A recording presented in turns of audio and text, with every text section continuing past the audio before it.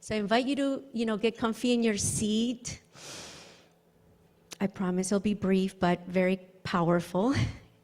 So if you can settle into your seat and close your eyes. And let's together, we're going to take 3 deep, deep whole body breaths. And the first deep, deep breath that you're taking is for you.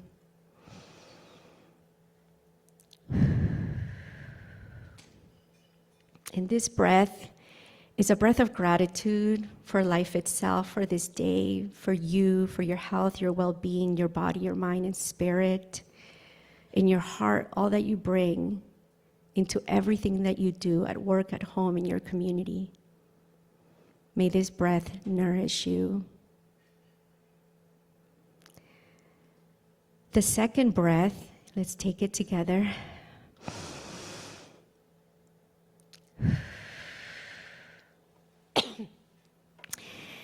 The second breath is for a loved one that you may know is in need of support, comfort. And also for a loved one who's no longer with us, and for their spirit and all the ways in which that loved one touched your life and the life of so many. And then the third breath, my friends, let's take it together.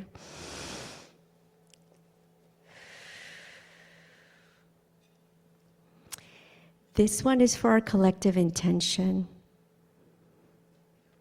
What are we choosing individually and together to bring to this space as community, first and foremost? The intention behind and with how you're showing up today. How you're seeking to engage, how you're seeking to connect, and how you're seeking to be rooted in collaboration, because it makes us stronger. And so I welcome you to this space, your space, my friends. And today, we gather not just as partners, but as a collective force of change, because this is where collaboration becomes action. This is where collaborations can be seeded, my friends. And as you arrived, you receive your agenda in a little flower cutout, little paper, right? There's seeds in there. That's a seeded flower paper. And I invite you to hold on to that throughout your day and think about what you want to seed together in this space. This is where collaborations can be seeded, and where our shared commitment, our hard work, can translate into real, meaningful change in the lives of so many in such an enhanced way. It is clear that we are navigating shifting landscapes and uncertainties and growing needs that touch every aspect of life. Yet, in the midst of all these various changes, one truth remains and continues to shine through, and that is our strength in our collaborative spirit. That's very true of New Mexico. And so when we come together across sectors, across systems, across communities, we create solutions that not one single entity can achieve alone, right? And that's our superpower, my friends, our collective dedication to ensuring every New Mexican has access to the essential services and care and opportunities they need to live healthy and thriving lives. So let's together seize this moment.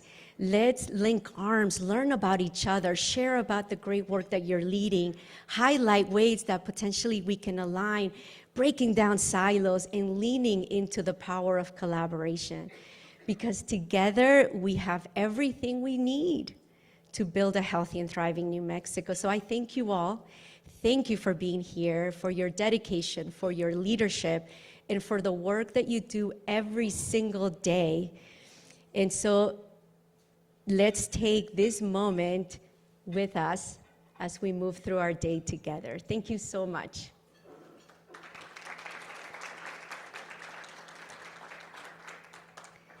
And we want to also highlight some of our key partners who are here with us today. We have tribal representation, Mr. James Buckner, Secretary, Treasury of the Fort Sill Apache Nation tribe. We also have Regina Begay Runhorse. She's the Regional Outreach Coordinator for the U.S. Department of Justice, focused on missing and murdered Indigenous persons, which today marks the Awareness Day, as you may know. Also, Kathy Sanchez, Environmental Health and Justice Program Manager from TIGWA, Women United. Of course, our state partners, Behavioral Health Division, Healthcare Authority, Early Childhood Education and Care, Aging and Long-Term Services, Office of the Courts, Department of Health. We also have the continued support and resources from our congressional delegates, from the Representative Teresa Ledger Fernandez's office, Senator Martin Heinrich, Senator Ben Lujan, and they've been sharing some really key funding resources to share with all of you. Of course, New Mexico state officials, Lieutenant Governor Howie Morales will be joining us here shortly. State legislators, Senator Harold Pope, Representative Tara Lujan, Representative Rena Sapansky, who will be joining us online, and Senator Linda Trujillo. And we have a number of legislative aides who are representing the offices of Representative Garrett, Herndon, Pope, Trujillo, Matthews, and Roy Ball Caballero. So welcome to all of you, our special guests, and of course, all of you are special, and this gives us this little infographic gives us a great opportunity to see who are the different sector partners that are with us today. And so, of course, we have higher education, we have general public, philanthropy, other sectors, nonprofit, community coalitions, and county and tribal health councils, of course, at the heart of the work of the Alliance. And community coalitions and county and tribal health councils obviously also represent general public. They're part of, local communities representative of local communities across the state. Today, we are joined by 227 registrants, my friends, so thank you all. The CCF network is over 990, and so we'll have some opportunities if you see on your table, their QR codes. You can also join the CCF Hub, online hub, and that is where we share grant opportunities, timely updates from the state or federal governments, and other resources that will apply to your work. And I also want to, let me just make sure I haven't missed anything. Do we have Lieutenant Governor or James Farrell in the room? Just to double, triple check. Okay.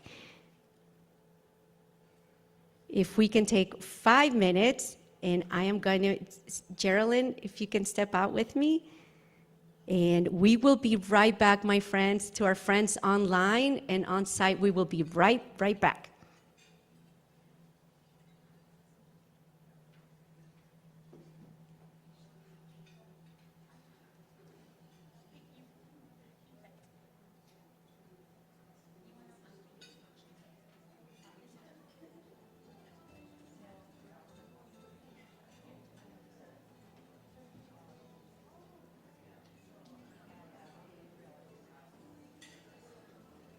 Okay, my friends, we have our special guest here, Lieutenant Governor, who's greeting our partners. And I just want to say, on behalf of the New Mexico Alliance of Health Councils, representing all 33 counties and 10 tribal health councils in support of all tribes, nations, and pueblos in public health, we are so deeply grateful to Lieutenant Governor for his support and for his championing. And we're so grateful that he's made time to be here with us today.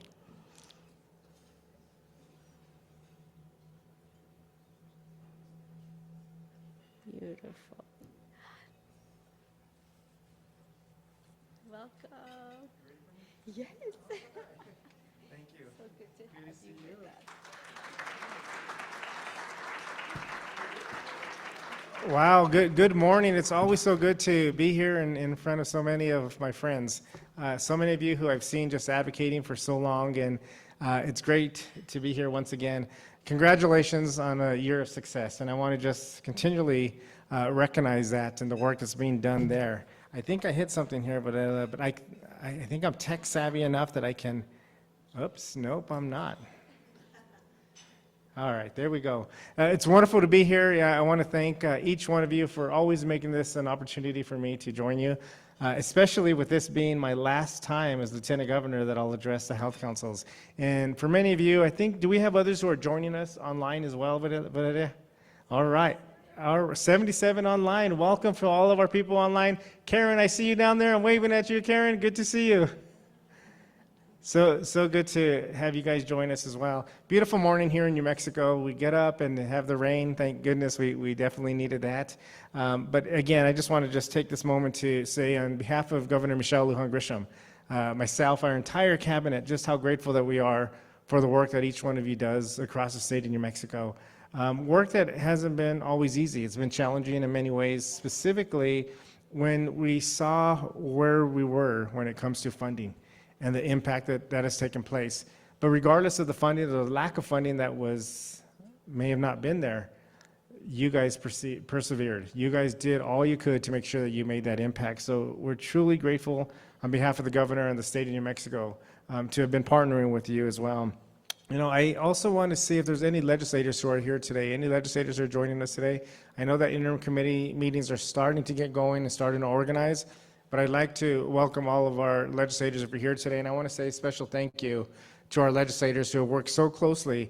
And I mean that because as a former senator, I always feel like I'm a legislator at heart, and so I always have a tremendous amount of respect for those legislators for the work that they do, and I think that's helpful.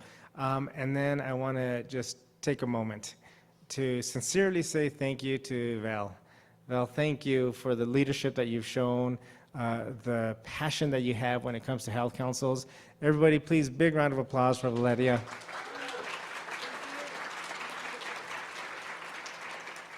And I mean that because I have seen the ups and downs. I've seen the panic at times that sets in, and I've seen the triumph and the success that your director has shown. You know, it wasn't very long ago that we had such impacts that have taken place with our budgets.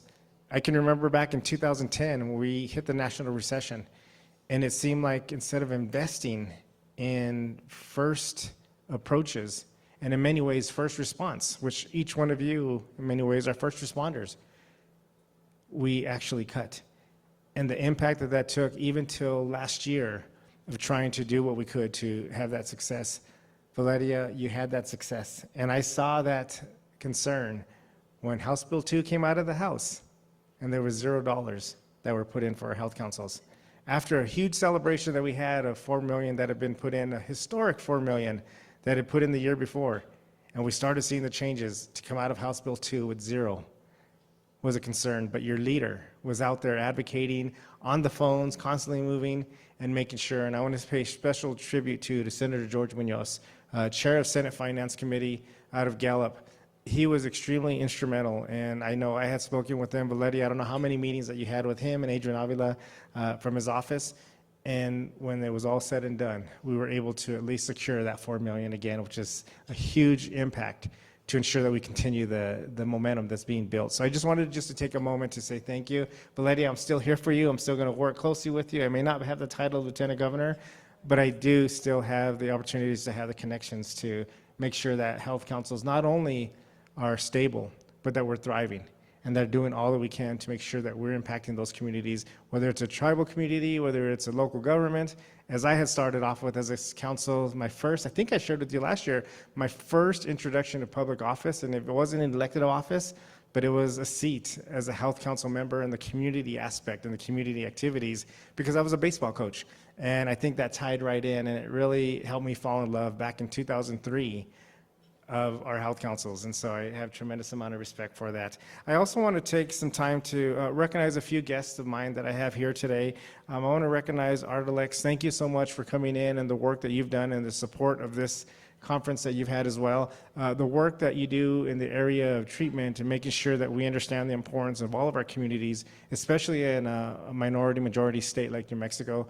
Thank you for joining us here today. And I'd like to thank my good friend from Carsales, Javier Trujillo, who also joined me, who's also working here when it comes to having access to mental health and working what needs to be done. And so, Nick, it's always so good to see you, and I know I look forward to connecting you with Javier and having those discussions here in the state of New Mexico, because we know that the need is great. But I do want to take a moment to share with each one of you, being that it is my last year as Lieutenant Governor, just to recognize what I've seen that's happened with you as the work that's being done across the state. And I have to reflect on the health councils and the specific word of collaboration and what collaboration is meant. Because it doesn't matter if you're in the northeast side of the state or in the colonias areas in the southwest part of the state, or in the areas that are near the Texas border, or up in the areas where we've been impacted with the fires up in the northeast part of the state. You guys have learned to collaborate and to work together in a way that has been so instrumental. And I think that other areas across the state can truly learn from your leadership and your work that's being done, because you don't do it from a standpoint of competition. You do it in a standpoint of not shutting each other out, but rather building each other up. And that is something that has stayed with me. As a former coach, you don't win a championship if you're working in isolation, but you can win in every area when you're working in collaboration. You as health council members, health council leadership, you guys have demonstrated that year in and year out. And I just wanted to start off with that, just to share with you that impact and what that means to continue to collaborate and to continue to recognize that this isn't just the beginning. This is going to be a movement that's going to take place for years to come with additional funding. As you guys know right now, I just want to give a little bit of background of the legislative session that we just recently had. But I want to share right now how our state budget works. When we came back, I shared about 2010 and hitting the national recession. And as we didn't make the investments, as we actually made cuts, the impact of what that's done for us when it comes to deserts of mental health, when we see not having access to treatment, to other areas across the state. I want to share where we were as a state, having to cut back where we were at 0% reserve. 0% reserve. Our bond ratings, when it goes out of capital outlay and the buildings that we needed to do, it was downgraded. Today in the state of New Mexico, thanks to heavy investments in many areas, we now sit at 30% reserve. We now sit at the largest budget that we've ever had. And that's a good thing. Sometimes you're going to hear some concern that we're overspending. You're never overspending. When you're spending, you're investing on the people across our state. And that's exactly what we've done to be here. And that's why our economy continues to grow, because the investments is going right back to the people of our state. So some of those successes that I want to share is we come in with a $13 billion budget and something to look forward to next year. We all know that we have the concern of what's taking place in the Middle East. We see the concern that's happening right now, and we hope that we can have some resolve to that pretty quickly. You know, the double-edged sword to that, and we're all feeling that, the double-edged sword to that is that we are paying the price at the pump. And when we see the impact that's taking place putting gas in, it is a concern, and I do hope that we can get those prices to come down. But on the flip side of that, for every dollar that is with oil and gas, for every dollar that is a rise in gas, even for every penny, that is a significant jump to the state of New Mexico and our revenue. So where you have the price of barrel, when I was in the legislature, that was even in the negative.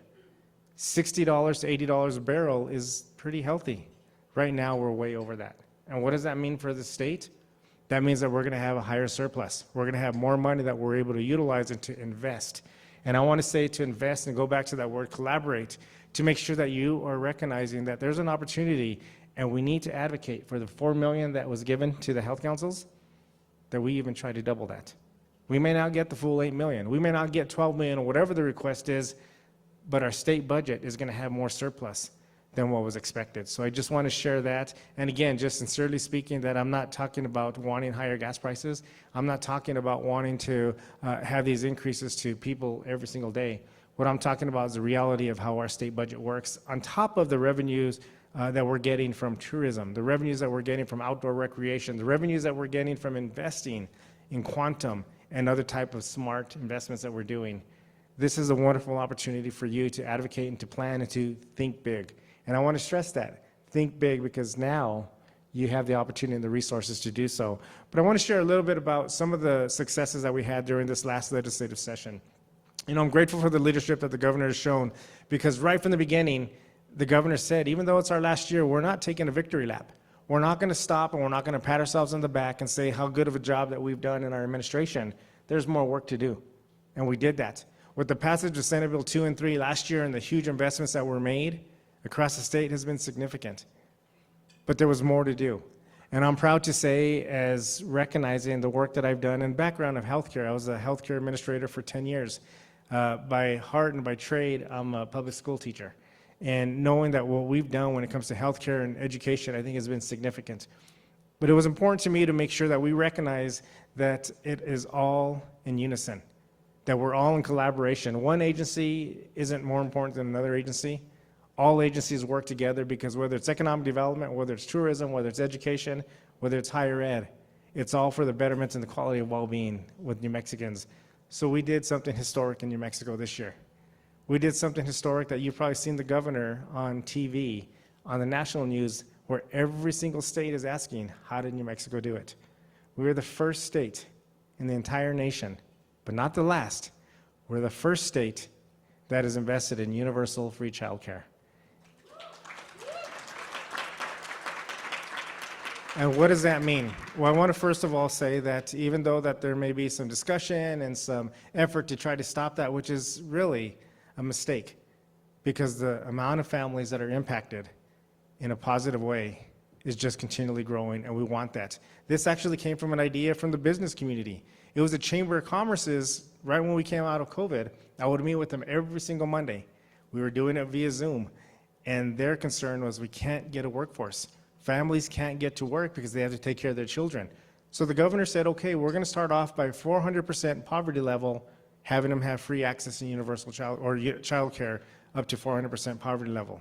We saw we were able to manage that, and we did that well, because of the budget and because of the wise investments that we've had in the state. We did this without raising any taxes.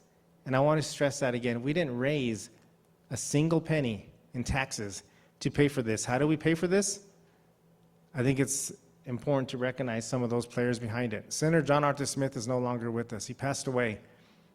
But Senator John Arthur Smith, along with Representative Dorian Gallegos out of Las Cruces, had the idea, if we invest with our surplus and our heavy revenues that we have, if we invest $300 million in 2020, what would that pay off today? By investing $300 million, we now sit at $11 billion. That's smart investment. That's wise investment. That's how you pay for universal child care. This puts tax dollars right back into taxpayers' pockets, which it should be. Nearly $12,000 a year per child. That is significant. That allows parents to go to work. That allows workforce to strengthen. And that allows the opportunity more so, and most importantly, for our children to be educated and cared for the way they deserve. But we didn't stop there. It was continually to be cradle to career, and recognizing that as an administration and my background in healthcare and my background in education, I'm proud that we invested at least $1 billion into our public school systems. You're going to hear a lot of misinformation that New Mexico's last in education. We rank 50th. Well, that's one metric that is used as a political weapon. The reality of it, there's so many more things that are happening when it comes to investment in career technical education, when it comes to investment in areas that are important of overall well-being of a child's life, like healthcare, like mental health, like ensuring that we're taking care of the issues when it comes to school safety. We're doing that. So when you hear the phrases that we're last in education, don't believe it. It's one metric that is being used as a tool. There's many things that are happening, and we're going to continue to invest. And by investing there, it just doesn't stop with early childhood education, K-12. We have universal access. Same exact thing as our child care system with higher ed. The fully funded lottery scholarship, the fully funded opportunity scholarship that's there is a reason why we're continually increasing our enrollment across our higher ed universities, our institutions. And I think it's important to share, because when we talk about what we want to do here in the state of New Mexico, we want to keep our children here. We want them to be educated. We want them to be in an opportunity where they have a quality of life here in our state. See, I was born, raised, educated, and I want to retire in this state of New Mexico. I want to make sure that every child has that opportunity, and with the vision from cradle to career, we're making that happen. But when we also talk about what happened this legislative session that was monumental, access to health care is absolutely critical. And recognizing that we have an issue in the state of not having enough providers, not having enough nurses, nurse practitioners, physician assistants, and how we can do better at that truly was, to me, a work of art. Because going into the last week of the session, it looked like we weren't going to get across the finish line much needed changes to the medical malpractice. But because of leadership, because of collaboration, because of the offered opportunities from all sectors to come together, we passed significant legislation to ensure that we were going to have a balanced approach for medical malpractice suits, and to make sure that, one, families are protected, and two, is that our providers can practice here in New Mexico without the overbearing fear that may be there. And this was something that was personal to me, and I don't share this very often. Boy, this was personal to me because I saw it from both perspectives. Being in a hospital for 10 years as administrator, I saw what was happening to the hospital systems, to our physicians. But I also had my father pass away from malpractice. So I know the impact on both ends of it. How can we make a system work? And that's the beauty and that's the art that we were able to see take place. You're not going to get everything that you want. And politics is truly the art of compromise. And because of the people across the state and what was important to us to have that access, we were able to pass that. Now there'll be other efforts that are going to be made to come forward to see if we can actually improve that some more. I'm always going to look at it from a balanced standpoint. How do we make sure families and patients are protected? How do we make sure that we can provide assurance for our physicians and all those medical professionals across the state? I believe that we're doing that, and we'll continue to invest in those areas. You know, I'm extremely proud that we've also cut taxes for the people of the state of New Mexico during our time, because throughout it all, we wanted to make sure that as a governor, lieutenant governor, and our administration, that we were going to work on behalf of families. I know that it's difficult to share after 8 years of all the things that may have happened, but New Mexico is stronger now, in my opinion, than we've ever been. From a healthcare perspective, we have some work to do. That is where you come in. That is where the work and collaboration that you have, that you can assist us to make sure we're meeting every area in need of the state. Because you, as I mentioned in the beginning, are our first responders. You are the first ones that are going to be there to hear what are the impacts that are taking place. Where are we having some gaps? What can be done to invest in these dollars that are so important across our state? When you have about $650,000 right now that are in the healthcare authority that can potentially be accessed, go after those dollars. Advocate for those dollars. Try to find ways to make sure that they go back to your communities, because if it's successful in your community, it makes New Mexico that much stronger. As you can see, I have great pride in this state of New Mexico. Great pride in the work that's being done, and I recognize we're not perfect. No state is perfect. But one thing I can recognize is the passion, the compassion, and the love that you, health councils, have demonstrated throughout these years is what makes us special. I want to ensure that every single one of you recognize the impact that you have. You may not realize it, but the impact that you may have may make a difference and does make a difference in people's lives across this state. Please don't stop the momentum. Keep that going. You have great opportunities with the work that you've done as a council. We now have that stable funding that I hope it will be recurring and to be grown. This is an opportunity that we have when it comes to healthcare, when it comes to food insecurity, when it comes to areas of safety. All these things help make New Mexico be the place that we can be and be thriving as we know that we can. So as my closing remarks as your Lieutenant Governor to our health councils, I just want to say that it's been an honor to have served as your Lieutenant Governor, to have been here with my background in education, healthcare, community involvement, and experiences. We are New Mexico. We are the people that live in this community, live in our areas to try to make it better. And it's been an honor, and there's some things that I've learned as Lieutenant Governor that I'll take with me. But the biggest thing that I've learned is at the end of the day, from a political perspective, from any perspective, at the end of the day, it's not who's right or wrong that matters. It's about those that are coming in with the willingness and the approach to collaborate. with the opportunity to work together for common results for the betterment of this whole state. That is the most powerful thing that I've learned. And by doing that with that compassion, that passion, and that love is going to be what continues to help you guys as a health council and every walk of life that you have. So thank you so much for allowing me to be here to share a few words, to give a little bit of perspective of what we've been able to do during our administration, and to share the potential for the future for each one of you. Thank you.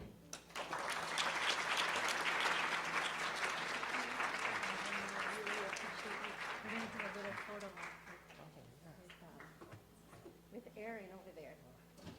She's got a good Zoom lens. Yes. Thank you, Olivia. Want to give you for joining us today to speak and share all your wise words, but also all the leadership that you have really brought into New Mexico and all the dedication. A big gratitude to Lieutenant Governor. In my 30-year career in the advocacy realm, starting in Massachusetts with early childhood education, here in New Mexico in service of county and tribal health councils, we have so many champions in our state legislation. And yes, to your point, thank you so much to Senator Munoz and our legislators for securing funding for health councils. And Lieutenant Governor brings so much heart and so much dedication and leadership in all the things that all the different types of investments that New Mexico makes to make sure that our communities have access, to make sure that we provide those services that improve the health and well-being of New Mexico. And yes, we're turning the ship, Lieutenant Governor, thanks to you and Governor Grisham. We're no longer the last in anything, and together, collaboratively, we will be the first in everything. So we thank you from all of us for your hard work, tu corazón, and dedicación and dedication. Thank you, Lieutenant Governor.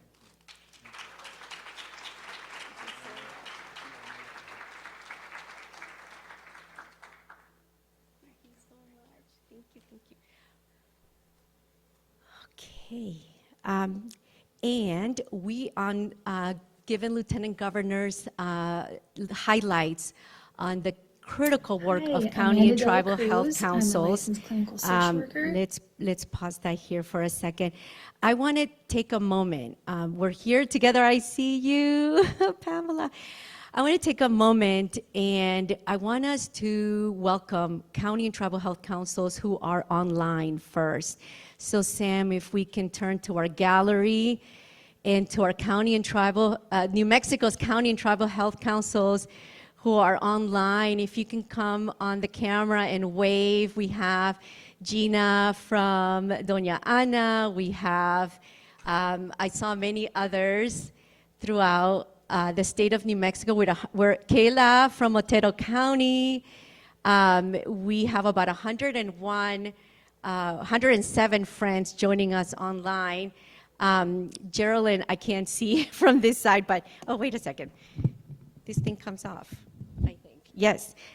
So just taking a moment here to give a big shout out to our online Samantha from Socorro County saying hello. Antoinette, welcome, my dear friend.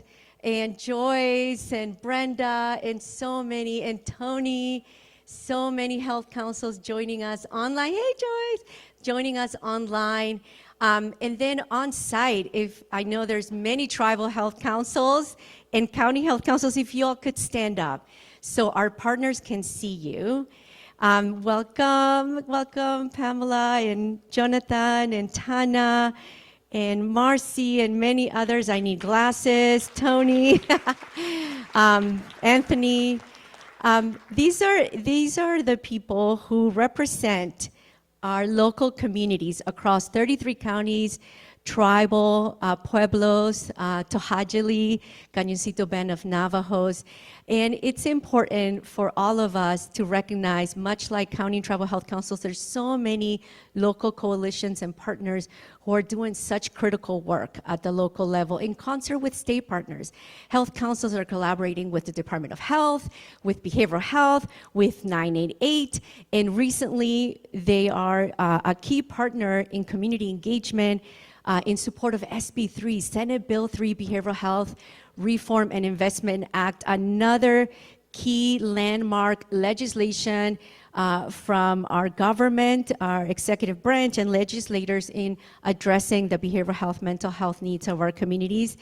And they are county tribal health councils, a critical function of public health in concert with the Alliance, bringing together everyone to the table, right? Let's talk about what's most pressing in your county, in your community, in your tribe, in your nation. Every community across New Mexico is very unique, very different, and facing various different types of barriers. And so what on behalf of the Alliance, we appreciate so much about this legislation is that it's community-based, community-driven, community-informed. And that is critical to the success of the very investment that our state is seeking to make in service of our communities, right, for a healthy and thriving New Mexico. So we have this time together today. We invite you to please connect with one another, learn about your health councils, and health councils learning also about the partners that are in this space. And let's see where we are aligned. Let's see where we can link arms. Let's see where collaboration can render enhanced capacity to do the work locally. And on the very overarching realm of the work of county and tribal health councils, it's behavioral health, mental health, suicide prevention, violence prevention, food accessibility, affordable housing, elder care, rural health care, mental health for youth, and the list goes on. So turn to your health council in your table. Let's learn from one another and see where we can link arms. And so, Sam, if you could kindly reload this page so we can hear from one of the partners in Lee County. Oh, there's Sam. She magically appears. And this is the Hope Group Initiative, who's working very closely with Lee County. And a big shout out to Melva and Camilla and all of the members in Lee County, the southern east part of our state.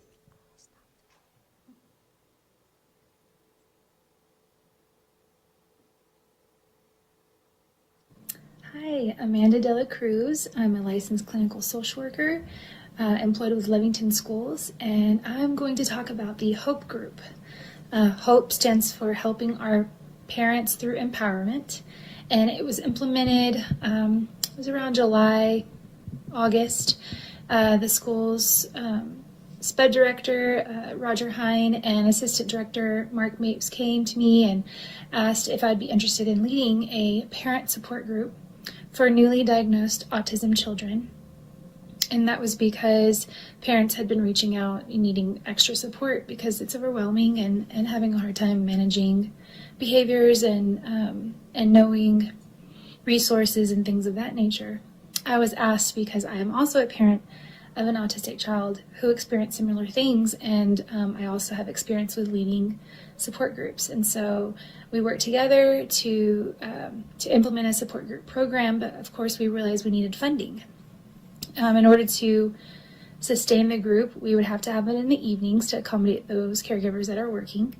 We would have to also provide childcare to encourage the participants to show up and not have to worry about finding a babysitter for their children. So we were needing staff to be vetted, background checked and everything with autism experience. So we would need to utilize school staff, and then we would need to be able to pay them to be able to provide childcare. The additional expense was going to be something the school couldn't sustain with a lack of funding that we've, been experiencing everywhere in the state of New Mexico. So I actually approached Lee County Health Council and asked for funding allocation, and they so kindly donated $18,000. And with that, we've been able to sustain our support group, and we've had a huge turnout, 15 to 20 participants each session. All parents have reported amazing progress, reduced anxiety, more understanding, how to manage those behaviors easier. Nutrition was a huge one. All the resources. We were meeting, it started September and ended just this month in April. And we meet once a month in the evening at 6 o'clock. And parents are like, we want more, let's get this going. So we're gonna open up another group. Right now it was focused on elementary.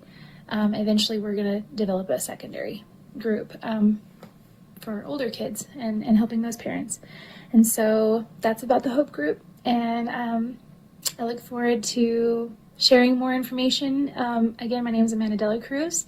I'm the social worker in the schools, and I'm located at the high school, Levington High School. So if you have any questions or want to know more, please reach out.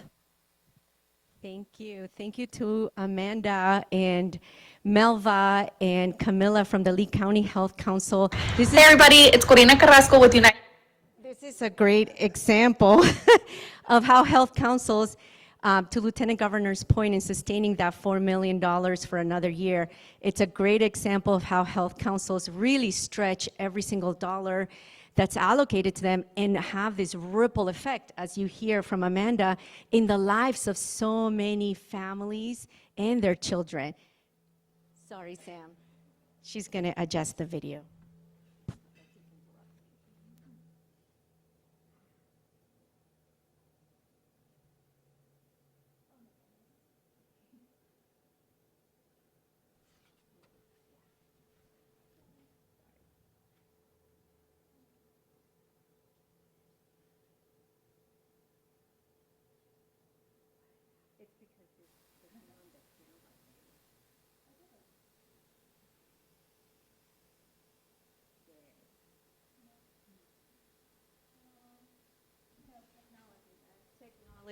Apologies. Hi, Amanda Dela Cruz.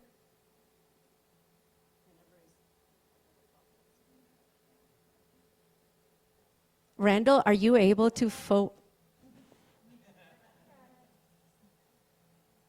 Everybody that has put their time and effort into making this happen, we Located at the high school, Levington High School. So if you have any questions or want to know more, please reach out.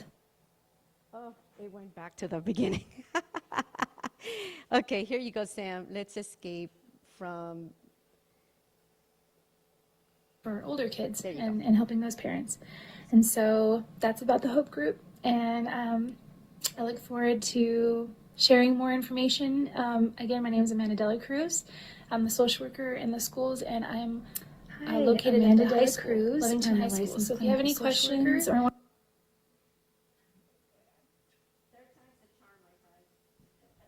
Third time is the charm. Hold on. I got it.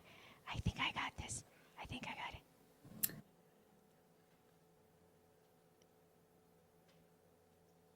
it. Okay. Randall, can you increase the volume?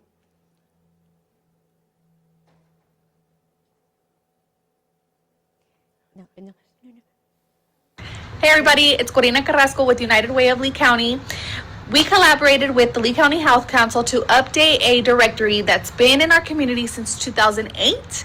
I want to thank everybody that has put their time and effort into making this happen. We called all the numbers to make sure everything was verified and updated for the entire community. It is on an Excel spreadsheet, which we'll be sharing with y'all very soon. We're putting in the final details of it. Pretty much what you'll see on this directory is the tabs at the bottom, which will have resources for home insecurity, food insecurity, senior citizens, anything available in Lee County will be in this directory. So keep an eye out for it. Beautiful. Thank you so much for giving a space to share about one of the many examples of how county and tribal health councils collaborate and the ripple effect of their work. Thank you, Lee County, the Hope Group, Amanda, and everyone who is involved with improving the health and well-being of our communities. And the work that was noted here around the directories, county and tribal health councils, thanks to the capacity that has been increased through the state allocation, they are enhancing their efforts around their local resource directories, online, digitally, also as a printout. And so we do a lot of collaboration, pun intended, between health councils and sharenm.org. You have pamphlets on your tables for sharenm.org. It is the largest, most comprehensive resource directory hosted by the Alliance in New Mexico. Dr. Melissa Riley and Martha Munoz are the Share NM navigation specialists. Just to give you a quick data point, last year we had over 500,000 resources searches online on the Share NM. That's, a quarter of our population. And in terms of individual multilingual navigational support, we fulfilled over 1,000 navigational inquiries. And so it's purely navigational supports, assisting individuals navigating systems or accessing resources and services. And also the team, small but mighty, Dr. Melissa Riley and Martha, responded to over 307 crises calls from protected populations, persons with disabilities, elders, veterans. And they also prevented 95 households from going homeless, my friends, by connecting them to critical resources. So this is another example of when we collaborate, we're stronger together in serving communities, right? We enhance each other's capacity and make sure that our communities have access to the services that we need, that our communities need. All right, I have 5 minutes to provide you with an overview of our agenda. And once again, deeply grateful to Lieutenant Governor for joining us today and spending time with us and reflecting all the key investments that New Mexico executive branch and legislators have made, right, in service of our families and communities statewide. And I want to, Sam, check in if our friend Regina Begay is with us online. Beautiful. So we're going to be joined here shortly by Ms. Regina Begay Ron Horst from the Department of Justice to honor today's National Day of Awareness for Missing and Murdered Indigenous Women and People. And relatives, apologies. And then we're going to be joined by our friend Patricia Pinzon, Mexican Consulate here in Albuquerque, to bring awareness to Cinco de Mayo, right? We're hosting CCF on a very critical day, historical day for our friends in Mexico. And so we want to acknowledge that as well.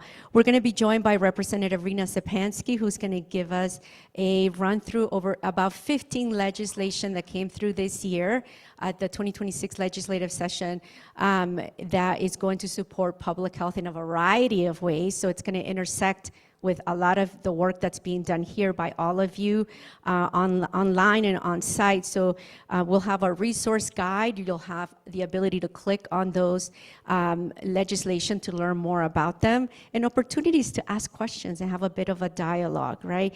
We're deeply grateful to the executive branch and our legislative body. They worked so hard over a 30-day legislative session.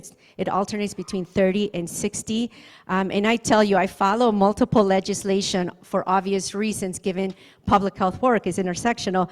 And there are days where it's 2 o'clock in the morning and Lieutenant Governor is, presiding over Senate floor, and Speaker of the House Martinez is presiding over the House floor until 2, 3 o'clock in the morning, and then they have to be up again and be ready to go the next day at 7 a.m. So our elected officials work really, really hard. I want to say that. I spend a lot of time at the Capitol, and so I see it firsthand, and we're very grateful to all of them for their dedication.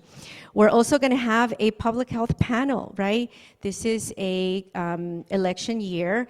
We've been able to enlist a lot of the candidates that are running for governor and lieutenant governor to learn about their public health priorities, to learn about what they're going to be prioritizing their first year, whoever is elected the first year of administration and so forth. So Geraldine, Antonio, and I will be facilitating that panel.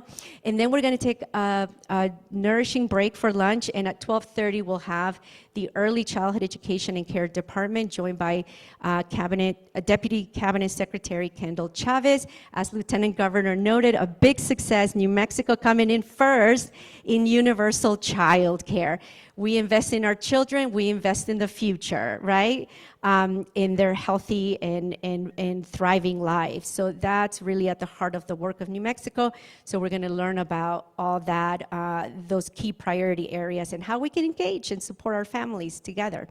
Then we're going to be joined by our good friend, Director Nick Bucas, who's here. Welcome, Nick. We're so grateful for your leadership. He is the Director of Behavioral Health Services Division at the Healthcare Authority. He is also the chairman of the SB3 Behavioral Health Reform and Investment Act Executive Committee, which I noted earlier.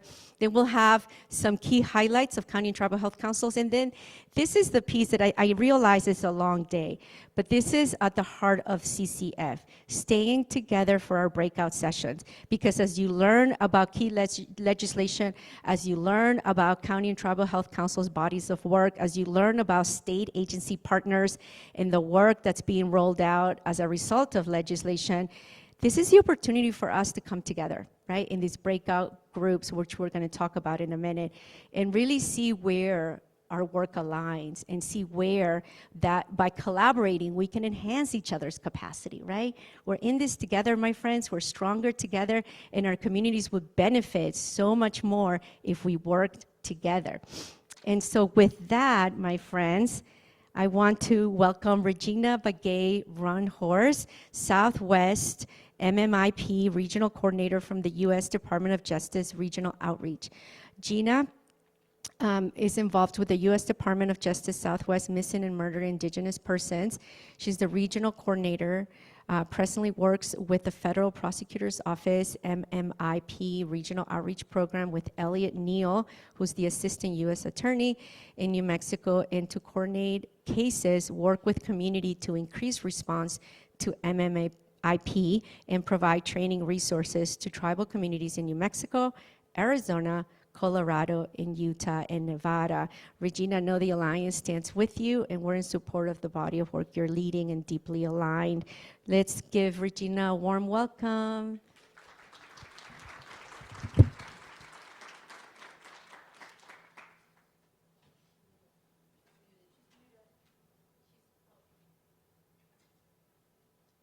Sam, can we Regina, unmute? you're on mute. We can't hear you.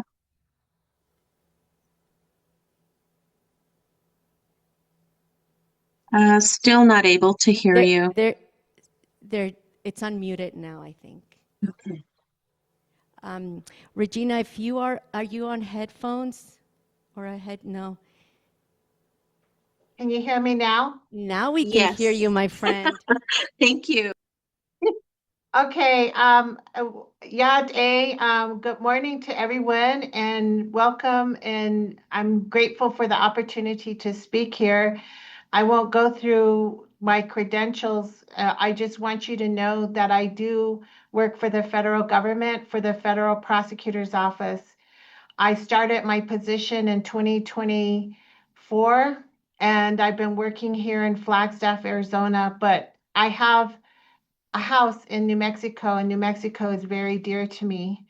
I previously worked at New Mexico Indian Affairs Department around 2026 to 2028. I was also a volunteer chair of the Navajo Local Collaborative 15 under the old system of behavioral health planning. So while I was at Indian Affairs Department, I chaired the Behavioral Health Planning Council's Native American Subcommittee. So I'm very interested in working with everyone. Today is May 5th. It is actually a National Day of Awareness for the MMIP movement. MMIP meaning Missing Murdered Indigenous Persons Movement. Everyone across the nation, tribal governments, coalitions, and communities are having various events today to honor and remember those who have been lost to either violent crime or to some other type of missing event that occurs within Indian country. I was looking at New Mexico. New Mexico has the 5th largest American Indian and Alaska Native population in the country. There are 24 sovereign tribes, pueblos, and nations in New Mexico. Just for reference, these tribes, pueblos, and nations have a inherent right to govern their own government based on political relationships, not racial. So New Mexico does have its consultation policy whenever you do any kind of Medicaid plan revisions and any kind of programming. I do want to say that the reason why I am here is the disparities that occur within Indian country have a direct relationship with violent crime and the MMIP movement. Life expectancy and overall health in New Mexico for American Indian and Alaskan Natives, according to your fact sheet, is 4.4 years less than the US general population. There are chronic health conditions. We have the highest rate of suicides, PTSD, chronic liver disease, diabetes that have those chronic conditions that lead to death, and cirrhosis is at 3 times the national rate. And of course, New Mexico has one of the highest rates of alcohol-related deaths in the nation for AIAN. There are also psychiatric and mental health issues. Not only that, crime victimization. A 2023 Congressional Research Service report on missing murdered Indigenous persons states across many countries and in the United States, Indigenous people, women and girls in particular, are disproportionately affected by violence. In the US, 84% of AIAN women and 82% of AIAN men reported experiencing violent victimizations in their lifetime. There's also poverty, unemployment, lower attainment of higher education, and of course the underfunding of off-reservation and urban health centers, as well as on-reservation clinics and hospitals. The lack of behavioral health professionals is profound, and of course the underfunding of community-based and evidence-based prevention programming in tribal communities. So on top of everything else, the historical trauma is definitely something that affects your tribal health councils. The generations of land theft, forced relocation, systemic discrimination are all part of deep-seated health inequities.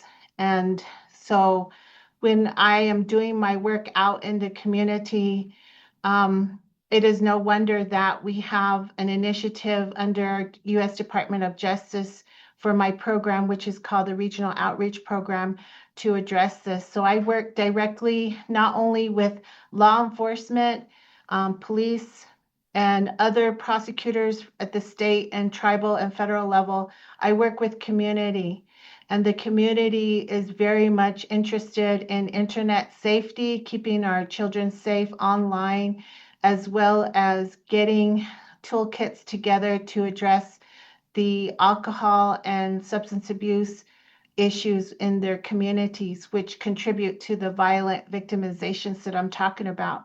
It's very much all related because, you know, the domains of MMIP cases sort of on an intervention level, it doesn't just include missing persons or murder. It includes domestic violence, sexual abuse, child physical and sexual abuse, human and sex trafficking. It's all very complicated in terms of jurisdiction, how the prosecutors take cases and how tribal prosecutors do their cases. But overall, I just want to reach out to the public health community to look at your justice systems as a partnership. And I believe that you did have legislative initiative.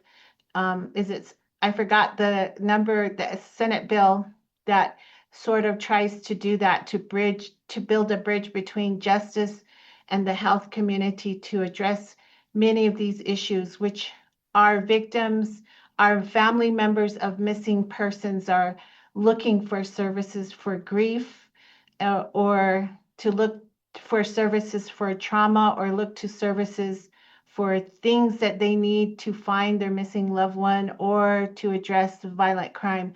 Of course, we have systems in place at the federal level for cases that are filed, but many of these cases are not filed. and many of these cases happen off reservation. So I just want to thank you for giving me the time and opportunity to let you know that we are a resource at the U.S. Department of Justice. I have a lot of information about developing tribal community response plans for MMIP that includes social media, prevention, like I was talking about, internet safety with the National Center for Missing and Exploited Children, going into communities, doing EBTs, evidence-based program training to youth at their level would be very helpful. And I would ask that if any of you want to partner with me on that, I would definitely want to work on this issue because we have high rates of victimizations that's occurring online. You never know what these online predators can do. And so I just want to thank you all for the work you're doing. It is tough work out in New Mexico to try to address all of these disparities within your communities, let alone in tribal nations. And I want to encourage you to continue to do the work. Don't give up, and I remain your partner. Thank you so much.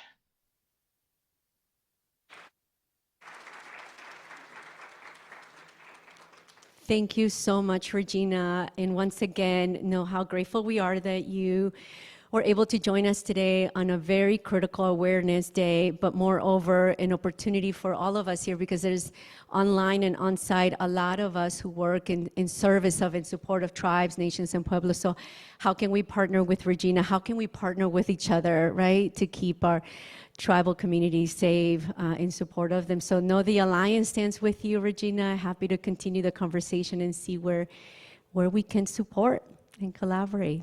Thank you so much. Thank you for the work you do. Okay, my friends. We also have another awareness highlight for today being Cinco de Mayo. Our friend Patricia Pinzon, Consul to Mexico here in Albuquerque, is joining us to share more about today with all of us.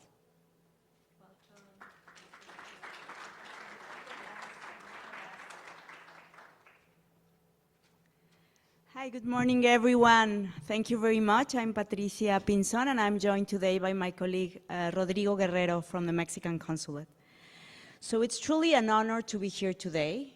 I'd like to start by recognizing Valeria Alarcón, Executive Director from the New Mexico Alliance of Health Councils, for organizing this very important forum and bringing together such an important group of leaders and community advocates.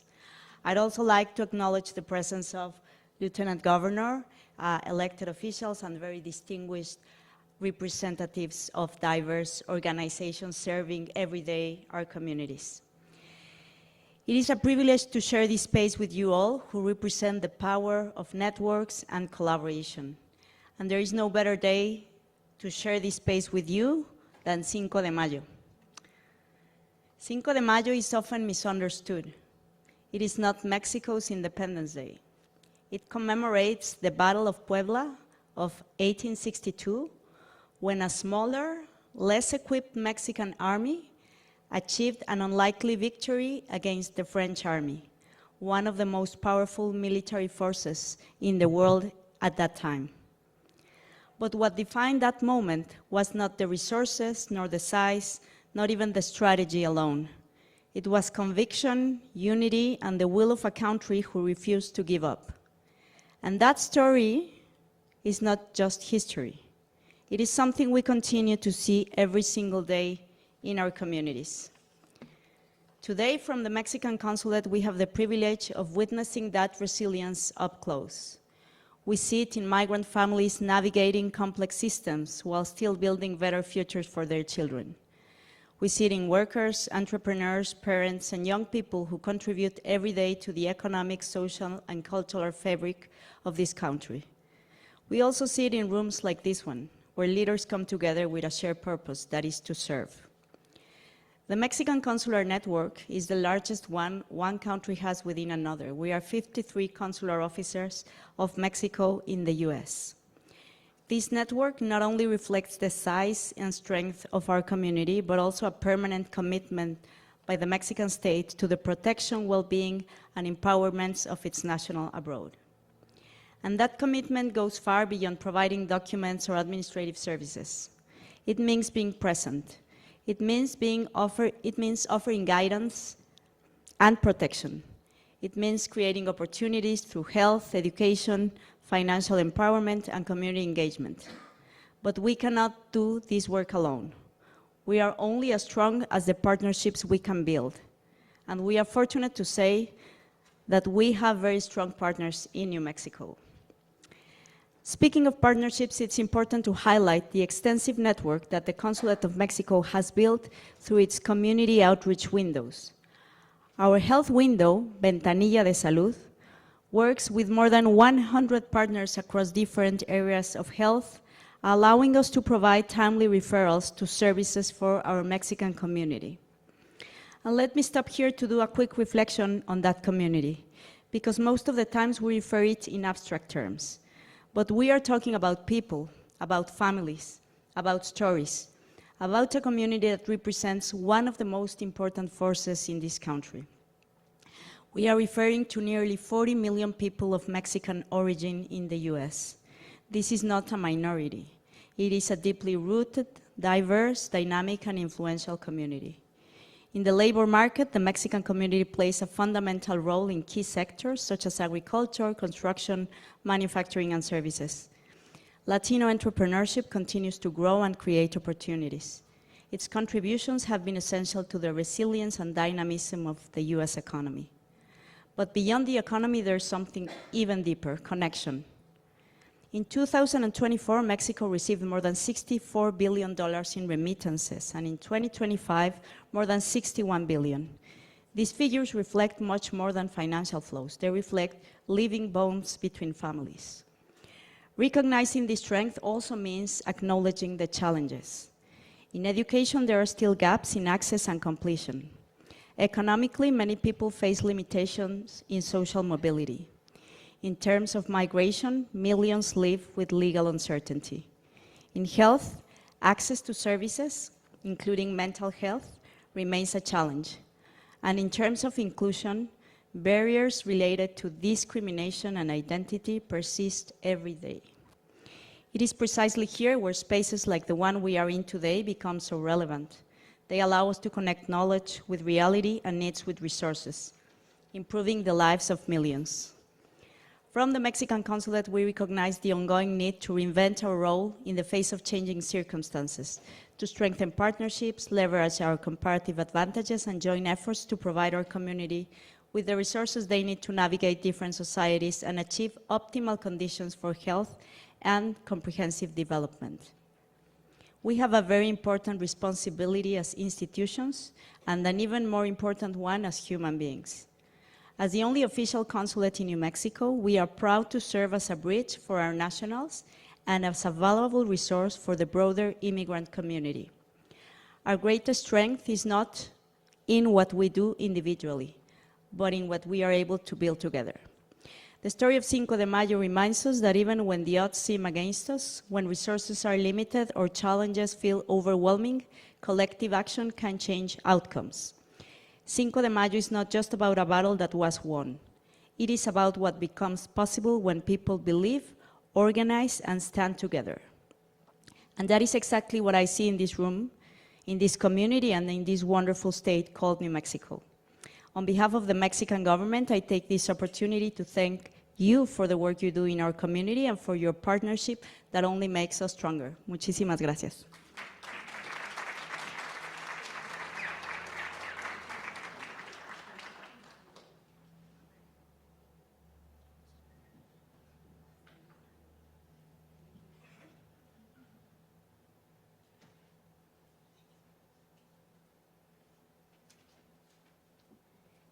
Thank you. Muchas gracias, Patricia Pinzón. Muy amable. Gracias por su liderazgo y por todo su corazón representando México y en el trabajo que tiene su liderazgo aquí en Albuquerque, en Nuevo Mexico. And so thanking Patricia Pinzon for her leadership and dedication into the Mexican Consulate here in Albuquerque. And I want to turn to the gallery real quick. We are how many strong, Sam? 120 strong, and definitely about 120 here. Thank you so much to all of you. We're seeing a lot of hearts online. We see you, our online friends. Thank you all so much. We realize it's a full day, jam-packed day, but all very, very important topic areas and highlights that we need to acknowledge today and share and celebrate, and also look for ways to see where the alignment is.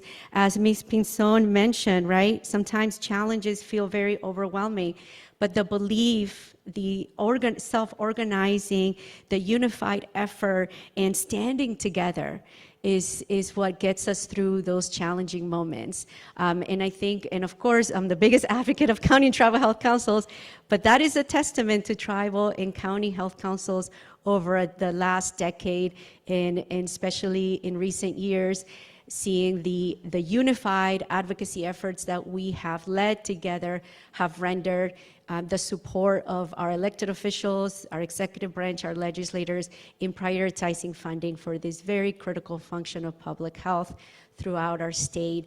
And so I wanted to take a moment to turn to our friends online, and with digital hands or human hands or emojis, how many of our friends online serve our immigrant communities throughout the state? Let's see how many of us are here. Okay, we're seeing some thumbs up. Okay, we have, wow, quite the number of organizations and services and programs serving our, oh, love the hearts and the thumbs up, thank you, serving immigrant communities. New Mexico is such a rich state in so many ways, culturally, right? It's a melting pot, and that's something that makes us also very strong. The individual ingenuity, the dedication, the cultural richness that binds us all together in so many different ways. And so here on site, how many of our partners here on site are working in service of our immigrant population? Let's see a show of hands and raise them high. It's beautiful work that you're doing, so we applaud you. Thank you so very much. Thank you so very much. And I also wanted to just turn your attention over to the QR code flyers that you see on your table. And Sam, I don't know if we have that online as well, but I know Martha and Melissa, Dr. Riley and Haysha are also sharing these QR codes via the chat. So why is this important? When the Alliance launched this Community Collaborative Forum in 2023, originally between the Early Childhood Education Coalition, Behavioral Health Collaboratives, Health Councils, the objective was to really look at where these three statewide coalitions' scopes of work were aligned, right? And how, given the limited funding at that time as well, how can we look for ways to support each other, to collaborate with one another, to enhance our capacity, given that the work of health councils too, you know, is in service of family and children, right? And child care and many others, and also behavioral health and mental health and suicide prevention. And there's so much alignment. And I think the first year, there were 22 collaborations that were seeded across county tribal health councils, behavioral health LCs, and early childhood education coalitions. And that was incredibly encouraging, and people felt very encouraged. And the request came about to please open up the space to multi-sector public health partners, because as we know, public health, health and well-being is not compartmentalized, right? It's very intersectional. We all have a part in improving the health and well-being and conditions of our communities, transportation for one, right? And so we wanted to then move into this multi-sector space, and a lot has been seeded and blossomed since then. One of the requests from CCF members throughout the second year was that they wanted to have a way to connect with one another post the quarterly convenings, because we usually have 3 CCFs a year. And so the Alliance launched the Community Collaborative Online Forum. If you look at your QR code flyer on your table, and our friends online are also going to put it in the chat, this is a way that you can connect with several hundred partners across the state. And the hub is organized by regions, because public health sector here in New Mexico is regionalized by the Northeast, the Northwest, the Southeast, the Southwest, and we have a 5th hub within the CCF hub for tribal partners.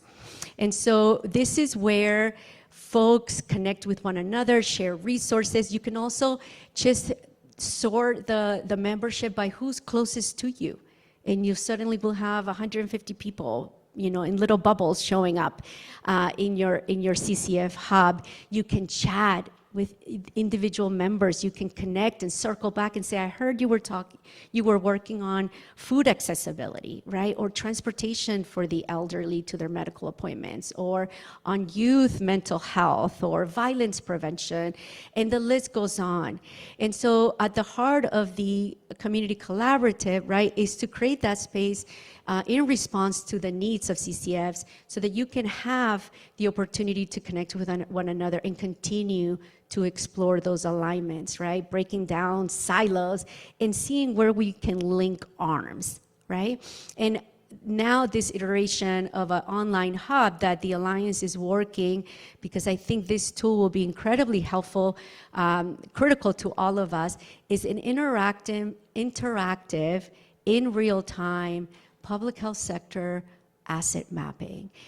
We do have some great asset maps out there on health equity, and I think UNM also has some resources, they're all really great tools, right?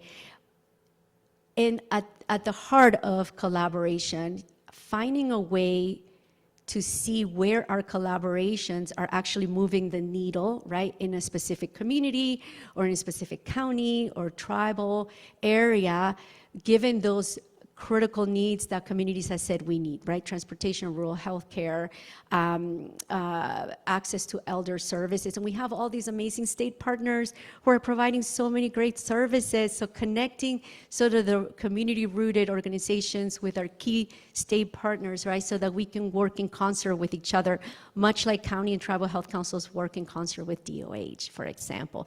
And there's an array of examples of how we can do this together, and then be able to, as we meet, 3 times a week, showcase and say, hey, look at us, what we were able to do on the Southeast region together, right? Or look at what we were able to do on the Northeast region together, and really centering rural experiences, tribal experiences, of course, urban, right, metro region. Everyone is experiencing different barriers, and therefore, we have a lot of opportunities to work together and serve communities. And so, my friends, I want to invite you to take a few moments and register online for your CCF Hub.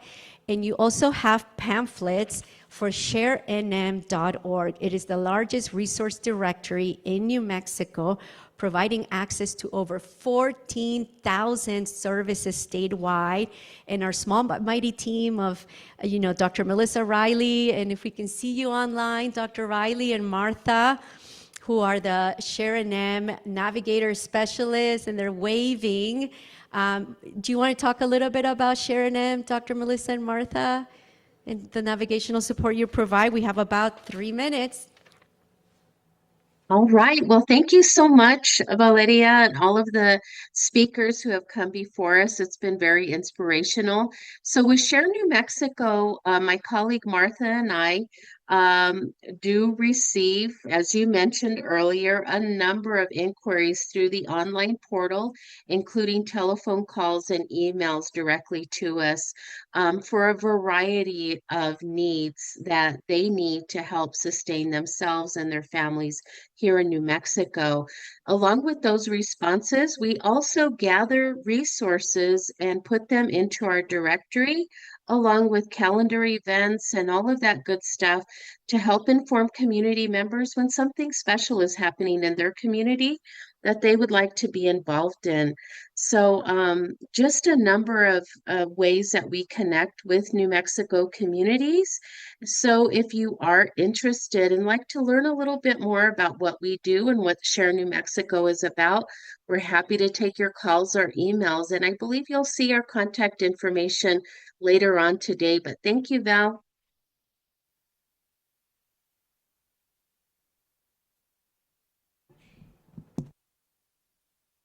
Hello, hello. Okay, there I am. All righty, my friends, thank you. So yes, please be sure to check out the material that's on the table because there's a lot of resources. And for our friends online, Martha, Melissa, and Haisha are going to be including these resources in the chat as well.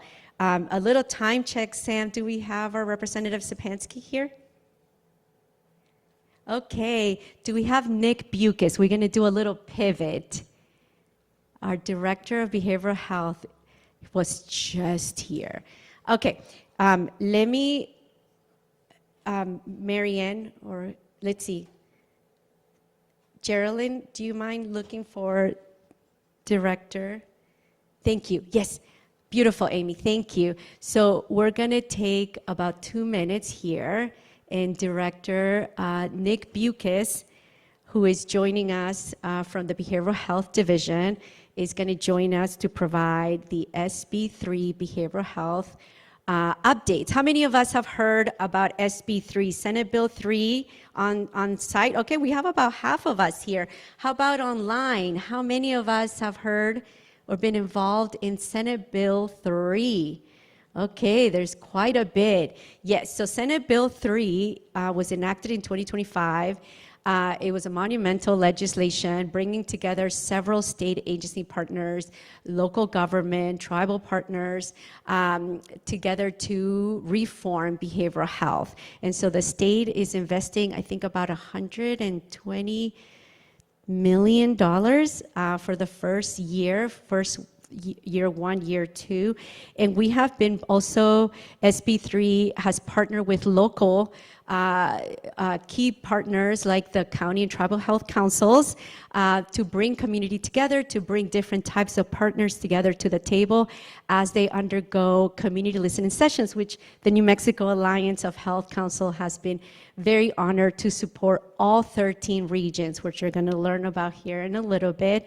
And then working in support of UNM, the sequential intercept mapping, to really bring all these different agencies and systems and partners together, from school districts to law enforcement to the courts to hospitals, behavioral health clinicians, and so forth, to come together and really look within their communities, across their counties, within their region, what is most needed, right? On the systems level, on the service level, on the prevention level. And so I really have from education, prevention, intervention side, really been appreciative of the focus around the zero intercept. And the zero intercept really speaks to making sure that family, children, and youth have resources that they need to thrive, to be healthy, those most essential services, affordable housing, transportation, education, workforce development, and so forth. And so really focusing on how we get to provide that education, provide that prevention framework and efforts, and that intervention so things do not escalate into a whole other element. And then really looking at those crisis response efforts, which are definitely needed, and also on the clinician side, right, to really support and meet the needs of people who are facing behavioral health and mental health needs. And so Amy is bringing, Sam, can you forward to SB3 slides? Or am I forwarding it? I can tell. Because I want to highlight the work of health councils here with regards to SB3. Geraldine, do you mind checking in on Director Bucas if he's right outside to join us for the SB3 piece? So I'm just forwarding, my friends. Okay, here we go. Randall is slide 40. There we go, my friends. Just showcasing the New Mexico Alliance of Health Councils in partnership with the New Mexico Administration Office of the Courts in support of the implementation process of Senate Bill 3 with community engagement, statewide, regional, for the community listening sessions. The work has definitely been anchored in the commitment of creating an inclusive, safe, respectful, and trauma-informed space where community members feel heard, valued, and supported while sharing perspectives and recommendations on ways to improve New Mexico's behavioral health and well-being. And so our small team of 6 supported all 13 regions in hosting community engagement listening sessions that also informs these key priority areas for each region. Okay, beautiful. So we have Representative Sapansky with us, and I'm just going to get to that section. Sam, can you forward to Representative Sapansky?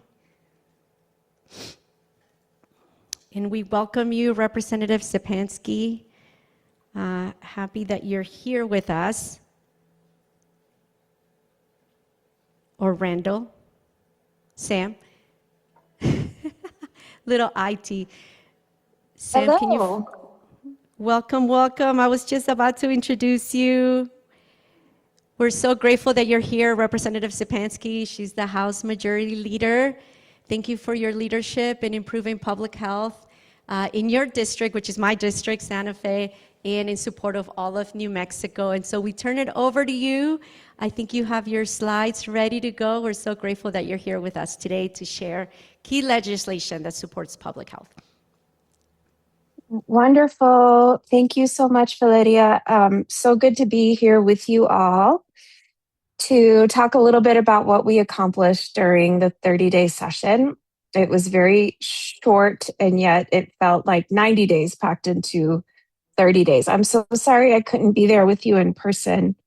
So thank you for accommodating this. And let me share my slides.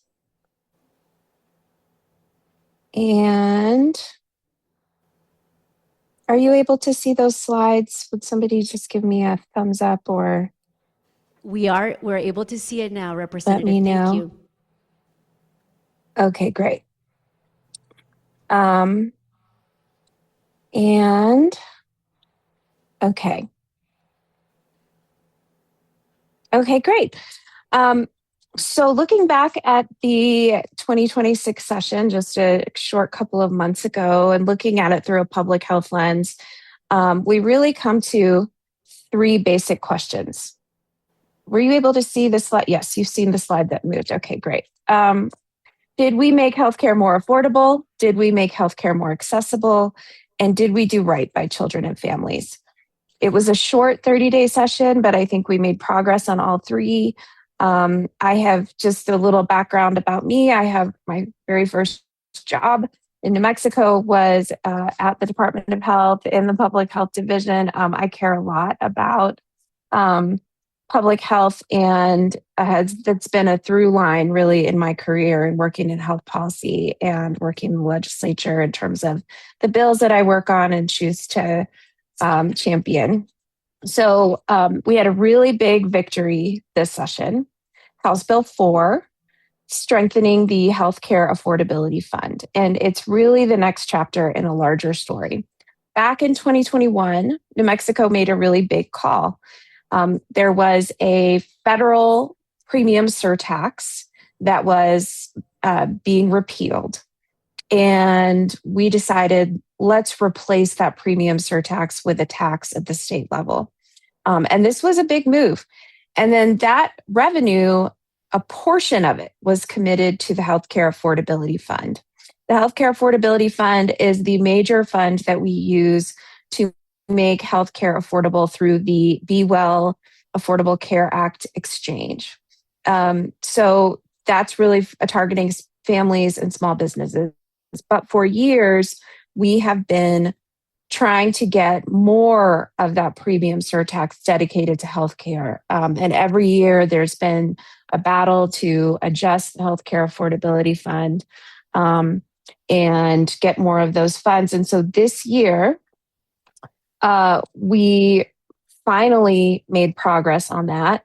And just by way of explanation, the Healthcare Affordability Fund has lowered premiums for 6,000 small businesses and 41,000 employees, lowered costs on the exchange for regular consumers. So we have over 50% of our folks that are enrolled on the exchange paying less than $50 a month for coverage.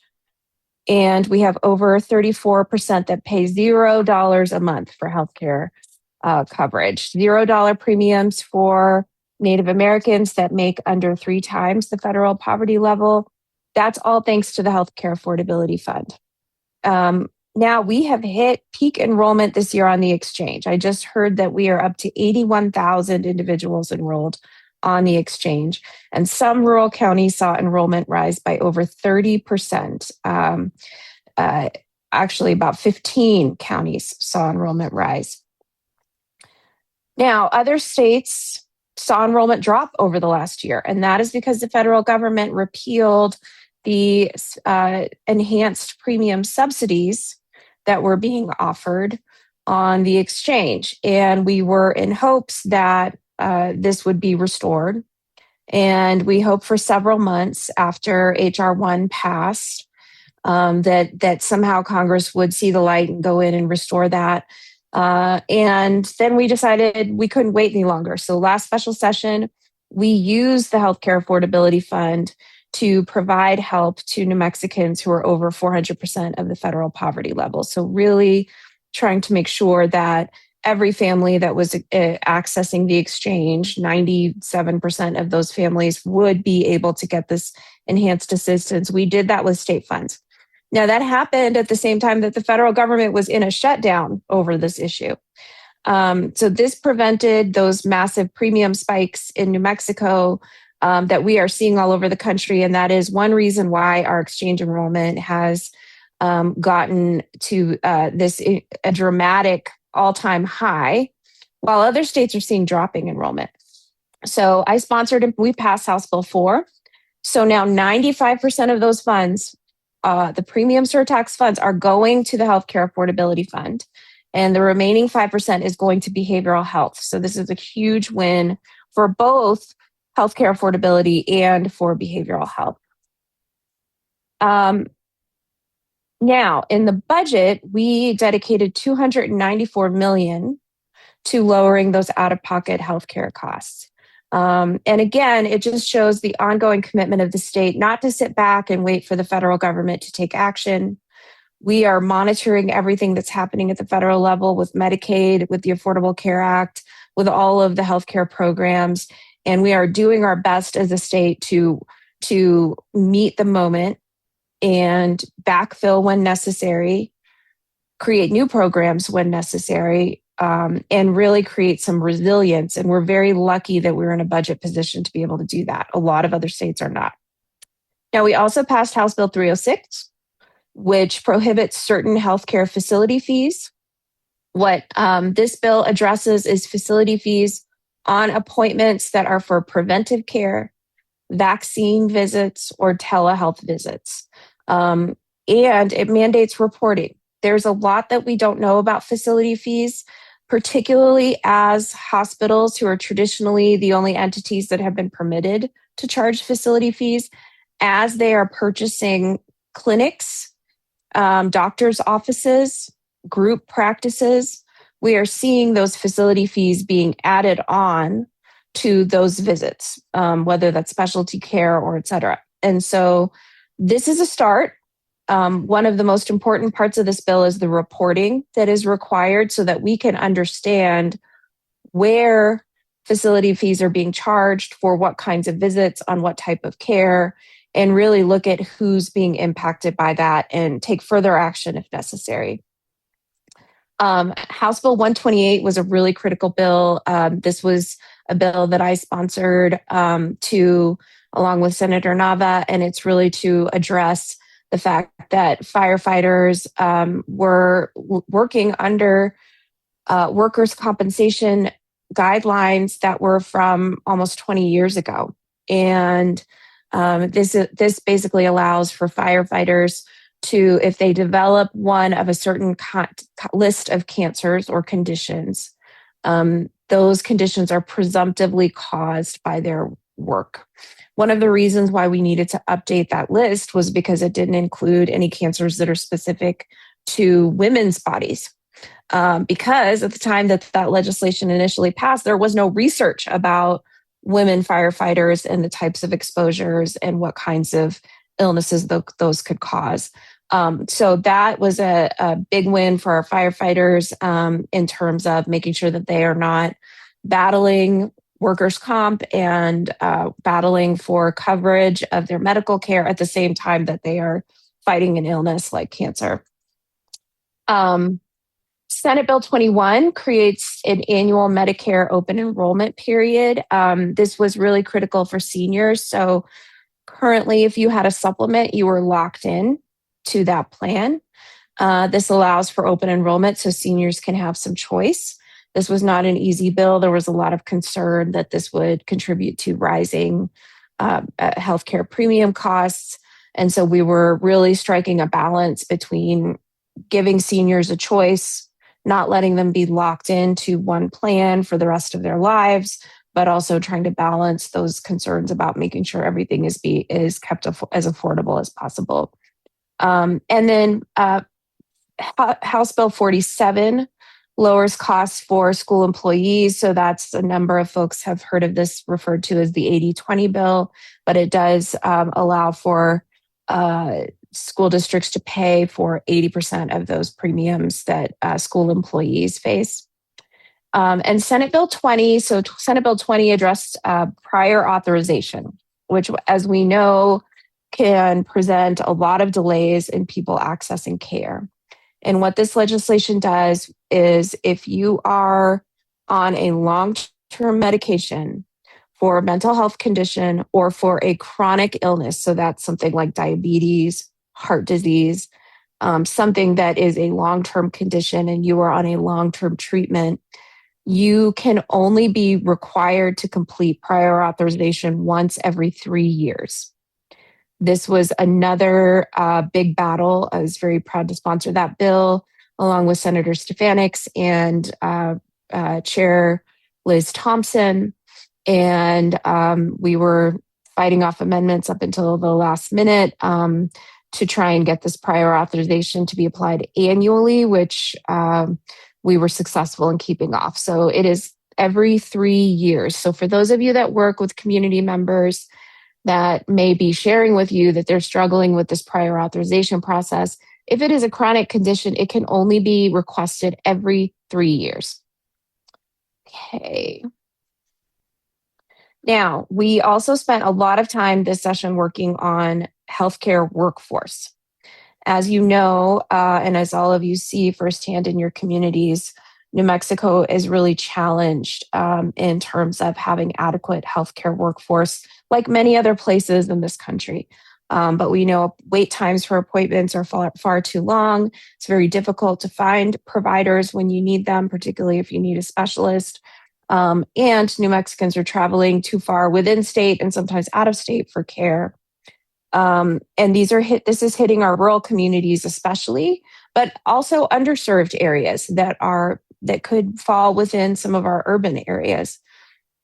So we spent the summer meeting with providers around the state, meeting with community groups around the state, asking what are the greatest challenges in practicing healthcare and how can we better recruit and retain providers.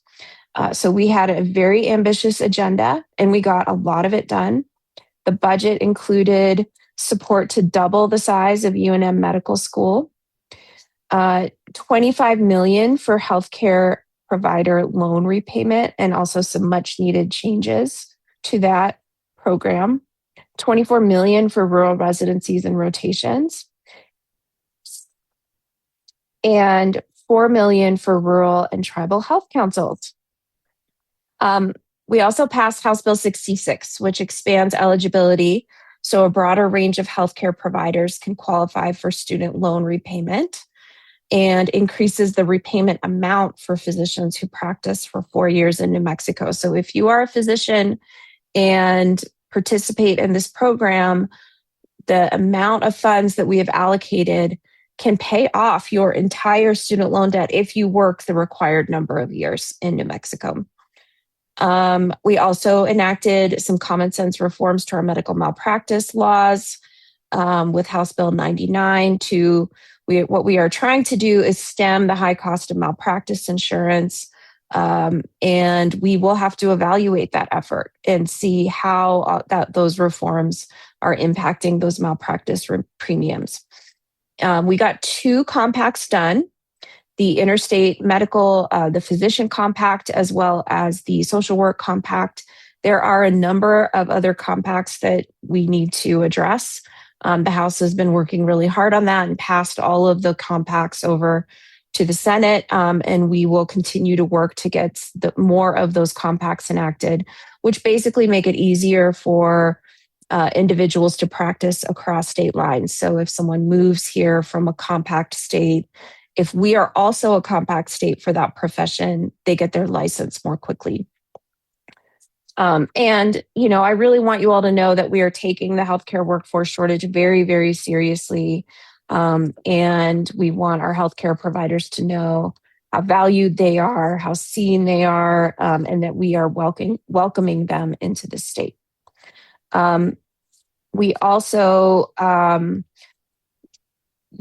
extended the Healthcare Delivery and Access Act. It's not shown on this slide, but that was an important bill to help build rural healthcare infrastructure. That was also expanded so that we could extend some assistance to our frontline clinics with all of these federal cuts, knowing that some of those frontline, whether they be federally qualified healthcare centers or just rural primary care clinics, that those might be some of the first clinics that would see some of the negative effects of the federal cuts. And whoops. Also, a lot of investment in childcare, essential infrastructure. Senate Bill 241 established a sustainable, high-quality, universal childcare system. We are the first state in the country to implement a universal childcare system. And that is because we know this isn't just a nice to have. It's educational, public health, and economic infrastructure.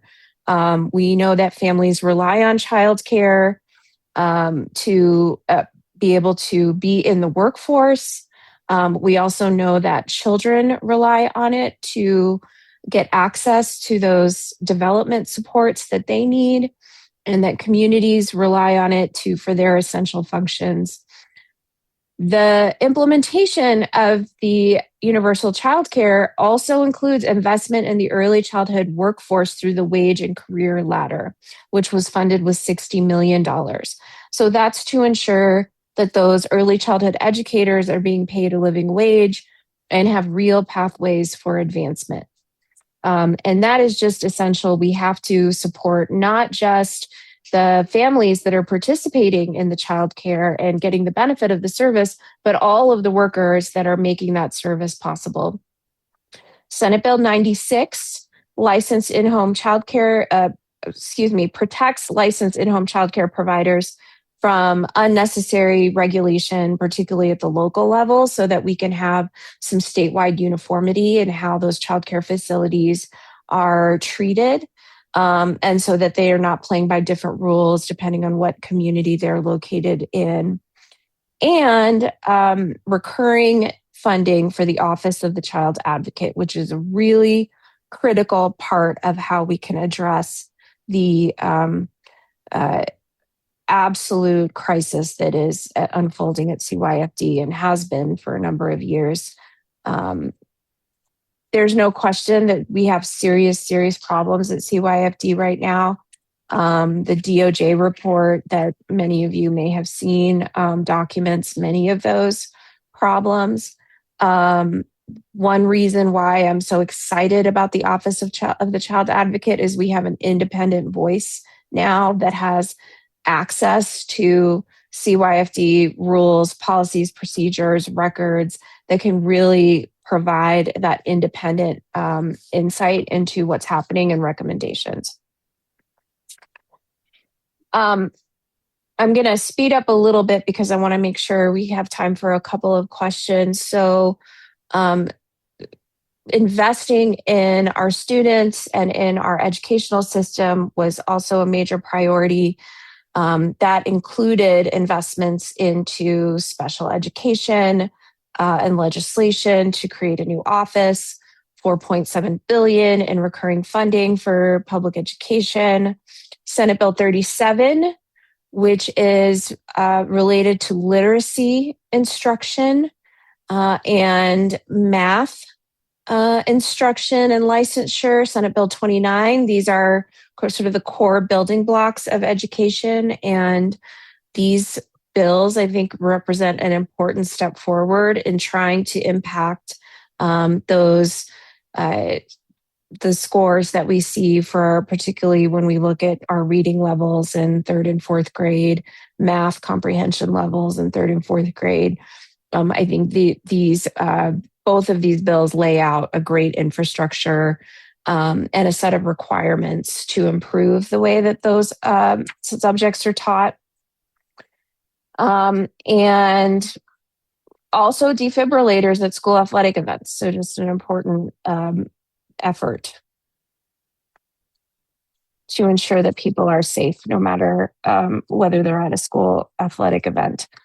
Okay, and then looking ahead, particularly our priorities in healthcare, we absolutely have to keep moving the needle on increasing coverage and affordability. There's a lot of federal uncertainty right now.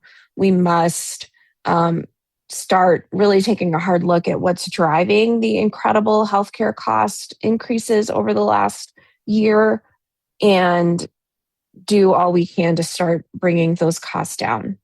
That is going to include us looking at a path to universal health coverage in the state. We absolutely have to do that. It's going to be, it's probably going to take us multiple steps to get there. So I'm really eager to advance our very next step next session.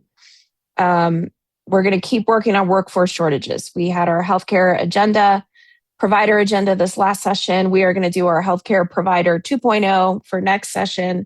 And that is just going to keep filling that pipeline, keep retaining the physicians and other healthcare workers that are here, growing our own healthcare professionals from students to adult professionals. All of that work is really, really critical. And we're not going to stop. Although we made some incredible strides on that this past session. That includes things like compacts, modernizing licensure, creating pathways for international medical licensees. That's legislation that I worked on that did not pass, that I am hoping to pass next session.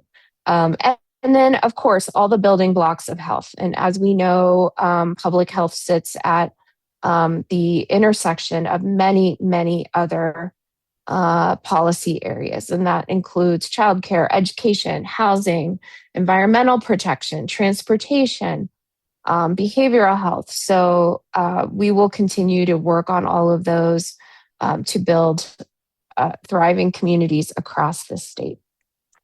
I will just close by saying thank you Thank you for all of your incredible work. I know that you are out in your communities day in and day out, and you really are the front lines of public health.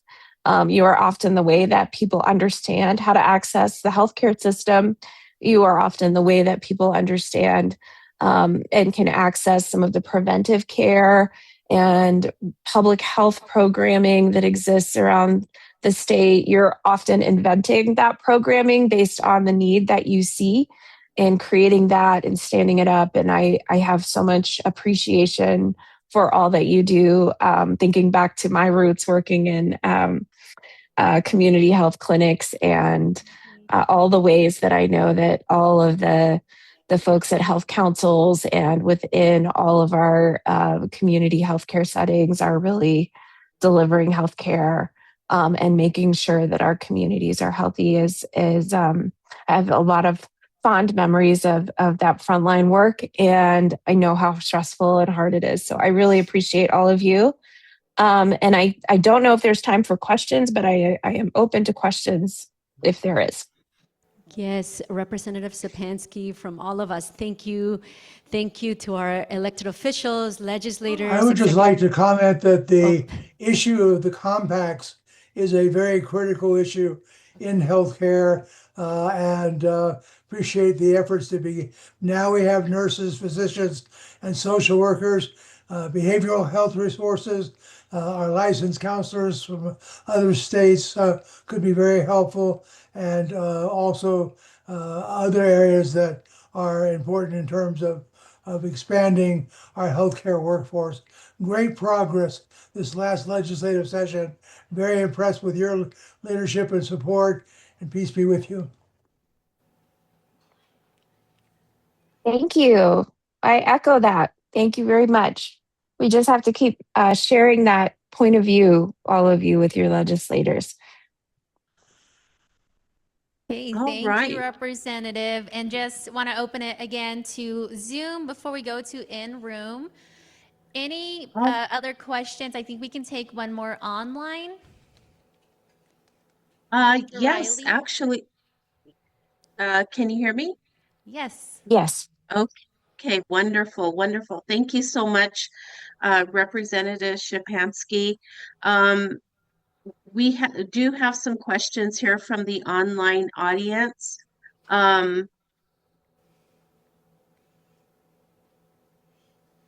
From Sunny Gonzalez. I would consider us to have a public health profession shortage. Do we have a way to measure that? Yeah, it is a good question. I have not seen any statistics on that, but I think there probably is. We will see some legislation this coming to improve our healthcare workforce committee, which is a committee that has been hosted at UNM that's been charged with some really specific metrics with a very particular slice of folks on the committee. And it's been on the books for a very long time. And we've had some great conversations about updating that. And so I will definitely take a look and see if we can find a measure for public health professionals and put it into that committee update legislation that we'll be working on this upcoming session. Okay, thank you so much for that response. Val and Geraldine, we have one more question if we have time for that. Yes, we do. All right. Our next question is coming from Karina Lopez. Would there be consideration in expanding loan relief for social workers and counselors or mental health workers? Yes, I would welcome that conversation. One of the so I think feel free to reach out to my office. Representative Christine Chandler was also the sponsor of the loan repayment bill for physicians, and so she might also be interested in that. One of the things we will need to know is what's the average amount of debt. And so that, pulling together some of those statistics, understanding how many social workers, the nature of the problem. So the nature of the problem with physicians is probably different than the nature of the barriers caused by student loan debt for social workers or other mental health professionals. So yes, but I think there would definitely be openness to that. All right. Thank you once again. And I'll turn it back over to you, Val and Geraldine. Okay, thanks, Dr. Riley. I think we have time for a question in room. Perfect. Are you able to come up to our podium here? If not, we can bring you a microphone. Thank you, thank you, thank you. We've got a question in the room, Representative.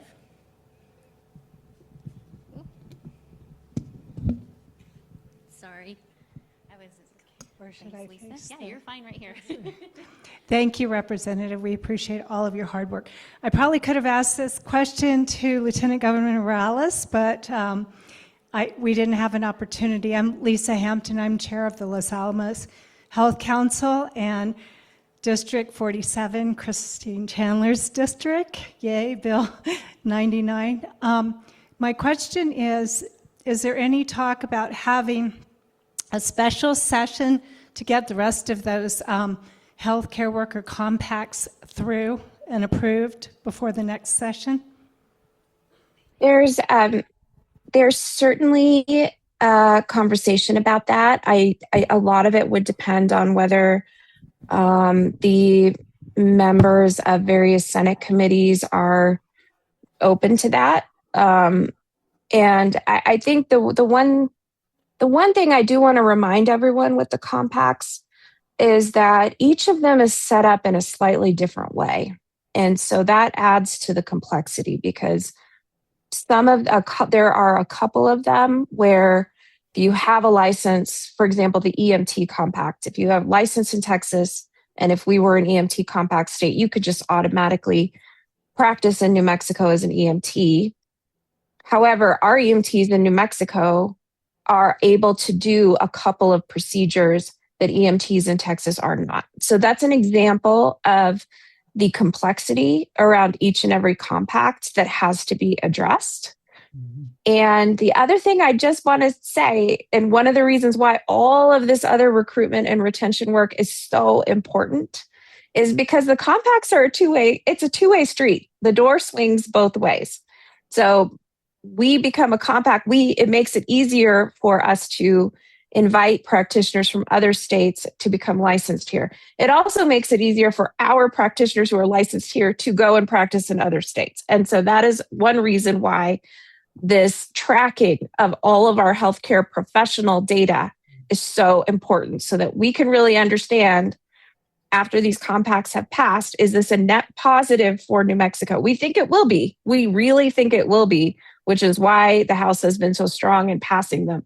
But we have to monitor that very carefully to understand the impact. So there's a lot of complexity. My office in particular has been working very, very hard in negotiating all of the compacts with the compact boards and understanding the nuance, like that EMT example I just gave you. And, and so we have to make sure that the Senate is ready for those. And I think when that happens, we can take quick action. And you saw it last session. We passed those two compacts within the first 2 weeks of the session. So there's no doubt that we can do that again as long as we have agreement. Thank you. Thank you so much, Representative Sapansky. We realize we're running a tight agenda today, but we want to thank you on behalf of the over 220 One area I wanted to comment on. Oh, go ahead, Mr. Aldridge. I serve on the advisory board of the National Association of Latino Health Executives. And one of the things that we really need to focus on is strengthening pathways for our Latina and Latino leaders to be engaged in healthcare in New Mexico. So often we have health systems that bring people in for a year or two from New York or California, and we have leaders who are being developed in the UNMMHA program to help have them available for New Mexico. Si se puede. Muchas Sí se puede. gracias. Sí se puede, Mr. Aldrich. He's part of our Santa Fe County Health Council. We're so grateful that all of you are here. Hi, Mr. Aldrich. Thank you, Representative Sapansky. So grateful to our executive branch, our legislators for these monumental investments in public health. And we look forward to continuing conversations. Our legislators are a very accessible team. For our friends online and on site, please reach out to your district's legislators. They're eager to learn from you.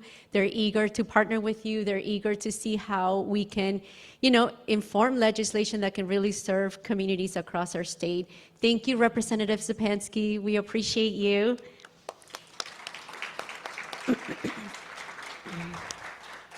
And now we want to welcome candidates who are running for New Mexico governor and lieutenant governor to come forward to their panel. I know we have Senator Linda Lopez, who is representing Deb Haaland. So can you escort her? Welcome, welcome. We have Mr. Breckman. We have Mr.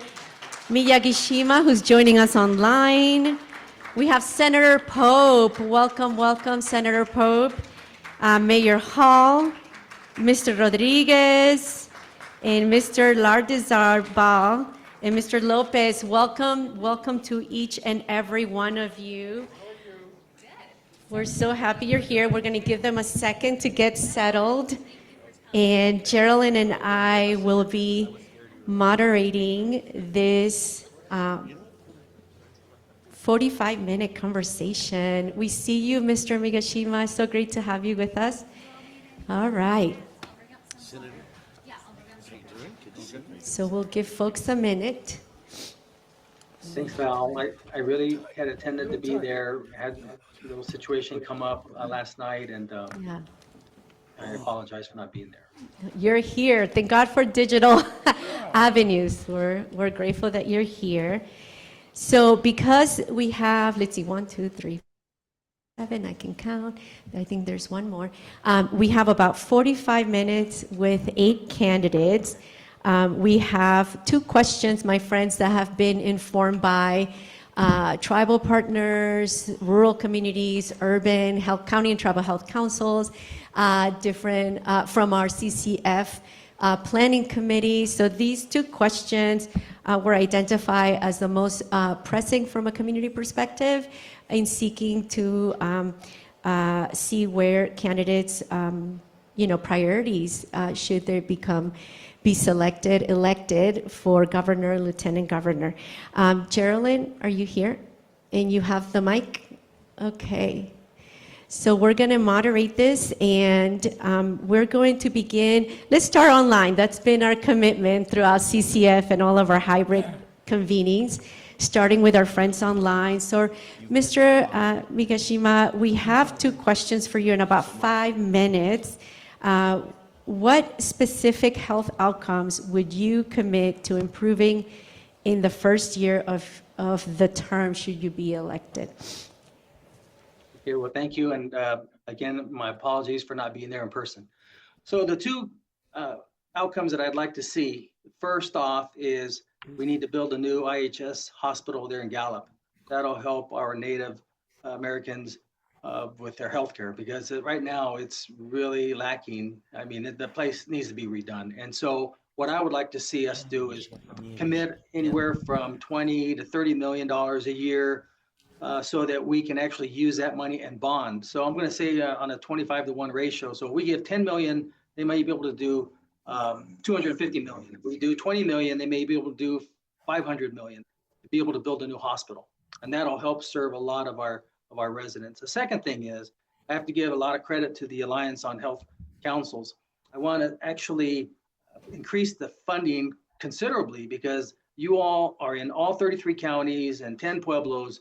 And if we can use this money to maybe do some mobile units for screenings, for eye exams, for just regular checkups, and then also work with our FQHCs, our federally qualified healthcare facilities, to really put investments that we have in our permanent fund to do these one-time investments, whether it's for surgical centers in certain areas around the state,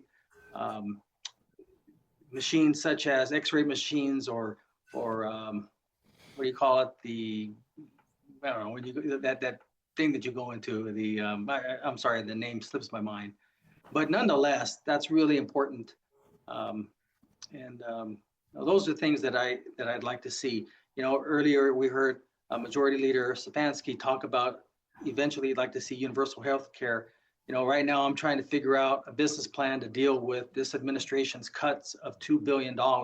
And so how can we maintain, if not increase, services to our residents and still deal with those budget cuts? So I'm getting close. I've come up with ways to cut, not necessarily cut, but to actually invest so that we don't have to continue to spend money and redirect that towards our residents. Thank you, Mr. Migashima. In the second question, you actually started to answer. If federal funding decreases, what health programs or services should the executive branch protect at all costs for New Mexico communities? Oh yeah, well that would be the FQHCs. Those are the federally qualified healthcare facilities. And I'm sorry I couldn't name any other than the ones that are in Doña Ana County. And the ones in Doña Ana County are La Clínica de Familia, Ben Archer.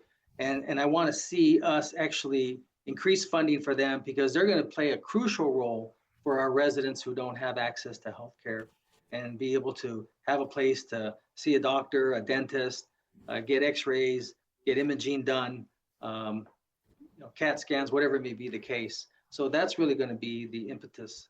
And so that we are ahead of the curve because we don't want to see anyone lose access to healthcare. Thank you, Mr. Migashima. Really appreciate your time with us today. We're going to move forward with Mr. Sam Bergman. Go ahead, Geraldine. Perfect. Thank you. We go ahead and get you a microphone there. Can I stand up to answer those questions just so that I can see everybody? Absolutely. So Geraldine's going to moderate. Go ahead. Yes, thank you, Mr. Bergman. So the first question, what specific health outcomes will you commit to improving in the first year of your term? Well, first of all, thank you so much for this invitation. I'm thrilled to be here, and I want to thank each and every one of you because I know most of you, if not all of you, work in public health, and it is so critical because this state, as you all know, doesn't have just a health issue. We have a health crisis going on right now. I can tell you I've traveled this whole state and I hear it time and time again. And when my 88-year-old mother has to wait 4 months for a doctor's appointment, right here in Albuquerque, we know we've got real issues. There's a lot of things I want to do right away, but I think we have to start with the big premise that we are the only state in the union that's losing doctors. Every state wants more doctors, of course, but we are actually losing doctors, and we're short 6,000 nurses. We have a real healthcare provider shortage, and we have to address that, and I think it's extremely important that we do. We just had malpractice legislation that was passed by the legislature, signed by the governor. I think that's an important first step. But I think you'll all agree with me that nobody thinks for a second that the door is swung open now and all these doctors are going to rush in just because of that. There's a lot of things we have to do right here in New Mexico to get more healthcare providers. Number one, we do need, and I know it was just talked about, we do need to join every interstate compact. We need to make sure we have that opportunity out there, and I think it's extremely important. Gross receipts tax on medical services, we're only one of 2 states that do it in the entire country, the other one being Hawaii. A gross receipts tax on medical services needs to be eliminated right away.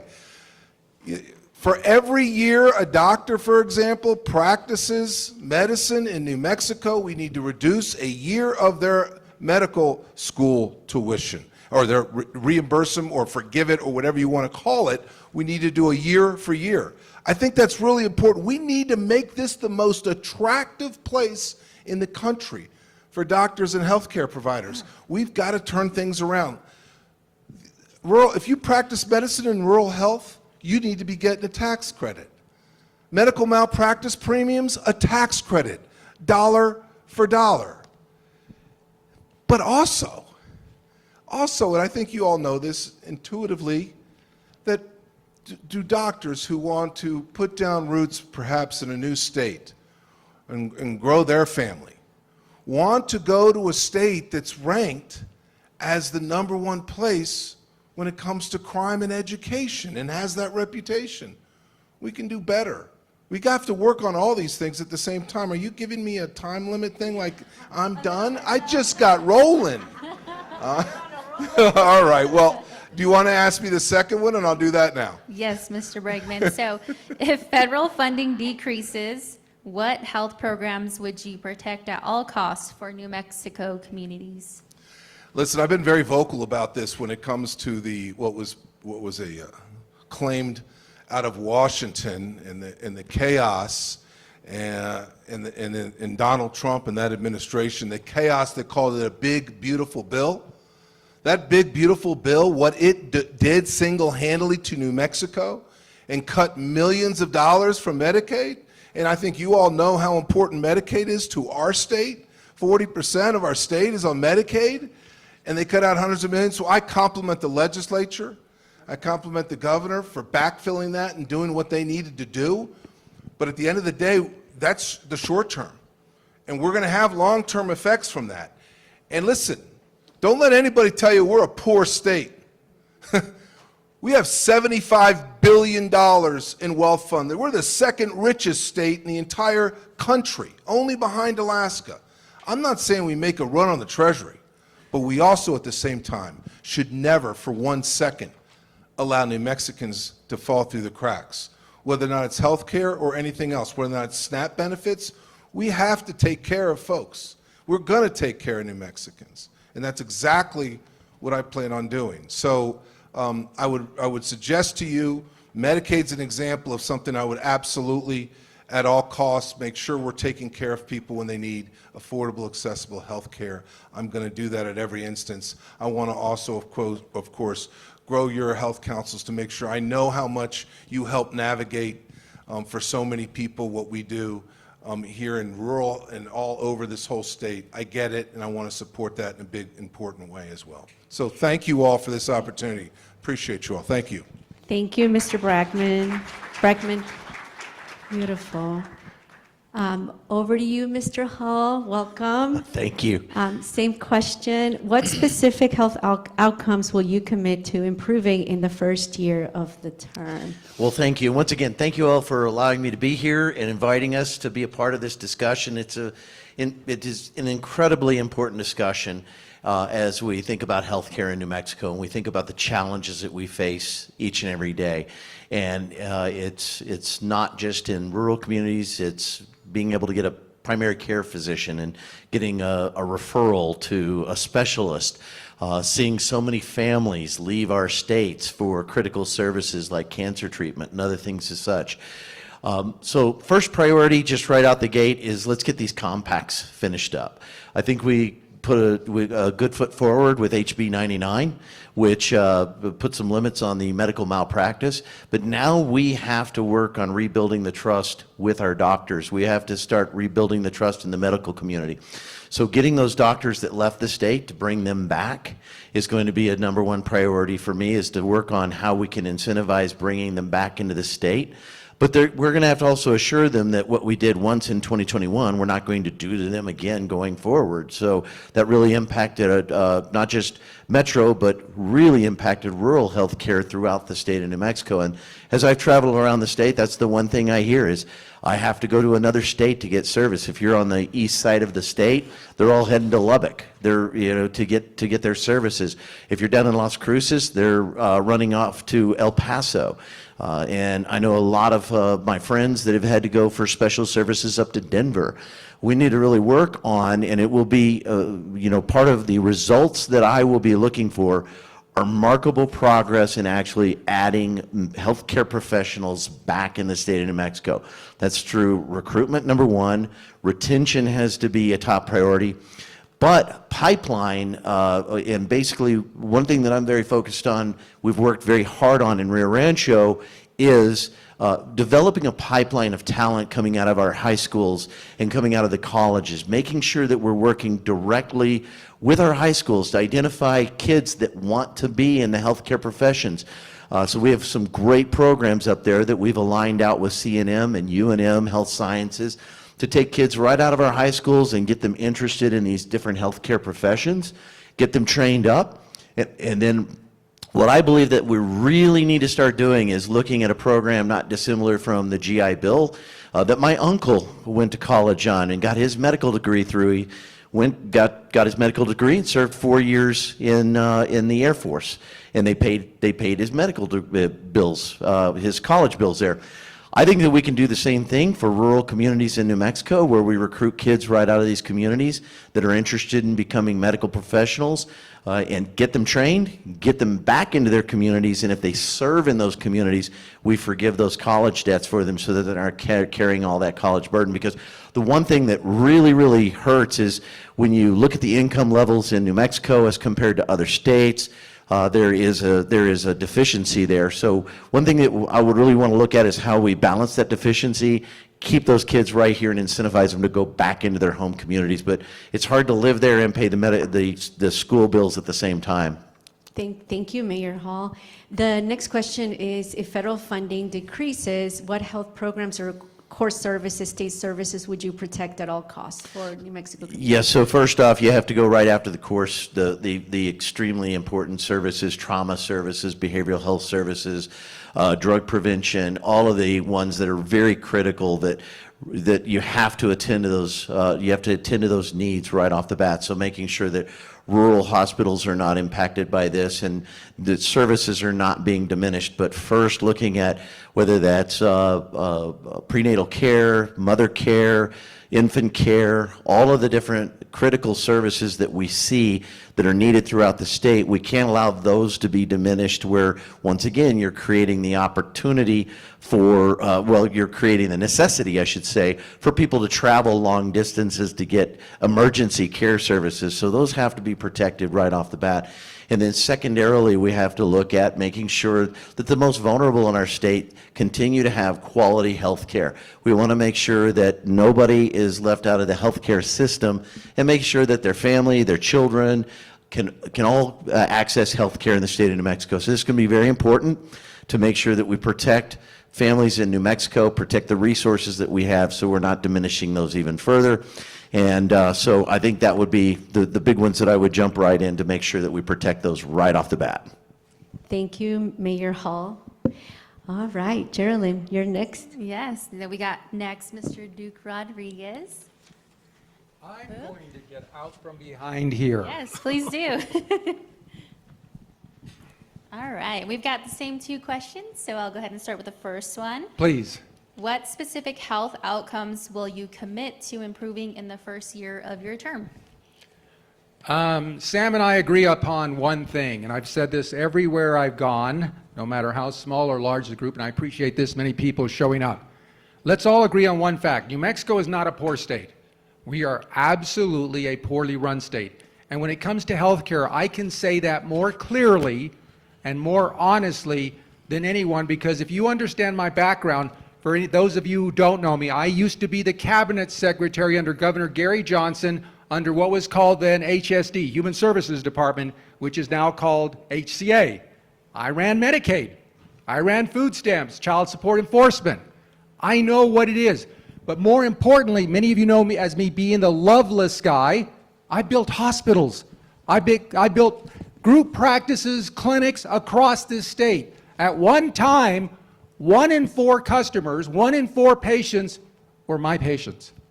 So when I think about healthcare, it's the most significant thing to me about what I believe in. And I want you to understand all of my context of why I believe, why I think we need to fix it. Not just because it's popular to say healthcare is a crisis. It's because I understand what it takes to fix it and the problems we have in this state. Does everyone in this room know what the World Health Organization says the definition of health is? I've known this since the beginning when I started. My first job was auditing a little hospital down in Las Cruces called Memorial Medical. The World Health Organization has not changed its definition once. Basically, it said it's not just the absence of disease, it's the physical, the mental, and social well-being. Realizing that all three matter, not just one, to get an overall healthier being. So if you ask me very quickly, what is the most important thing, I would tell you I've developed over my lifetime an acronym that I still hold true, and it would help me if I had water at the same time. If you walk away with one thing, say Duke told you this. He believes in the highest priority, and this is why I don't like these 90-second things, as though I'm going to give you this great enlightenment in 90 seconds. I can't tell you how many of these things we've done that are a complete waste. In 30 seconds, Duke, how will you fix crime? Really? So I get these little chances to give you snippets. My priority is life. And let me explain what I mean about life. It's so important that everyone in this room and every person who's involved in healthcare is more focused on making life better, not bitter. Would you agree? Yes, it's okay to say yes, right? And they're saying, Duke, that's a soundbite. I'm going to say no. Think of the acronym LIFE. LIFE, L, local access. How important is local access? Healthcare when you need it and where you are. Healthcare when you need it and where you are. Life, I, intervention. Think about the importance of intervening at the right time with a mental health crisis, with the diseases of despair that we lead in this country. Does everyone agree to that? Intervention, the right medicine at the right time in the right place. Life, family, family, family, from child to maternal care. We have to recognize if we don't improve the quality of our family's health care, it will fail no matter what we say. Do you agree? Yes. It's okay to say it. Local access, intervention, family. E. How about life? End avoidable deaths. Isn't that your entire focus? End avoidable deaths. Motor vehicle accidents, suicide, alcohol, end avoidable death, opiate deaths, harm prevention. That is my highest priority. In 5 minutes, if that's simple enough, I prioritize life in New Mexico. Thank you so much. Thank you. Thank you for your time. Okay, we're going to move forward. Can we do question two? Yes. I've got it felt here. like you answered some of it. Go ahead, Geraldine. Good segue. Okay, so if federal funding decreases, what health programs would you protect at all costs for New Mexico communities? Okay, I want to clarify that because there's this automatic belief that we're going to cut funding. Does everyone know that in 2020 we spent this much on Medicaid, in 21 we spent this much, in 22 we spent that much, and this year we're going to spend this much? There's no cut. And I promise you we're going to spend even more next year. Imagine that. We're going to keep spending more. It isn't about the amount of spending, it's making sure that we get the right outcomes, the right metrics. Quality of life improves, life expectancy improves, access is granted. So I want you to kind of think about it in a different way. And by the way, I disagree with Sam about eliminating gross receipts tax on medical services. I believe conceptually that's right. I agree. I didn't create it. Actually, your legislature did. And because they believe, by the way, did you know that that gross receipts tax on Medicaid flows back into the Medicaid program? It absolutely does. You take that away and you've got a big challenge. Do I conceptually agree with the idea? It means you don't understand how it works. Hold on, calm down. Does everyone in this room know? Here's my priority, final comment. Here's my priority. Does everyone in this room agree that healthcare is the largest employer in this state? Yes? 150,000. It matters most. Every poll shows it. It's the #1 issue. Do you also know that UNMH last year lost $160 million? Did you also know that our largest healthcare system, Presbyterian, lost $1 billion in the last 3 years? And in the last most current year into December, it lost $500 million. Do you think that that's sustainable? No, my number one job is to stabilize healthcare in New Mexico so that you can guarantee it's there. The last thing I want to say, I'm just about done. I'm going to break everything we have in managed care. I hate, watch this, hear this and repeat it and say, Duke said this out loud. Managed care in New Mexico has failed. We have a system that encourages doctors to leave the state and not see patients. How do you like that? Do you realize that the less patients that get in to see the doctor, the more the managed care organizations make? Is that crazy? That's what we have. We need to turn this model upside down, and that's what I'm going to do. Thank you very much. Thank you so much. Geraldine? Thank you. Thank you. Thank you. Oh, okay. Next, we have Mr. Manny, and I want, because I have one of those Latino names that are hard to spell. Lardizabal. You got it. All right. Well, I'm going to remain sitting down because if I get up, I'll start preaching. Many of you all know that I'm a pastor, so Yes. I want to honor the 5 minutes. Thank you. And so the first question again, what specific health outcomes will you commit to improving the first year of a term? So first, I will work to increase access to primary care and behavioral health, especially in rural and frontier communities. In my first year as Lieutenant Governor, I will focus on a few concrete health outcomes that reflect both good stewardship and a commitment to care for the least of these. That means tackling provider shortages, supporting incentives to recruit and retain doctors, nurses, and counselors, and cutting the month-long wait time to too many New Mexicans that face just basic care. Second, I will push to reduce preventable overdose and suicide deaths. I will partner with community health councils, local providers, and faith communities to expand early intervention, treatment, and recovery supports, especially for veterans, youth, and those coming out of the criminal justice system. Every person is made in the image of God, and they deserve a path to hope and restoration, not just another statistic. Third, I will prioritize maternal and infant health. I will support programs that ensure pregnant moms, particularly in low-income and rural areas, safe delivery and postpartum follow-up. I believe we must not only protect life in the womb, but also walk with mothers and babies so both can thrive. That's how I'll measure success. More access, fewer preventable deaths, and stronger support for families in every corner of New Mexico. Thank you so much. And then the second question again, if federal funding decreases, what programs, services would you protect at all costs for New Mexico communities? So if federal funding goes down, we'll have to make tough choices. I believe there are certain services we must protect at all costs because they serve those with the least voice. First, I will protect core safety net care for children, pregnant women, low-income seniors, and people with disabilities.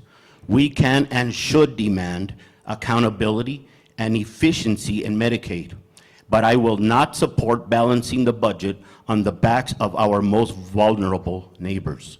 Second, I will safeguard community-based primary care, behavior health, and crisis services, especially in rural and underserved communities.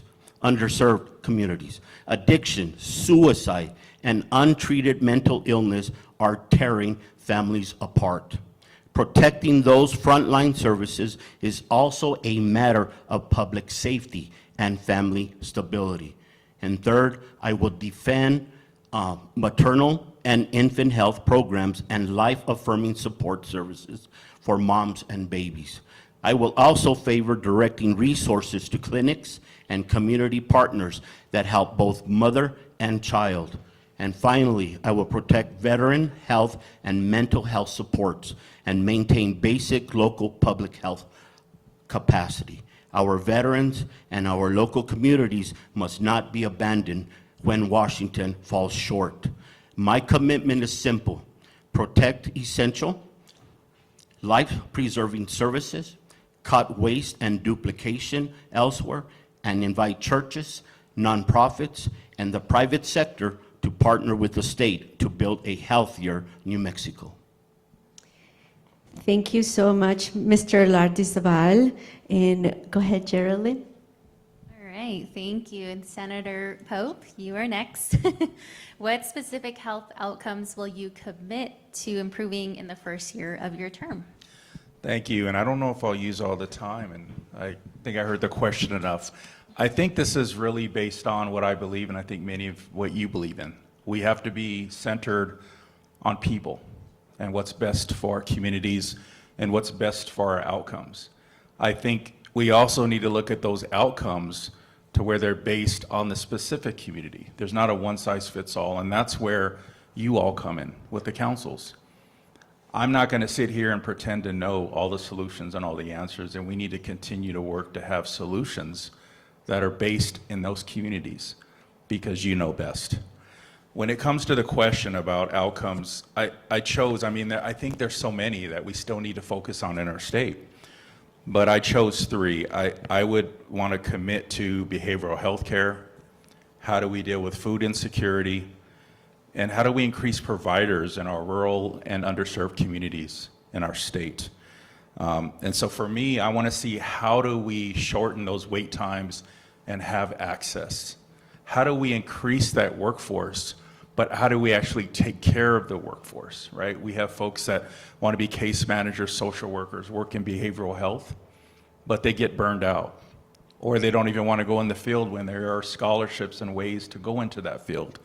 So we have to change the culture on how we treat our workforce and how we treat our people.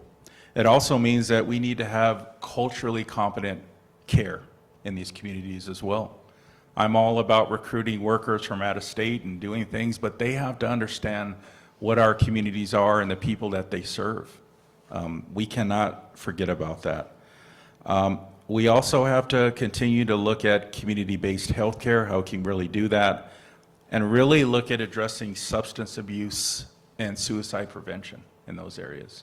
And once again, it cannot be a top-down approach. It has to come from the experts and the people in the field and the people on the ground floor that are doing this work and listening and providing the resources to get it done. Finally, I'd say that we also have to truly attack the root causes of public health: housing, food access, transportation. Because we know that many of these social drivers are impacting what we do. It's not good enough to just set up a clinic in an area without dealing with these other issues. Once again, I agree with Duke on this. Like, this is about life, this is about people, but we have to look at this as a holistic approach. Thank you. Thank you, Senator. And the second question, if federal funding decreases, what health programs would you protect at all costs? First, I'd like to say that I think, these cuts are real. I understand we're saying that, costs go up and what's happening in the nation, but I can tell you there's a reason why we had to go to a special session. There's a reason we had to backfill some of these cuts. That being said, I agree with many that we aren't a poor state in some ways. The money and the revenue is just not going to the people.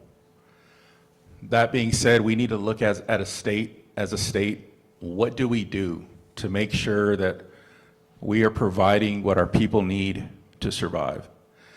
That being said, I want to protect Medicare, Medicaid, food assistance. I mean, we can go down the gamut. Any type of federal funding that deals with community-based healthcare or behavioral health as a state, we need to ensure that we are backfilling and protecting our people.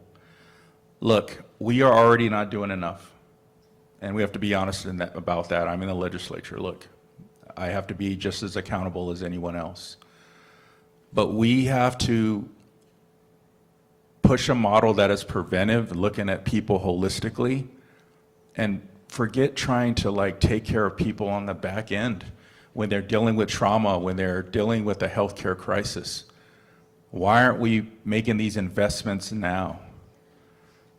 And I think we're doing a good job with that when we talk about childcare, we talk about early childhood. That's what's going to get us out of this.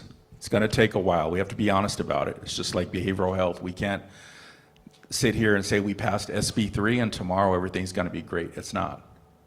At the same time, we have people in our communities that need help now too, that are not going to benefit from childcare and early childhood. So I want us to continue to just support our people. As a state, we have to backfill that. And for the folks that are the financial hawks, we have to make the argument that it's better to invest on the front end than the back end, because that's the truth. Thank you.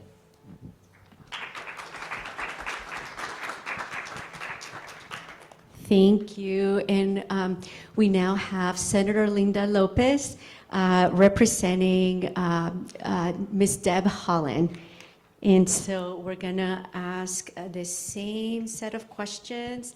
And for each candidate, we've also included, as some of you may have noticed online and here in the room, each candidate's public health priorities on the screen share. Senator Linda Lopez, same set of questions. What specific health outcomes will Deb Holland commit to improving in the first year of the term? Well, first of all, thank you very much for the opportunity to be here.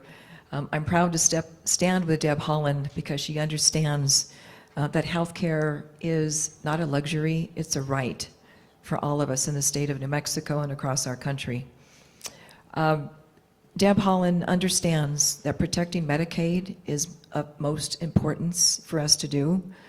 She has also already stated that she will work with the legislature in protecting through the Medicaid Trust Fund. We also have the Behavioral Health Trust Fund. Those are two monetary entities that we have to protect, and she will be doing that. Because if we're going to look at health outcomes, and of course of what the predecessors who have spoken, you need money. And to do so, of course, that goes with maternal health care, the outcomes. We look at health care for our elders, looking at health care for our children, access to mental health care, which is so important. And I guess she also understands that mental health is a driver of many, many different health issues that surface in our communities. So part of those commitment to improving, it's looking at, again, supporting Medicaid with the dollars, but also making sure that our infrastructure is very much at the forefront. She understands, of course, federally qualified healthcare centers. She understands, of course, the Indian Health Service. She understands community councils, which I know many of you are doing what I call angels work in our communities. And Deb Holland understands that. She also knows that we also have to recruit providers. And she and I have spoken many a time over with regards to the compacts. She's supportive. And if you go to her website, you will see what her commitment is to making sure about what we can do to recruit qualified healthcare professionals to our state, but also looking as to how we work with other entities who are coming into our state called private equity, making sure that we're reviewing and looking at and how we can work with those entities, corporations who are coming into our healthcare system and holding them accountable. So it's much more, as you all know, with regards to what a healthcare system encompasses, but those outcomes specifically go back to our people, to our communities, and making sure that everybody has access to healthcare. She's also going to be proposing a public option so that, Medicaid, and there's a list of what people we can do here in the state of New Mexico, but she also wants to propose in working with the legislature, and the speaker has already mentioned that too, that we will be glad to work with her, and we've already spoken with many ways as to how we can propose and move forward with that. Her healthcare plan, again, is about protecting coverage, lowering costs, fixing the provider shortage, which we've already begun, but she wants to continue working forward with that and making sure that no family is left behind. And nobody deserves, again, it's not a luxury, it's a right. Thank you so much, Senator Linda Lopez. And the next question for Ms. Deb Holland is, if federal funding decreases, what health programs, state services would be protected at all costs for New Mexico communities? Well, again, first and foremost, as everyone has already said, is with regards to protecting Medicaid. We have over 800,000 persons in our state who are on the Medicaid program. We know the federal government, there's some cuts that are coming and anticipated over the next several years. She is committed to working with the legislature and making sure that we keep funding in the Medicaid Trust Fund and increase it. We also are looking at the behavioral health care system. She's committed to making sure that we keep money in that trust fund that the legislature has put forward. Again, behavioral health care system, we are rebuilding it, and she and I have had many a discussion as to how we move forward with that. And with her support to continue supporting that trust fund is of utmost importance for her. She also wants to make sure that there is still funding for those programs, but those of you who are working on the front lines, so again, it's federally qualified healthcare centers, community councils, school-based health clinics, because that is where the basis is of where our families can access health care. So she will commit to making sure that we continue the funding and protecting for any cuts that are being proposed out of the federal government. But again, we're also looking with regards to making sure and protecting healthcare access for those with disabilities in our community. They're most vulnerable, and there's some concerns as to what will be happening out of the federal government. But I know that is also, through our discussions on her front line, making sure that we protect those vulnerable community members also. And we also have to remember, which you all know, but it's always to keep in mind that 32 of our 33 counties in the state are designated as health professional shortage areas. So again, working to move forward again with recruiting professionals who come into the state, but also for those who are in here. We have many of our young people and others that we can recruit and train and retain. And with her support in increasing some of the, how do I call, monies that are available to help for fees for the service that persons provide, we can help pay the loans, which is always so important because it does cost a lot of money for those who go to school to become a qualified healthcare professional in our state. Thank you, Senator Linda Lopez. And thank you to all of our candidates who have joined us today, Mr. Migawashima. I know we have over 220 community partners, the general public, state agencies, tribal representation, public health service providers, and so forth. And so we do have the community, the CCF Hub. This has been a request from community members. And so I know there's a lot of both questions coming in online and questions here. Our candidates here are joining the CCF Hub to continue that conversation, to continue to answer your questions, continue to learn from you as you are, the frontliners in this really important work. And Mr. Migawashima, you're going to find the link on the chat as well. But collectively, over 225 public health partners strong. Let's give a thank you, a warm thank you, applause to all the candidates for taking time out of their tours throughout the state, their campaigning, being with us today for this hour. Thank you so much. And we are 10 minutes out to lunch, my friends. So online, if we can bring the gallery back, we see we have all of our friends online. I know I'm looking the different way. All of our friends online.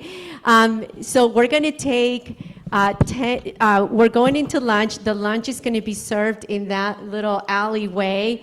Bathrooms are about 50 yards, if I can remember my football yardage, about 50 yards to your left.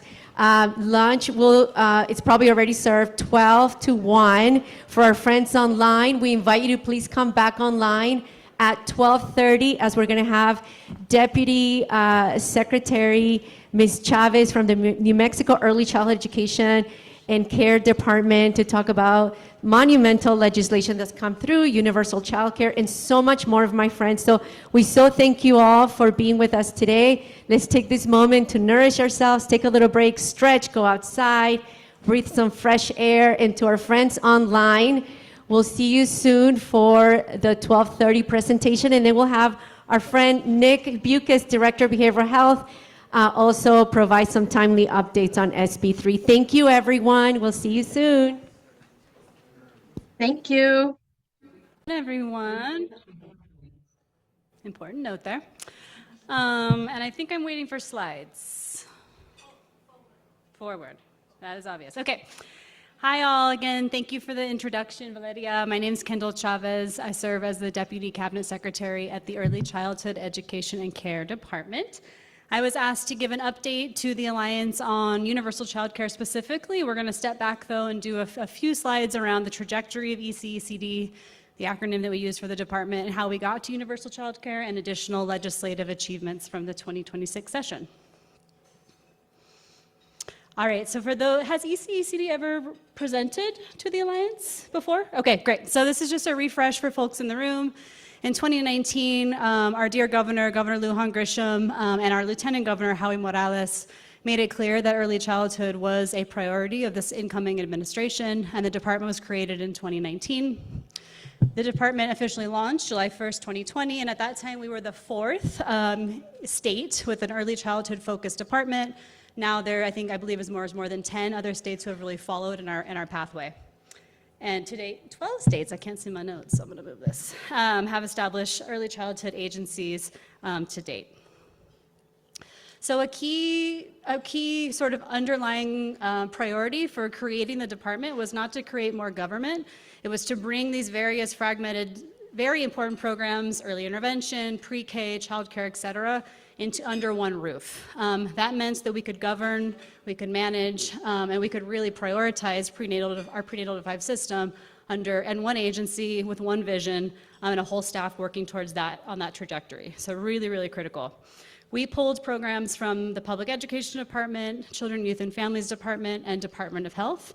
And as you all hopefully know, this unified approach has really made New Mexico #1 in the country for early childhood and our prenatal to 5 work.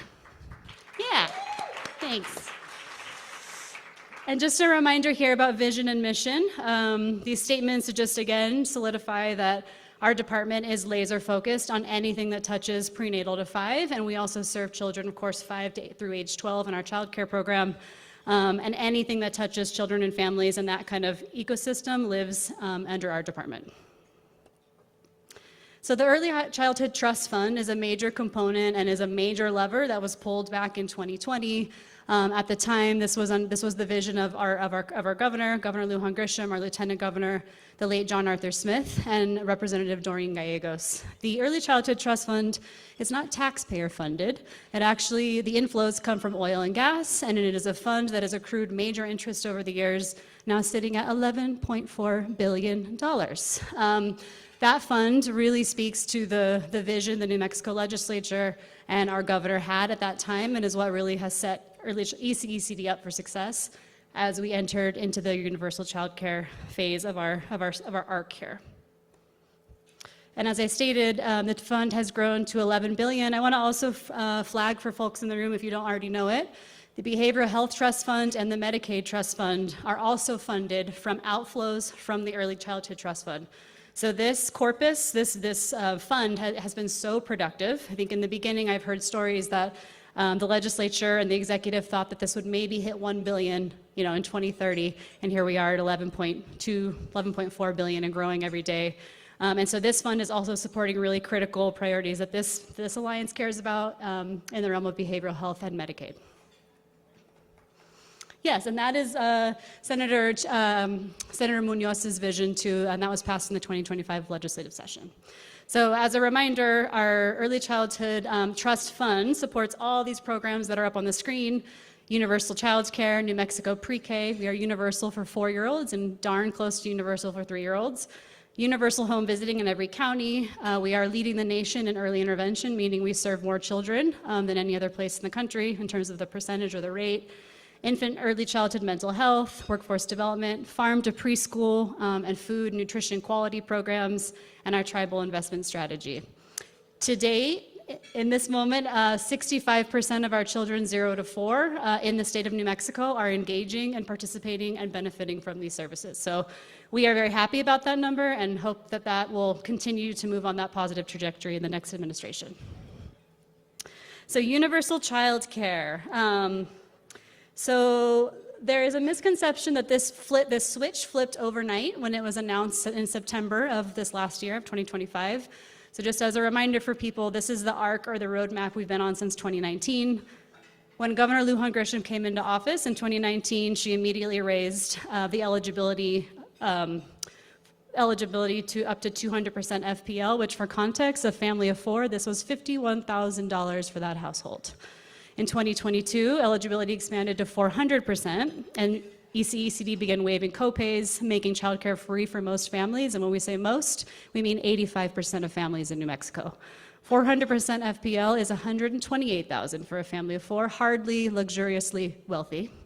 And in 2025, eligibility expanded to all families who are working or going to school, regardless of income. And we are very proud and honored to be the first state in the nation who has invested in this and committed to it. And this really speaks to, again, the vision of our governor, our lieutenant governor, and the New Mexico legislature. So on November 1st, 2025, we became the first state in the nation to guarantee no-cost universal childcare to any family that needed it. Actually, I was holding that comment I was about to make. And we know that on average, universal childcare saves a family $12,000 per child annually. So these are major savings. This means families can save for a house, buy a car that works a little bit better, if they want to go on a vacation, invest in a graduate degree. It's just really up to the family, obviously, how they want to use those savings. But we know this money goes straight back into the economy. So this is a snapshot of where we are. Huge, huge, huge, huge numbers. So since November 1st, 13,000 new families have joined our child care assistance program and have benefited from universal child care. That's 18,000 new children. This data is a few weeks out of date. We are now at 45,000 children benefiting from high quality, culturally relevant child care in all parts of the state, every single county, every single zip code.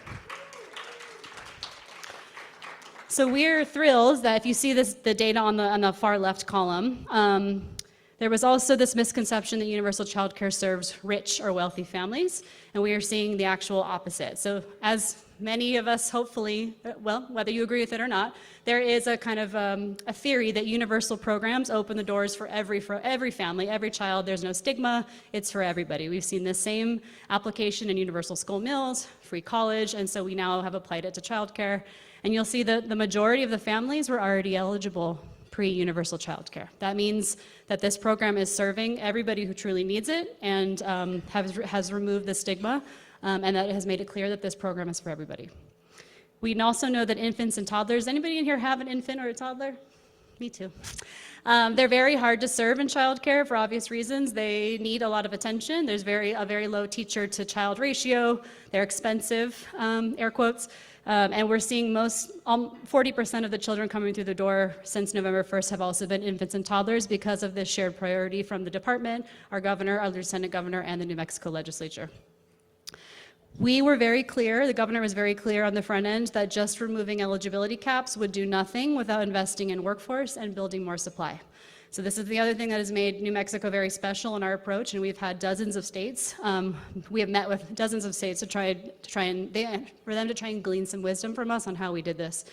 So at the same time as removing eligibility, we've stayed laser focused on supply building. So that is both supporting new providers to open, addressing regulatory and zoning issues at the local level, working with employers to provide more childcare for employees, and investing in our workforce. And we, the department, have a shared priority along with the governor and the legislature and our advocacy partners that we can't do universal childcare without our workforce and our educators. Personally, I can speak to that the educators who take care of my son every day have changed the trajectory of his life. And so we value educators. They are at the heart of the strategy, And we are doing all these three components at once, all the time, to build a universal system that works for all families and children. So in the 2026 legislative session, SB 241, the Child Care Assistance Program Act, is the name of that bill, passed and was led by our Senator Chairman George Munoz, a handful of other senators, and Representative Doreen Gallegos. The Senate really gets a lot of the kudos here because they spent hours and hours and hours hashing out a deal with the governor and with the department and making sure this was going to work for providers and work for families. So we are the only state with a piece of legislation on the books that protects universal child care, codifies it, says exactly how it's going to be paid for, and is very clear about guardrails for the future, for the upcoming administration and beyond. Skip this one. So for families, some of the things that you all might have heard out in the news, wait lists are triggered only in certain economic conditions, meaning oil and gas prices tank, if the department's projections far outpace what's actually in the budget, things like that. Wait lists or co-payments can and likely will be triggered. And even those kind of levers still protect the lowest income and the most vulnerable children and families. And there's some very clear guardrails in there about when co-pays can go into effect, how long families need because they need to save up money and prepare to pay co-payments. And it is also clear about the sliding scale for families over 600% FPL. Again, this piece of legislation really prioritizing families who are low to moderate income. SB 96 was a bill that also a floor leader mentioned earlier. This is the regulated child care zoning requirement bill. Not a really exciting name for that bill, and it is a little bit wonky, but really what this does is it removes barriers for family child care and child care centers all over the state. When we talk to providers, when we talk to families, in Santa Fe alone, Santa Fe, Bernalillo, Sandoval County, Eddy, and Lee, and McKinley are our priority counties in terms of the gap between supply and demand. What we hear in all of those places is that local government is really the barrier. And so this bill, what it does is it lays a very clear framework on what the regulatory and zoning provisions are and will be around family child care and child care. Our FY27 operating budget is now sitting at $1.2 billion, and we received an increase of $187 million in the 2026 session for fiscal year 27. And this is just a quick snapshot. Our recurring investments, whoever did the math there didn't do it correctly, but universal child care, we received an additional $160 million to get us to the $620 million plus that's going to be required for FY27. Pre-K expansion, we received funding to get to universal pre-K, meaning our 3-year-olds should and will have access to pre-K all over the state. Home visiting, expanded services in all of our counties, some early intervention rate changes, so paying fit providers what they deserve to do the work that they're doing. And then some non-recurring investments mostly focused on wage scale and career lattice. You'll see a $10 million a year for 3 years line item, the child care facility revolving loan fund, which is what private providers are using to build new facilities and expand their classrooms, and money for our Native American early childhood convening, bringing all the nation's pueblos and tribes together around the policy area of early childhood education and care. So with that, these are our kind of closing slides. If you need to get a hold of us, a snapshot of the executive leadership team, and that's it. So Valeria, I don't know if there's time for questions, but. Thank you so much. Thank you, Kendall. So grateful to you, Kendall, to Cabinet Secretary Grukinski, your entire team, and all the work that has gone into this body of work in support of family and children, of course, and extended and deep gratitude. Thank you to Governor Grisham, Lieutenant Governor, our legislators who were very proactive, as Kendall noted, and here we are funding resources that is funding multiple things, right, that are important to our families. So we want to turn over to our online friends. We have about 14 minutes or so. If folks have any questions, Dr. Melissa Riley, how are we doing? Yes, and thank you so much for that presentation, Deputy Cabinet Secretary Chavez. Right now, it looks like we do not have any questions at this time, but I encourage our online audience to please place those questions in the chat, and we'll be sure to get those over to the deputy. And I'll turn it back over to the participants that are within your space over there. Val? Thank you, Dr. Melissa Riley. All right, my friends on site, any burning questions here for Deputy Secretary Chavez? I know there's a lot of you. Raise your hands. Who's serving children and families here? A lot of you are. Online, how many of you are serving children and families in your communities and tribal communities? Great, beautiful. How many of you are collaborating with your early childhood education coalitions? In the room, let's see. Oh, wow, we have about 6, 7. Let me see who are health councils. Yeah, of course. We're so deeply aligned. How about online? How many health councils are collaborating with early childhood education coalitions? Val, it looks like we have a question online. Beautiful. See, my friends, this is why we're here. And so if this is your first time learning about the state agency, all the services they're providing, the ECE coalitions, we invite you to please lean into each other, learn more about this amazing work and how we can expand that capacity through the work that you're doing to make sure there's no wrong door for family and children. Beautiful. Thank you. Anything else? Are you feeling good? Oh, go ahead, Val, Dr. we have Melissa. a question. Yes. Thank Go ahead. you. Go ahead. Sorry. So we have a question from Chris Hollis, and thank you, Chris. Has the effort to provide funding specifically to universal childcare led to any cuts to other programs like home visiting? Chris, great question, and thank you for that. No, universal childcare did not come at the expense of any other programs. In fact, as I listed in a previous slide, all of our programs received funding increases because there's a shared understanding that you need all 4 of the core programs and our food programs operating all the time, all at once, all over the state. So my answer is no. And universal childcare, again, didn't come at the expense of taxpayers. It's funded out of this amazing, beautiful, nation-leading fund that our legislature and our governor created years ago that is now comfortably able to support universal childcare, an expensive policy priority out of just the interest off of the corpus. So we're thrilled about that design, and yeah, thank you, Chris, for that question. All right, Deputy Secretary, we also have another question from Brandy Corey.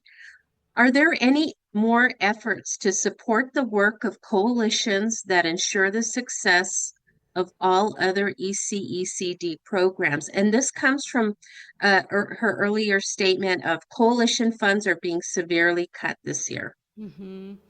Thank you for that question. I want to actually first acknowledge, I meant to do this, my dear colleagues in the back table from our Policy Research and Quality Division who have overlaid and intersected with a lot of you through our Early Childhood Systems Building Coalitions. I want to thank them for all their work every day. And yes, unfortunately, the legislature chose not to. As a reminder, we are not the appropriators. We are the executive, and we ask for things and set priorities, and then the legislature appropriates funding.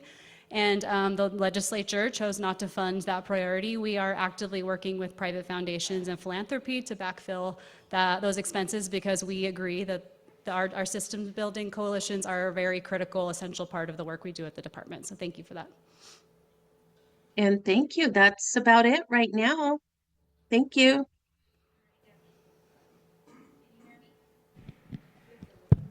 Okay. All right. We got a question in the room.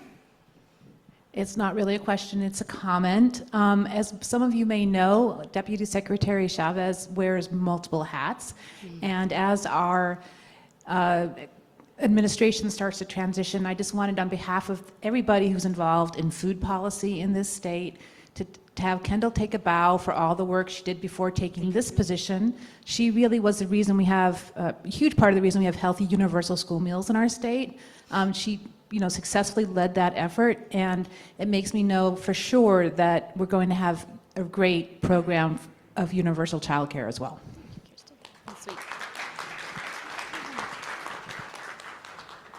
Thank Right. you. We have Any another other online questions? question. Oh. Dr. Riley, we've got another question in the room. Yes, thank you. I run a nonprofit for community services in Guadalupe County, and we facilitate the Abriendo Puertas program, which is a parent support program for 0 to 5, parents, caregivers, grandparents for 0 to 5. At one time, ECECD provided support for the implementation of that program. Is there a possibility that we could receive further support from ECECD to implement this program? I would love to follow up with you offline on that question, if that's okay. Sure. I don't want to give you the wrong answer. Thank you. Thank you. All right, take another quick look. Any other questions, comments? Okay, I think we're good in the room. I'll hand back to you, Dr. Riley. All right. Thank you, Geraldine. So we have a question from Enrique Cardial. Are there new opportunities for substance use and harm reduction? We are concerned of a lack of grant renewals. Dr. Riley, can you ask for a bit of expansion on that question? Renewals for what? Is that an ECECD question or a broader executive question? There's grants that have not been reposted, so we're not sure that they're going to be we're going to be able to apply for the grants that we normally do. Hi, Enrique. Haven't seen you in many years. I know. Hi. Good. How are you? Enrique, if ECECD programs, is this for a different department? Ours come through OSEP. Okay. Jose, do Enrique, we will also follow up with you offline on that question. I still have your number, so follow up. Thank you. Thank you. Thank you. Here we're going to do a little bit of yes. Yay. Thank you, sweetheart. Thank you. Thank you so much. Oh, yes. We forgot we have these thank you gifts for our speakers. Thank you so much for your office. Bring joy to everybody. And we have contact information here from our friends at Early Childhood Education. And there's just, once again, such a strong partner, much like Behavioral Health Division, a very strong partner to the Community Collaborative Forum. These convenings are made possible thanks to their support. I want to now welcome our dear friend, Nick Bucas, Director, Behavioral Health Services Division at the New Mexico Healthcare Authority and Chairman of the SB3 Executive Committee. We talked about SB3 earlier. Do you all remember? Raise your hand. Behavioral Health Reform and Investment Act, monumental legislation. And I just want to give, from all of us at the Alliance and health councils that we support, just a big wholehearted gratitude, Nick, because I know this has been a significant legislation that needed to roll out in a very limited period of time. And a big shout out to all the local partners that have worked closely with Nick and Administration Office of the Courts. It's a huge undertaking. So my big gratitude to you, Nick, for your heart. When I say heart, corazón, hard work and dedication and leadership. So please join me in giving Nick a warm welcome.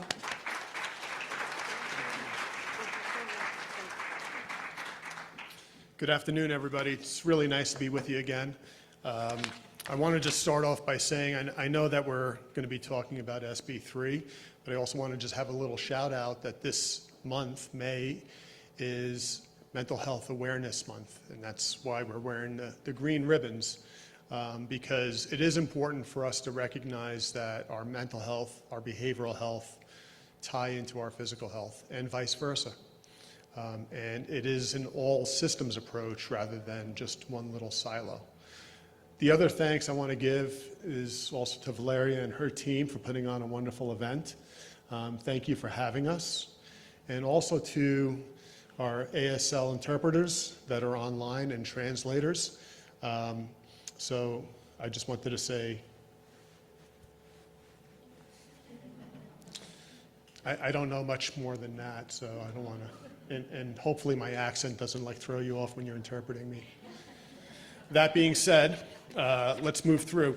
I will be also doing the presentation for the administrative offices of the courts. Unfortunately, they had a conflict today, and they did send their regrets, but we do have some slides for an update from them that I will share also.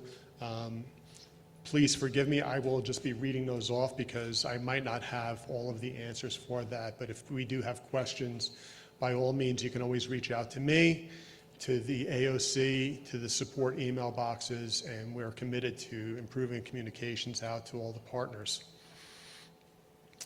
I know there was a land acknowledgement earlier. I do want to just say that at the Healthcare Authority, we do find it important to always recognize that we are on the ancestral lands of the original peoples of Pueblo, Apache, and Dene, past, present, and future, and we pay with gratitude our respects to this land that has become the great state of New Mexico.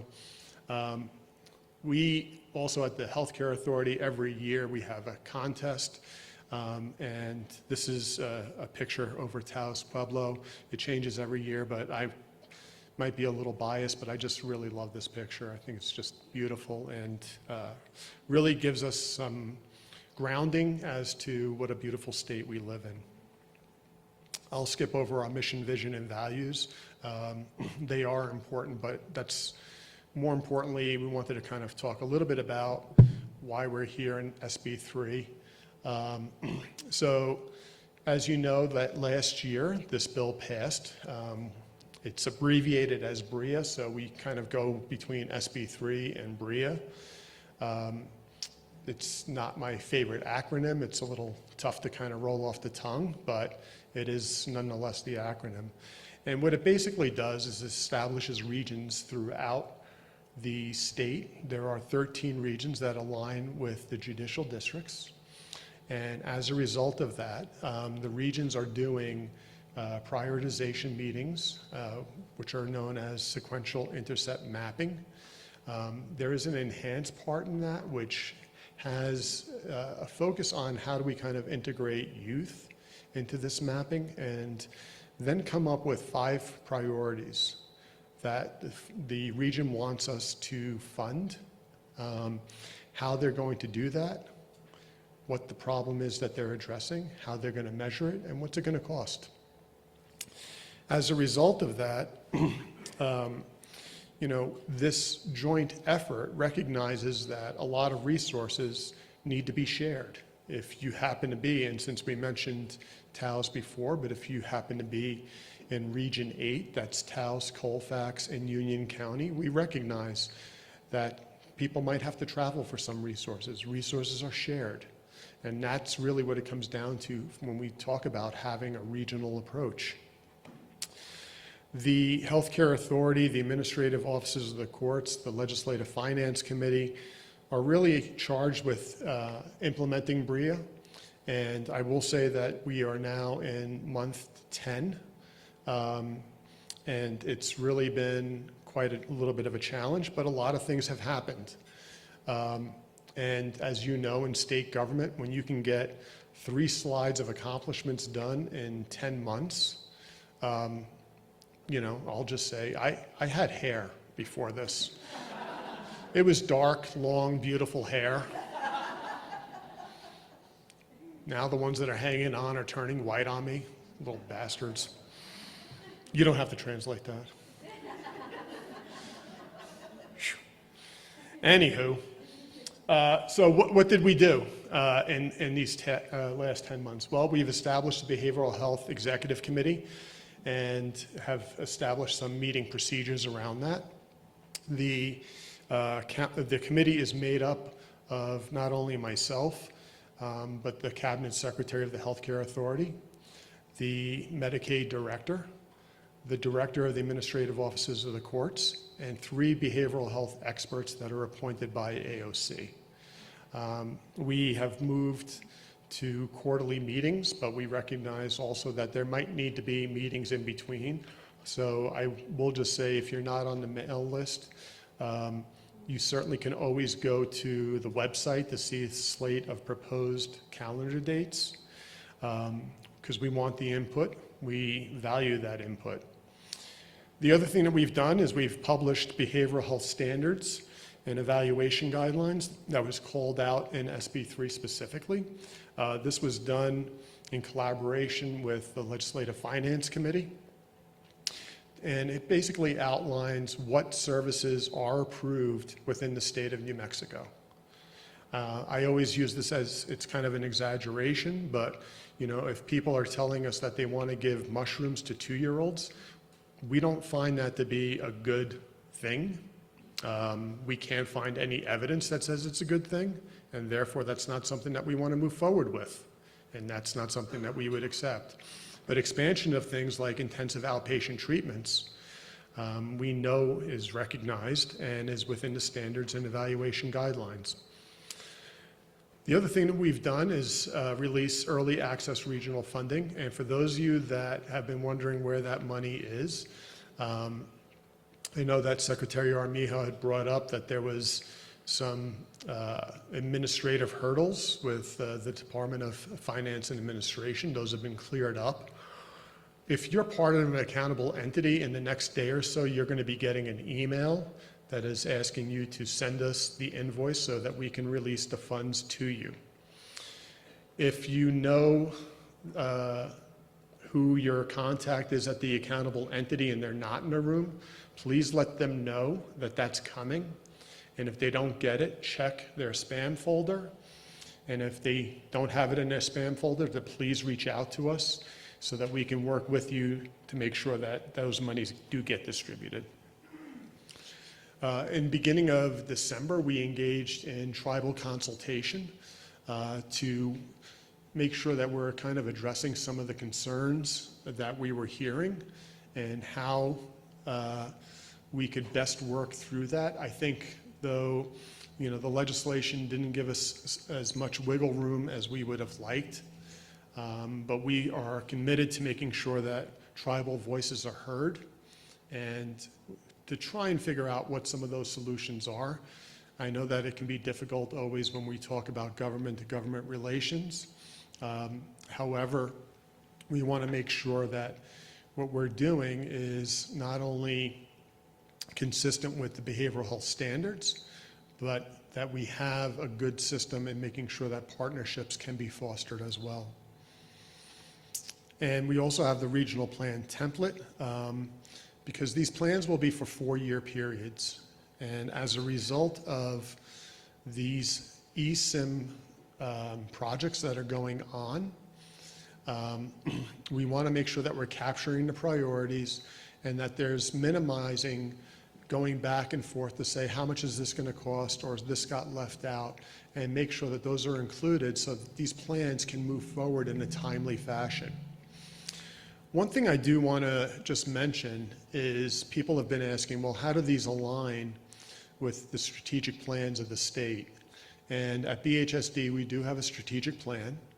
However, in the effort as we're moving forward, because it's time for us to renew that, a lot of what you all are doing are going to help us drive that. So we have 13 regions, and if 10 of them are saying crisis is the #1 priority, we want to make sure that that's included and not have plans that are contradicting each other.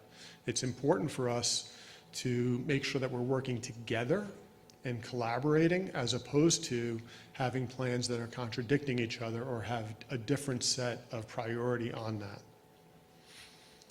There's a couple of other things that are in SB3 that I want to make sure that we kind of call out, because it's not only about the regional plans. The first is having some coordination between the 988 and 911 systems. And I want to just go off topic here because, SB3 is important, but there's a lot of important work that's going on in the state. And when we talk about 988, and I'm going to ask you folks, if you haven't stopped by the table, there's a lot of material here. Please take it with you. Stop by, say hello, take stuff, but also read that stuff, because 988 is a really important thing that we're trying to make sure every New Mexican knows about. And in your communities, please share the information. Share it with the schools. Share it with your faith-based organizations. share it at the food pantries, wherever it might be. Because here's some numbers for you, and this is really important, okay? So, in the 3 years since we've had 988 as a 3-digit number in New Mexico, 251,000 New Mexicans have called that line in 3 years.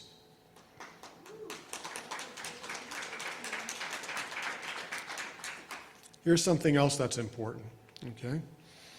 When we talk about reaching out, 90% of those calls are answered on the phone so that people aren't engaging with law enforcement. They're not going to emergency rooms.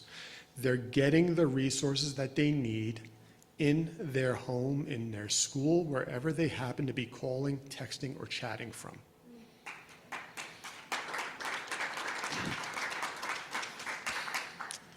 How about this? Out of all those connections, 12.74% are Hispanic or Spanish-speaking primary. Now, when you call, there's a push button there, number 2, that connects you directly to a Spanish-speaking counselor. We can do better because we know that there are a lot of folks that are monolingual, and this is a resource for them. This line, and I want to underline this the most, is confidential. If you don't want to give your name, you don't want to give your age, your gender, they're not going to push you. They're there to help. And the majority of these calls are answered on the phone and in under 20 minutes. And if you need more than 20 minutes, they will stay on with you for more than 20 minutes. Now, whether, nope, it's okay, you can applaud for that because this is helping people. This is helping folks. How do we know it's helping? Pretty simple. In the past 2 years, we've seen suicide rates go down by over 20%, 43% that identify as women. That number has gone down 43%. And in our Native American communities, it's 42%. Those are huge numbers because we're expanding that access to a resource. I'll go back on topic. I can talk about this a lot, but that's not why you guys invited me. What else are we doing? Well, there's provider licensing and credentialing, and I'm proud to say that the credentialing portion is all but done, and it's done almost a year early. The provider licensing, we continue to work with RLD, the Department of Regulation and Licensing, to look at where are the opportunities for streamlining and making it more accessible for providers to get their appropriate licensing. It'll be a single source for credentialing, and a lot of that information is on the yes.nm.gov platform. There's a lot of information on there. If you haven't been there, I invite you to please take a look at it. So some of the other things that are going on is providing technical assistance, and for the first time we got funding to have regional positions. And so we've hired staff that are in Farmington, Las Vegas, Roswell, and Las Cruces. And those are folks that will be able to work with you when you have your local behavioral health collaborative meetings or your health council meetings. They're available to you so that if you have questions about what programs are available or where to find that resource, they can be your boots on the ground to help you navigate the system. So what about resources? So I know that you're going to get a copy of this, so I won't read the websites, but both the Healthcare Authority and AOC both have websites that are dedicated to SB3. Additionally, if you go to our website, and let me just ask real quick, how many people are familiar with nmrecovery.org? That's great, okay. So nmrecovery.org is where we have a lot of the provider information. It is a public website. You don't need a password to access most of the features. There are things that are specific to providers that have to be enrolled. But there's also the behavioral health resources page where you can also download a provider directory by zip code if you want to filter it. So that those resources are there, because a lot of times we hear, I didn't know that we had this program in our community, or that this program was just an hour away. I was going to Albuquerque to do this, and that's a 2-hour drive one way. And nothing against Albuquerque, but if you can get resources closer to home, why not? So I kind of touched a little bit on this. You know, so I'm going to skip over the 988-911 collaboration. Must have been that extra cup of coffee. So when we talk about supporting regional planning, a lot of this is being worked on between UNM's Health Sciences Center in cooperation with AOC. HCA is also part of the planning, and we show up these workshops, but we're kind of taking a back role in case there's some technical assistance questions. And part of this is to make sure that we're supporting the eSIM process and to help facilitate the conversations, because we recognize that this can be overwhelming, and we don't want it to be overwhelming. We want it to be informative and helpful. So what does it do? Well, I won't go over the chart on the side. I think last year when we were here, we went over this, and it is in your handout. It's also on our respective websites. But it does talk about what are the intercepts and how can we do this. And as you're going through this at these workshops, it's important to note that this should help people identify what the gaps are. And where do we want to invest in the infrastructure? Bless you. Because that's a key component of what this is. This is the Behavioral Health Reform and Infrastructure Act. This is to help us expand services where we didn't have them before, to establish services where we didn't have them before, to look at the opportunities for growth and what does that mean as we are growing. So this is a great platform for us to talk about what do our communities need. So these regional workshops are being facilitated, as I mentioned, by UNM. Then that's followed by listening sessions where stakeholders can kind of take what has been talked about at these workshops, filter them down and say, what are the 5 priorities that we want to focus on? What is going to become our regional plan?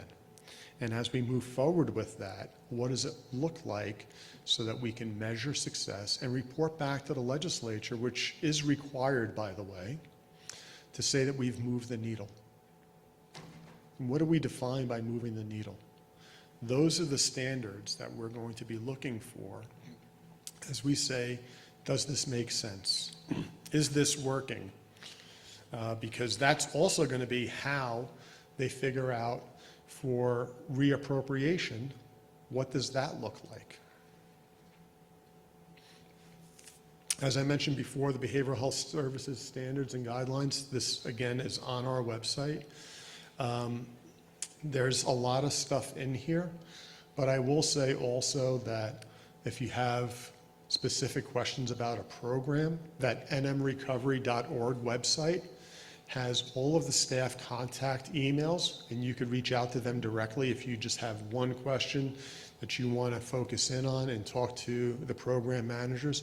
We're happy to kind of make that connection for you. So there's been a lot of questions about the funding table and what does that look like. Excuse me. So the funding formula, which was voted on the executive committee back in January, provides the framework for the funding for each region and what they're going to get. And we broke it down into 5 categories. Basically what it comes down to is in those categories, number 1 is having an equal base allocation, which is 20% of the $110 million. Okay. That makes sure that each region has a flat set of funding that they know that they're going to get. Then we also looked at how can we have things like workforce gaps and disparities be addressed, like community impact. For those regions that are working with our tribal partners, there is a Native American set-aside. I just want to acknowledge that we had this conversation yesterday with the accountable entities, that there needs to be some additional information around that, and we're going to work on that. There's going to be a work session of the Behavioral Health Executive Committee at the end of this month, and that's one thing that we need to work through. But the other things that we are looking at is what is the disproportional impact, because we do recognize that there are some communities which may have a substance use crisis, but they might not have the providers. And how can we expand services into that? We recognize, as I mentioned before, that there's crisis services that need to be funded. How does that happen? One thing that's really key in this is the first time that legislation's been passed where they gave us the authority to buy capital such as vehicles for crisis. Vehicles have always been kind of a taboo in purchasing and procurement with state government, and they gave us the green light to do that. In one region, they actually are purchasing vehicles so that they can support mobile crisis teams, and we're happy to get that going. So that's something really unique in this legislation that we're really happy that was able to be supported. As I mentioned before, the early access funding, we gave out a total of $24.5 million in early access funding. And a lot of that, I will say, went for expansion of crisis services. We focused in on 4 areas, the first being residential treatment, the second being crisis continuum of care, the third being medication-assisted treatment for justice-involved individuals, and the last being for prenatal and perinatal substance use treatment. A lot of it was in the crisis area. There was some really good suggestions across the field, but we're really happy to announce that that money is going out the door so that folks can start tapping into some of these funds and get a head start, because part of this also is, there are administrative things that we have to work on, contracting and so forth. I won't bore you with that, but nonetheless, those do exist. We still have to dot all the I's and cross all the T's, but nonetheless, we wanted to make sure that this money gets out the door, and this is funding that goes through the end of the upcoming fiscal year, so it has to be expended down by June of 2027. Okay, I know that there was a little confusion on that, but it is June 2027. So, that being said, additionally, the administrative offices of the courts had a mini grant process to kind of help support the regional planning. And they worked with their accountable entities. And when we talk about an accountable entity, that's a government, a local government or a quasi-governmental agency that basically has the system set up in place that can handle the money, do the disbursements if they have to do their procurement according to county guidelines. They're the ones that are responsible to work with that, because the accountable entity is also responsible for collecting the data to send back to the healthcare authority to be presented at the executive committee and to the legislature. Now, when we talk about data, I also just want to be very, very clear on this. This is very generalized data where we want to see about outcomes. We're not tracking, nor do we want to track identifiable data. We don't want to know down to the nitty-gritty of what types of services somebody received. We want to know if what the proposal was, is it working, and are we moving that needle? Very simple. Very, very simple. We're trying to make this as easy on the reporting so that we can minimize any administrative burden. So what's the next steps? Well, we're going to continue to work with our partners at state agencies. So as this is going through, we can make sure that, you know, if there is something that is specific to perinatal or prenatal, that we can loop in our folks at ECECD, or for pediatrics, you know, CYFD and so forth, because they're the subject matter experts. They know what is the appropriate treatments and care guidelines. So we will continue to collaborate with them. We're going to continue to be working with AOC and LFC over the next couple of years to make sure that we're doing these evaluations in a timely fashion, and that there's a proper methodology to what that evaluation looks like. We'll continue to have tribal consultation with our tribal partners to make sure that those voices continue to be heard, that this isn't a one-off thing, nor should it be. And then lastly, we want to make sure that we have the appropriate technical assistance, because starting up, especially new programs, can be very difficult. And we don't want regions to be out there or providers to be out there on their own trying to figure it out.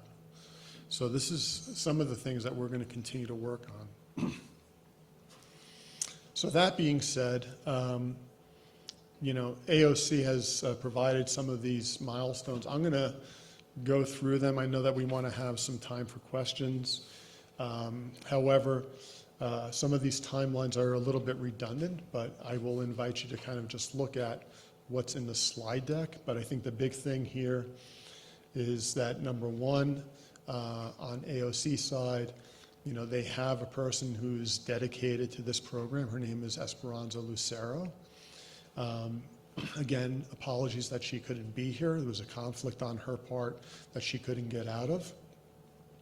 But once BRIA became enacted, by August, AOC had those mini grants out the door. I believe they were, let me just double check here, $45,000 per entity to kind of help coordinate a lot of these efforts and getting people to the table. And we've been doing, and more AOC and UNM have been doing the workshops. And as a matter of fact, the last workshop starts today. That's down in Region 5, Carlsbad. So if you're wondering why your counterparts from Lee and Eddy County aren't here, it's because they are working hard on this and trying to figure out what are the next steps. So some other things that you know, they've been working on are some of the milestones from start to finish. Right now, we're in the convening phase, which in the next couple of days will be ending, and then developing what the plans look like and submitting them. At the last executive committee, there was a motion to pause submissions because there were some concerns about the plans themselves. I would just say that I know that regions have an IGA with the administrative offices of the courts. This does not stop you from submitting to the courts for their review of the plans before they move over to the executive committee. So for those folks that are working on those plans, please continue to do so.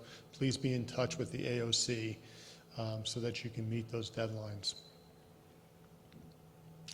And then, as I mentioned before, all of the regions have completed them with the exception of 5, which is started today.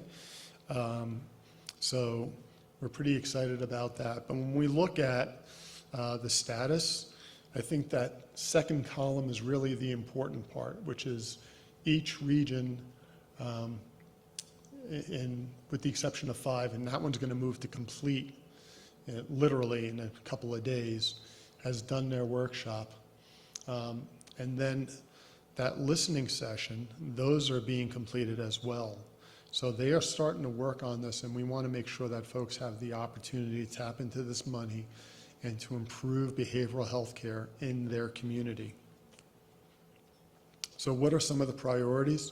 Again, this is in here. I don't want to go down each individual one because I'm short on time and Val's going to throw something at me very shortly. She keeps holding up that cup. She's very threatening. No, I'm kidding. I'm kidding. But some of the priorities that you see here include things like workforce development, include things like housing for SUD and expansion of those, coordination and system integration. We recognize that, a lot of times some of our systems aren't talking to each other as efficiently as they could be because a lot of times it's based on a handshake agreement, right? And so formalizing some of these things is really important. You'll notice that some of them have identified things like family and caregiver supports. And what does that mean? Because we recognize, it was just said before about folks that are taking care of young kids, but we also recognize that there's also a lot of grandparents that are helping out in this area too. And do they know that aging and long-term services have services that they can offer to grandparents in support of their children, or grandchildren rather? So with that, I'll pause to take some questions, but I just want to, those of you that know me, I love quotes, and there's one that I think is really important, especially for the work that you do as health councils. And believe it or not, this comes from the comedian Lily Tomlin, and she said, "I always wondered why somebody doesn't do something about that. Then I realized that I was that somebody." So continue to be that somebody that's supporting your community.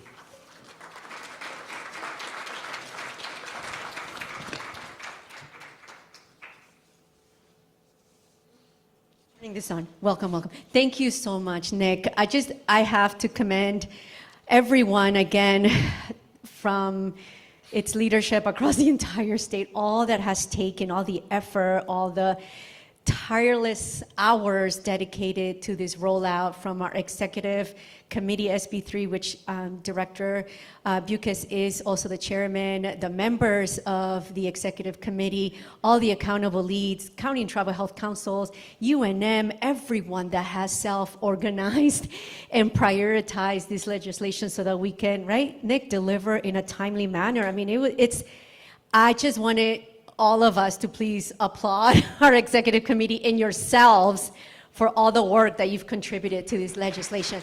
It takes all of us, my friends. It takes all of us. This is a testament to collaborative spirit in New Mexico and what we get to do when we link arms, when we reach across sectors, county, tribes, hospitals, and law enforcement and school districts, everybody that's taking part of in this process. So I commend you all and thank you, Nick, for your dedication and leadership and your team, who's always so accessible. I know health councils also work very closely with promoting 988, which has had tremendous impact in increasing accessibility for our community. So let's turn it over to Dr. Melissa Riley. Let's see if there are any questions from our online friends. Thank you so much, Val, and thank you, Director Bucas. We have one question from Chris Hollis, and that is the BHRIA and programs like 988 talking and or collaborating with the HCA's effort to better provide behavioral health services through its NM Yes Connect effort to set up a closed-loop referral system? And has progress been made? So the short answer to that is yes. So one of the things that we're doing, so 988 is funded through the Healthcare Authority. And as a result of that, we want to make sure that it's talking to all systems, whether it's the Find Help system as part of the closed loop referral or other systems, including the managed care organization, so that if people need to be connected to a care coordinator, they can do that. So we continue to work on making sure that those connections are seamless. I will just say, if there is a problem that anybody is hearing, please make sure that that gets elevated to us. It's been working very well, but we always want to make sure that we're not missing anything. Thank you. And no more questions online. Thank you, and just big kudos to behavioral health and early childhood education, aging and long-term services. DOH, our state agency partners are very accessible to us. And when Nick says, let us know, give us a call, send us an email, it's not going to go into a void. You're going to get a call back from Nick. I can attest to that because I harassed him on so many things. But anyways, all right, my friends, here on site, any burning questions? Behavioral health. I know there's a lot of you who are working in support of the health and, I'm getting my extra steps, health and well-being of our communities. Here we go. Thank you, Mr. Bucas. My question is, last year, this time, I believe you reported that 85% of the 988 calls were resolved during the conversations and 911 was not engaged, and now you're saying 90%, which is amazing. Can you talk to what you would attribute that change to, please? Certainly. So I think there's two things that we really need to look at. One is the number of calls that are going into 988 have increased, and so we're looking at a bigger pool.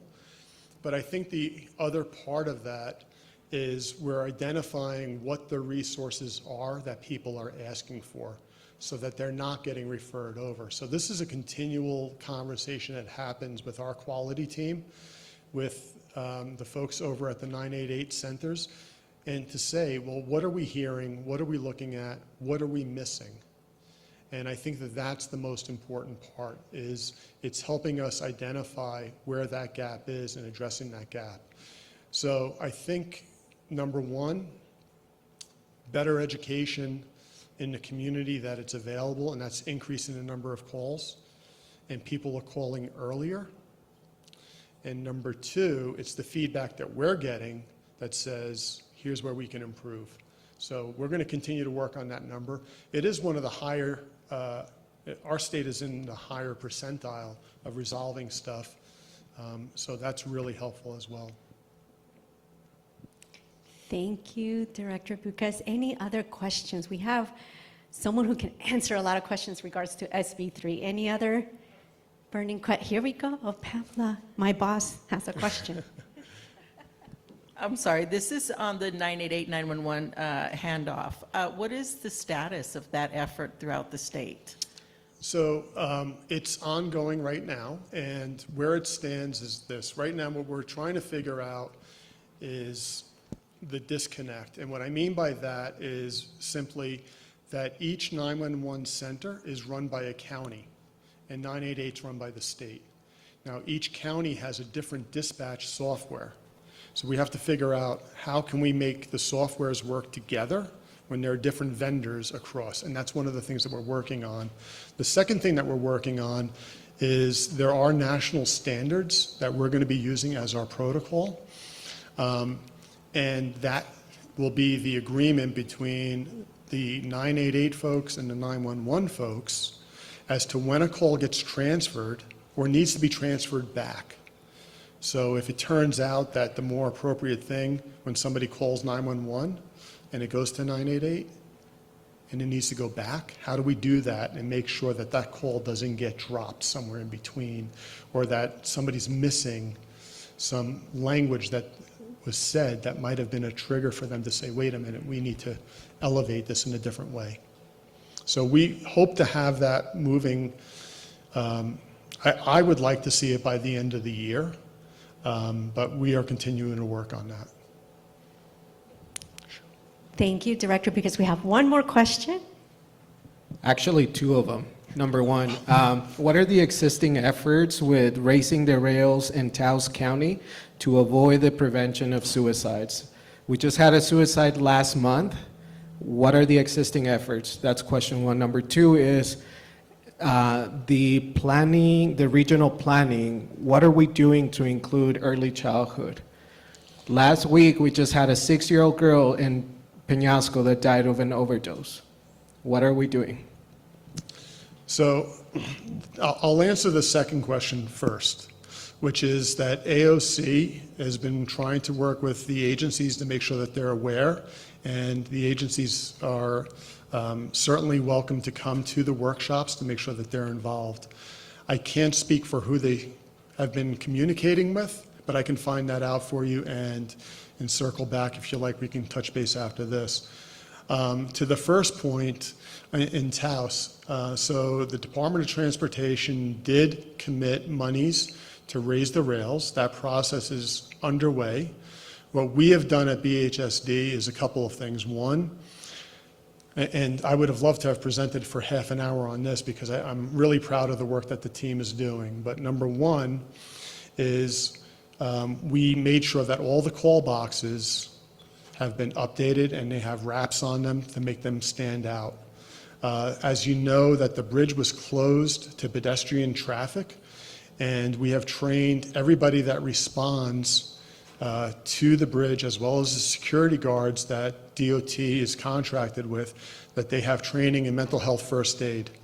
We've provided free mental health first aid trainings to the Taos, basically across the county, to include Peñasco, Picaris, Red River, and we continually offer up that training to be free and available to folks.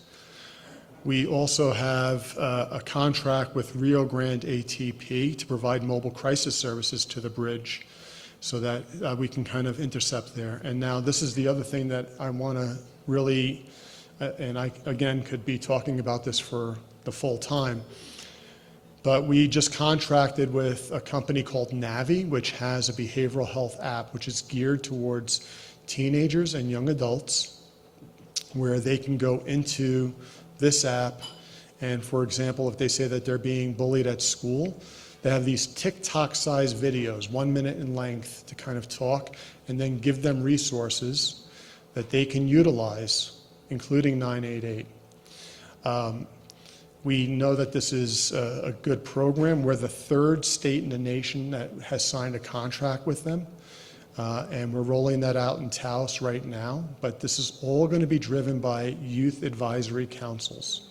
So we're paying kids to be part of this to get their feedback. We want this to be from them and not some bureaucrat sitting in Santa Fe, so that their voices are heard. So we're doing a lot of efforts to try and figure out what's the best solution here, but I think the other part is engaging with our partners, whether it's at the Health Council, the local behavioral health collaboratives, but as well as working with some of the providers to say, what are you guys hearing? What are the resources you need? Don't let me tell you what you need. You tell me, and we'll figure out how to pay for it.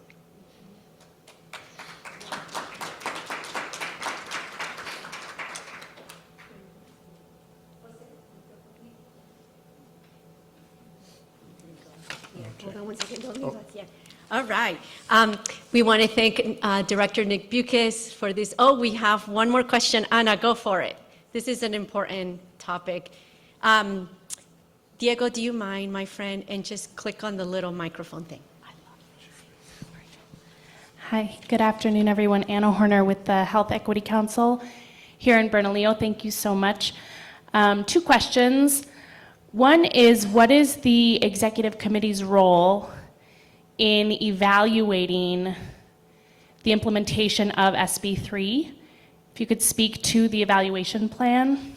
And then the second question, how will the SB3 activities that have taken place up to date, how will those be evaluated?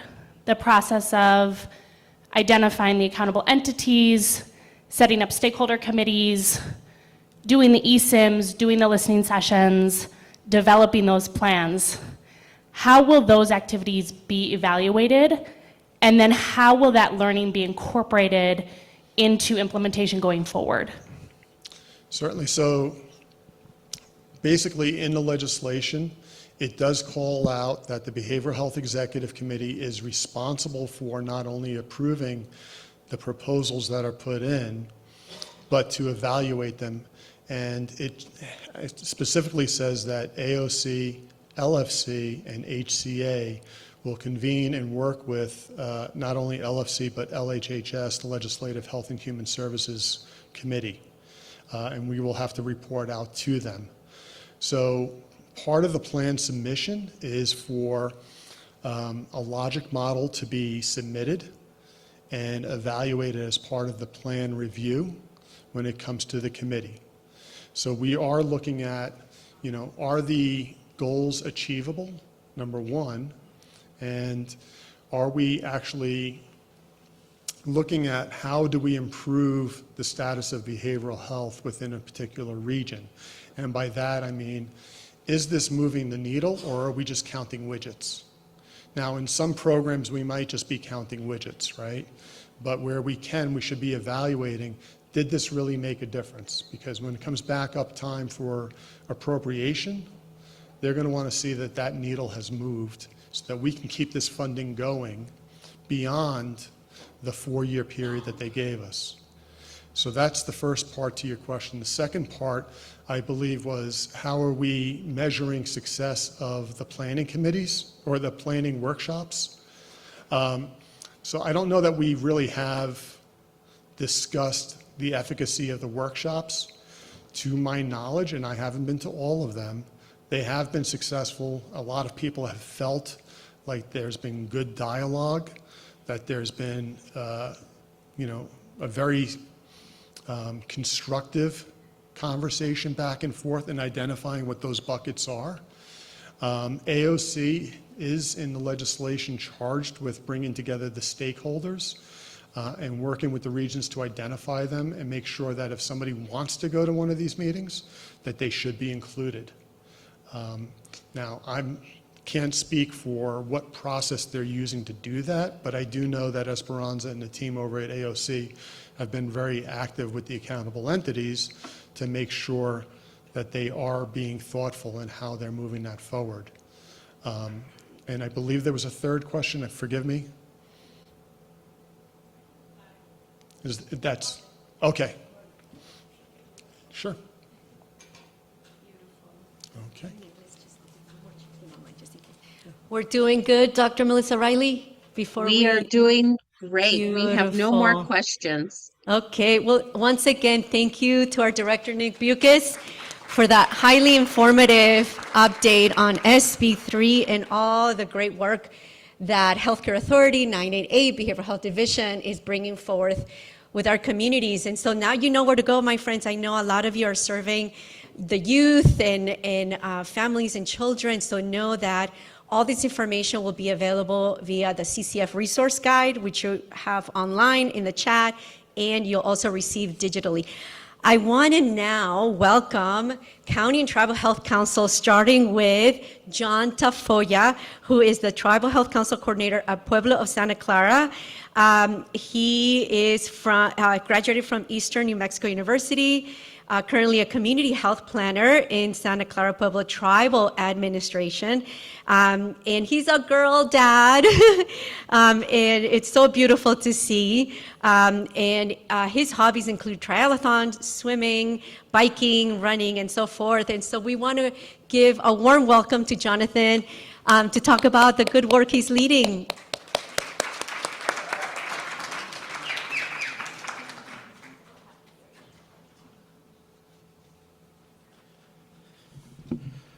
Sangiti. Good afternoon, everybody. Like Valeria said, I'm Jonathan Tafoya. I'm from the Pueblo of Santa Clara, and I'm going to talk a little bit about what we're doing in Santa Clara Pueblo. My counterpart, my homie in the back, Anthony Yepa, said I have 5 minutes, but haha, joke's on you, Anthony, I got 15. So let's get this rolling. Do I just press the, okay. All right. So, here we go. Like she said, this is a little bit about me. Kind of something that's not on here that I'm something personal about me. It was about 18 months ago. I was laying in the ICU here at Presbyterian Hospital with 3 holes in my leg because I flatlined on the table because of a blood infection. And so I'm here now today alive, and I switched my focus back to the health. I was in education for 12 years. And I worked in the state government work with my homie Kaylee, who's in the crowd right now. And I'm back in the health field because this is where I feel like I need to be. And this is my passion. This is what I love to do. And like I said, I'm just proud. And I'm very happy to be here today, alive and here.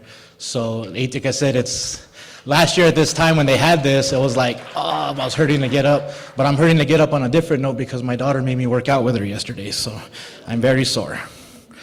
Okay, so just to kind of go over quick how Santa Clara, we build a lot of our programming on reciprocity. We follow the water cycle. In our tribal seal, that we have the pottery in the middle that represents family. And the serpent is called the avenue. The avenue is the one that guides us through the water and, protects us, throughout the days.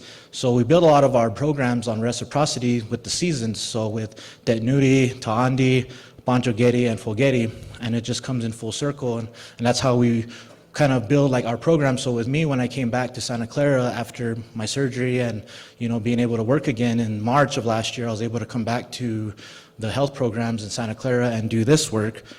So with me, it's kind of was going back to where it all started. Like I said, in 2007, in 2000, we actually had the Cerro Grande fire that actually took out a lot of our ancestral lands in Santa Clara Pueblos. So that was one. So then we had some goals and objectives from 2007, but at the time I was in college, so we had to come up with a plan. So if that's where it first started. After the Los Conchas fire in 2011, we had a brief community assessment in 2018, which they kind of built off that. And that's when I was the deputy tribal administrator for Santa Clara Pueblos. So with that, we wanted to make sure that a lot of the needs and wants that our tribe was asking for were met. But as you know, in 2020, COVID hit. So the gear switched. So we had to go, okay, what does the community really need now? So that's when I didn't bring it with me, it's our 2023 community health assessment. And so with that, we developed what our elders need, our community needs, our children, so with that, we had a whole assessment done. So that's where we built a lot of our data. So now that I came on in 2025, I, went back to the basics. I identified the needs, and I bring them back what's called the 6 OGs. Our CHR diabetes program, our behavioral health, our social services, our youth and learning department, law enforcement, and tribal courts. A lot of it was built over time where they were adding programs to the health council, and nothing kind of wasn't getting done because there was too many chiefs in one building. So it's like, okay, let's put it back to the OGs. So with collaboration with a lot of these different entities, we were able to build an implementation plan of who, what, when, where, and why. So that's when we kind of slowly started building on what we need and what we're going to go, and we went off the community assessment. So with that, with the 988 crisis hotline, we did a lot of our school visits in Santa Clara Pueblo. A lot of our kids sit between Taos and Rio Rancho High School or Albuquerque Public Schools, so it's hard to directly get to them. So we just went with the governor. That's pictured here with our lieutenant governor and Mr. Jeremy Oyanke from our youth and learning department. So we travel as a crew, the Health Council, which is the Youth and Learning, Behavioral Health, Social Services, CHR Diabetes Program, and we give them information on what they want. We ask them what they need from us. So we go to every school throughout the year. We go twice to all these schools. So we ask the kids, what do they need? What do they want? So, but during the summertime, when we do have them, we do a lot of mental health training and 988 awareness. We asked them we did a what builds a community exercise, and we had them build a river that goes through the base of the Pueblo, and we asked them, well, what's important to you? So these are our high school interns, and shout out to my homie, Mr. Tony Johnson. I don't know if he's on the call from DOH, but he helped facilitate with that as well too. So with that, we just asked the kids, what do you need? What does the community need? What do you feel is important? And a lot of them were, opportunities, scholarships. We need healthcare. My grandma needs insulin. My grandma needs this. So it's like, so we took all that and we're like, okay, well, let's ask the little guys. So we worked with Cooking with Kids, with Espanola Public Schools, and we did a lot of, they come to our building at the CHR Center, and they cook. And so we asked the kids, like, what do you need? Like, and a lot of them, they're kids. They kind of like, well, I want like more pizza for lunch. We're like, okay, well, we get that, but like, what else do you need? And a lot of them are like, well, I need a bike. I need this. So we're like, okay, so let's do bike clinics. Let's do this. So with us, it was just asking the community what the needs are. And this was just in a very short span. I said, this has just been a year. So with this, we developed what's called the Cone of Silence. The Department of Youth and Learning, we purchased portable education boots where we put the 988. They're soundproof. They have Wi-Fi. You can get in, and it's really awesome. And it's actually the first ones to use. It's that middle one. It's a 4-seater was the first ones to use it were the governor, lieutenant, the tribal sheriff, and the tribal administrator. Because sometimes, when you're in tribal government, you're the governor, you're not always alone. People are coming in your office, you're going out. So it's like they needed a place to just sit in here. So they're like, okay. So they sat in there for 3 hours and just talked. So that was our first tool that we're like, okay, so the kids saw the governor using it, so they started using it. So from there, we started seeing that, okay, well, let's track it.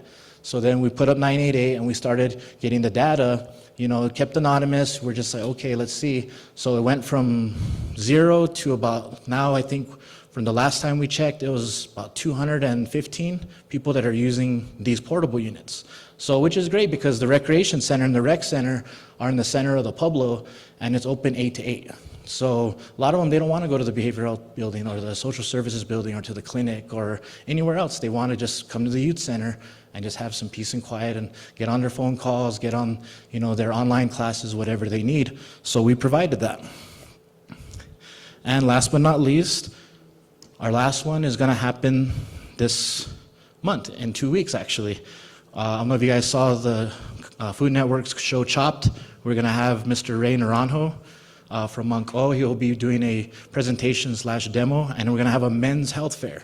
A lot of it, the men, they do the tribal council, they lead the government, they're working in the fields, but it's like, what do they want? We had it 10 years ago, so I wanted to bring it back and just sit there and just have guy talk. So like, what do you guys need? And have some presentations from Aztec, from Indian IHS, from DOH. We're gonna have a lot of cool stuff. We're gonna have presentations, food booths, goodie bags, lunch, of course. And, in collaboration with Riba County as well, we're gonna have presentations, because we wanna show that we're all a community. Espanola, Santa Clara, and Oquirringa sit in one hub area of the valley, so we wanna show we're working together. To show everybody that even though we may not be able to help you, but maybe there's a resource in Espanola, or there's a resource here, there's a resource there. So I just want the men of our community to know that we're here for you. If you need help, do what you can. So with that, that's pretty much Santa Clara. I said this is my contact information. If you guys have any questions, comments, concerns, I'm sitting right next to, I can't call her mother at work, so I'll see Senora Jefe today. So I'm sitting next to my homie Kaylee. But like I said, at the end of the day, I like to post up fun pictures. This one with me and Governor Naranjo during our trunk or treat with the kids. And thank you and enjoy the rest of the day. This is my life and I love it. So thank you.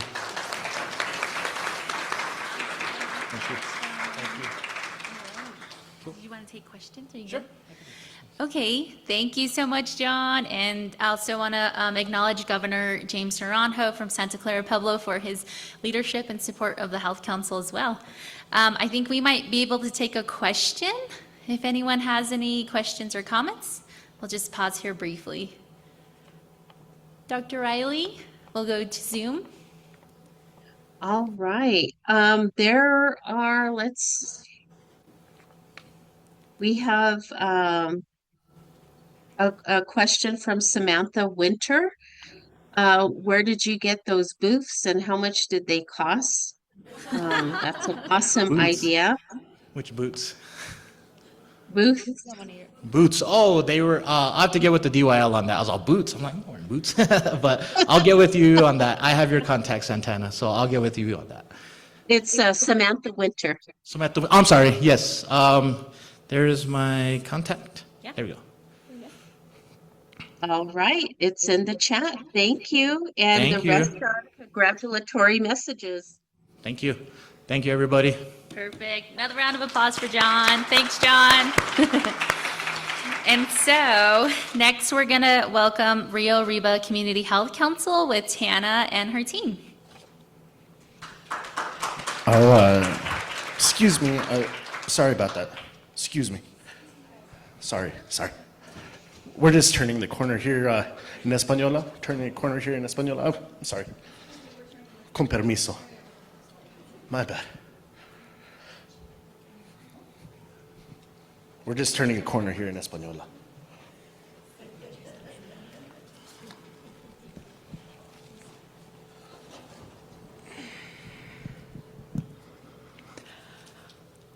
Hi, everybody. We got around the corners. Hi.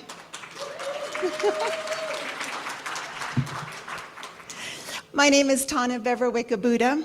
I'm the Executive Director of Bridge to Health New Mexico, right in the heart of Espanola. I'm also the partner hero for the UNM Health Sciences Center in Rio Arriba County, and most importantly, perhaps, I'm the coordinator for the Rio Arriba Community Health Council. Thank you so much for this opportunity to share this story of art, opportunity, and health in action, together with my teammates, Diego Lopez, Executive Director of Hands Across Cultures and President of the Rio Arriba Community Health Council, Janelle Lovelet, Community Health Worker at Bridge to Health New Mexico and the Rio Arriba Community Health Council, and Alejandro Lopez, esteemed artist and advocate from and for the Espanola Valley.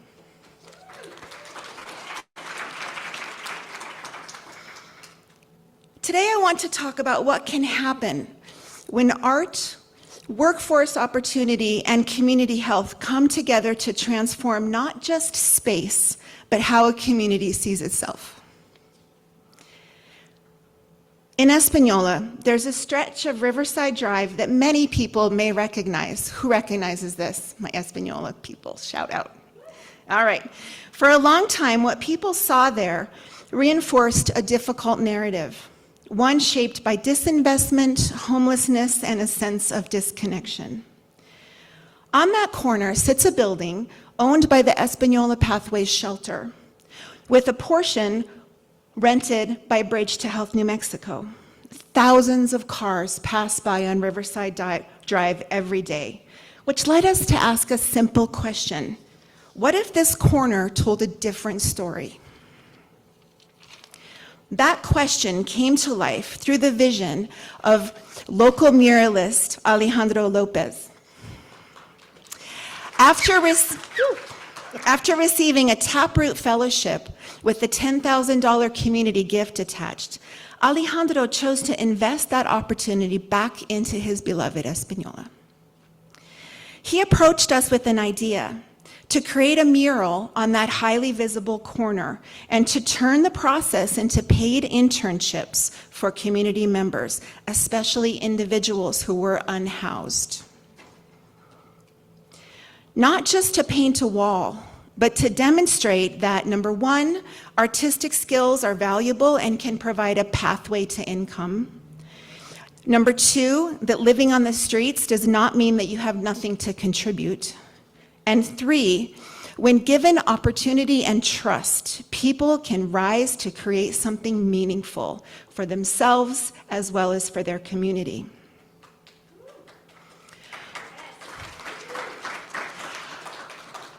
The Taproot Fellowship supported the mural itself, but not the people behind it. There was no money for the paid internships or to pay Alejandro for his time. So the Rio Arriba Community Health Council came together with organizations that are part of the council, Bridge to Health New Mexico, Espanola Pathways Shelter, and Hands Across Cultures, to ensure that the interns and artists were compensated and supported. Here are the artist interns. Gabriel,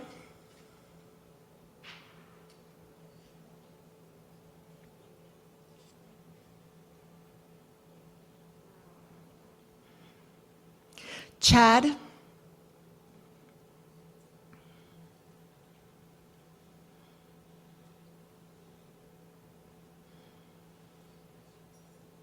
Freddie,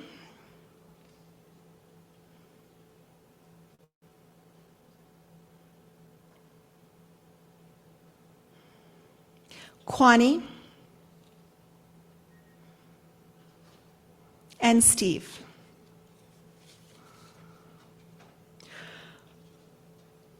This project became more than a mural. Shout out for the artist interns. I hear you. Okay. This project became more than a mural project. It became workforce development. It became mentorship. It became an opportunity for people to learn, earn, and contribute to something lasting. Watching people pull off of Riverside Drive and talk to the artists, encouraging them, offering them future jobs, and even putting a few extra dollars in their pocket was an hourly occurrence. I think we caused extra traffic on Riverside Drive. One day, Bueno, who happened to be living on the street at the time, quietly slipped a $10 bill into Alejandro's pocket to thank him for his beautiful work, which just goes to show you that generosity doesn't always flow the way we expect.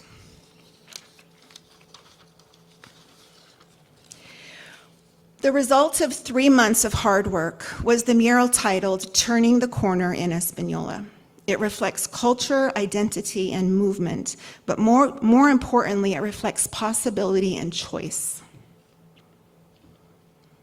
In September, the community came together for an unveiling event that included a roundtable discussion involving artists, residents, community leaders, partners, neighbors, and families. Together, we all asked what would make Española a healthier place to live. Here are Freddie and Gabriel leading the discussion. Out of that roundtable conversation came a number of unexpected outcomes. First, you might be wondering why we're wearing these colorful vests. The first thing to come out of it was the Mural to Mural Walking Club.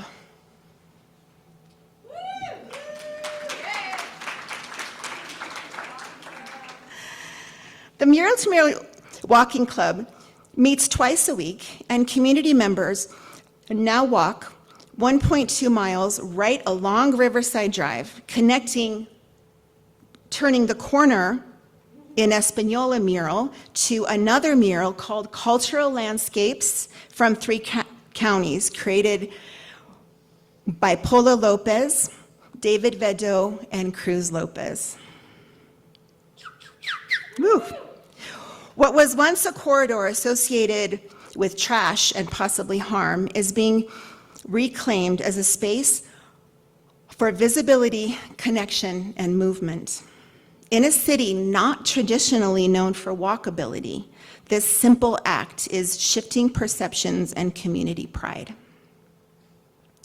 The second thing that came out of the roundtable discussion is a task force currently working on the creation of Adobe tiny houses to create opportunities for mentees to learn how to make Adobe while solving the problem of a lack of affordable housing. And the third beautiful thing, I've done something. Press the button on your computer. Thanks, Diego. Collaboration. And the third beautiful thing to come out of this project is a film by Beverly Singer, acclaimed documentarian from Santa Clara Pueblo, titled "Turning the Corner in Española," if you want to check out that documentary. This project touches multiple social determinants of health: economic stability through paid opportunities, improvements to our built environment, increased social connection, increased opportunities for exercise and movement, and a renewed sense of cultural identity and belonging for everybody. It also demonstrates something crucially important. When funding supports collaboration across sectors, in this case, art, housing, health, and community engagement, the return on investment extends far beyond a single project. It creates lasting change. This is what health councils do best. Where else can so many varied partners, all working towards healthier communities, come together in action-focused circles? But just how murals need to be upkept and restored and freshened up, this impact only continues if the investment continues. As we think about community health, we have to look beyond traditional systems and consider how the environment, opportunities for everybody, art, trust, history, and our shared experiences all shape our well-being. This mural did more than transform a wall. It helped turn a corner in how a community sees itself. Thank you. And now, you guys, it's time for walking club.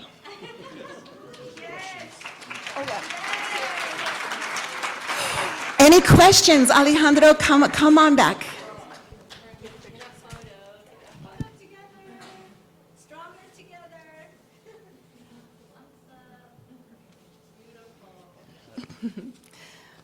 Before questions start, I do have to give a quick shout out. My older son stopped in. He's a first-year medical student at UNM. He had to go and get some sleep so he can come and be part of all this awesome reform. So I'm sorry he's not here. I wanted to shout him out. He would have hated that. Any questions? Any questions? Any questions from our virtual space? Our friends out there in Thank the you Matrix? so much. Thank you so much for that wonderful presentation. We do not have any questions right now. Thank you, everybody. Thank you. Oh, thank you, team. Don't leave me yet, and don't take, oh, here, come over here. Just a quick photo. I mean, Just a quick little picture. Thank you. beautiful. Oh my gosh, right? So many amazing examples. Just across county and tribal health councils, but there's so many coalitions out there that are doing such good work. And as Tana mentioned, in Lee County earlier with the Hope Group, right? Health councils are those local trusted health hubs that you get to anchor in and see what's going on across so many areas, intersectional areas of public health. So this is where, my friends, we want to invite you. I realize it's a long day. We're going to have here on site and lots of love online. We see your heart, Dr. Riley. We have over 100 folks still online with us, which we're so grateful for. So thank you all for staying with us.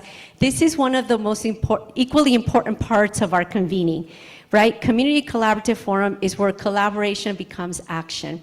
And so given all the feedback that a lot of you have provided to inform today's agenda, this agenda is not curated in a vacuum amongst a couple of people. No, it's really, we review every survey, we identify what your priorities are, and that is what informs these quarterly convenings. So we want to, here in a minute, don't leave me yet, we want to invite everybody to participate in the breakout sessions. And what we heard from all of you is to prioritize these breakout sessions in 4 key areas, given what we have learned and been involved in the work the last 3 years. We're going to have both online and on-site behavioral health. And we do have Dr. Neeser. Are you here, Dr. Neeser? She's over there. She's been integral to Region 13 and 11, and she's also can provide technical assistance. So she's going to join the behavioral health breakout session. So as you've learned today a lot about where we're at with SB3 or behavioral health priorities that you have that you really want to spotlight, this is going to be a great opportunity to join that behavioral health breakout room. We're also going to have healthcare and access to healthcare and services. And I know we have friends from the Think New Mexico team. Lauren, there's Lauren. And this organization, advocacy organization, has done a tremendous body of work around research, data analysis, policy support with our state, in informing some of the legislations you heard today from Representative Spansky. So she's a well of knowledge. We're also going to have a breakout for social determinants of health. This is where the intersectionality of public health comes about, my friends, right? Affordable housing, workforce development, transportation, and the list goes on. So I know a lot of you, both online and on site, are at that intersection of public health, so we welcome you to please stay with us. And then we're going to have a third breakout room on federal changes. We heard some of those today in some of the discussions. We do have some grant resources that both the Office of Senator Heinrich, the Office of Ben Lujan have shared with us, and those are being included in your CCF resource guide, which is the QR code flyer that's on your table. But we thought, given the feedback you provided, to have a space to capture any concerns that you may have of how federal changes is continuing to impact your work or will impact. And also the invitation is that we can capture recommendations to submit to the New Mexico delegation, because they love to hear from us, community members, community partners, as they get to also advocate in DC about policy changes. And last but not least, of course, is our tribal space. So I'm going to pass the baton over to Dr. Melissa Riley, Haysha, and Martha online to do the launch of breakout rooms. And it's all self-selected, my friends, online. And we're going to come back here in about 45 minutes to report out, because we do want to, we understand it's a long day. And so here in the room, I'm going to do a call to our on-site facilitators, Colleen, Aaron, Jose, Paloma, to come up to Joseph Hill, to come up to the front so that we can see how many of us here is very much interested to continue the conversation on behavioral health. Show of hands, my friends. Let's be courageous. This is a moment. Okay, we have a ton of folks. So Joseph is in the back room. You're going to connect with Joseph. Joseph, when you come out, turn to right, and there's 2 breakout rooms. And just choose.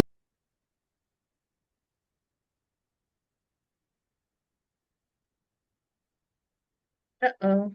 We lost you. We can't hear you. Dr. Riley, can you hear me now? Can you hear me Yes. now? Okay. So Perfect. now Sam is going to launch the breakout rooms, Dr. Riley. So if you can give the instruction on the 4 breakout rooms, self-selected. We're not assigning people, is inviting our friends online as to where they want to continue the discussions. All right. Well, I just want to acknowledge that we've taken in a lot of info. We'll have the opportunity to split into breakout rooms at this time.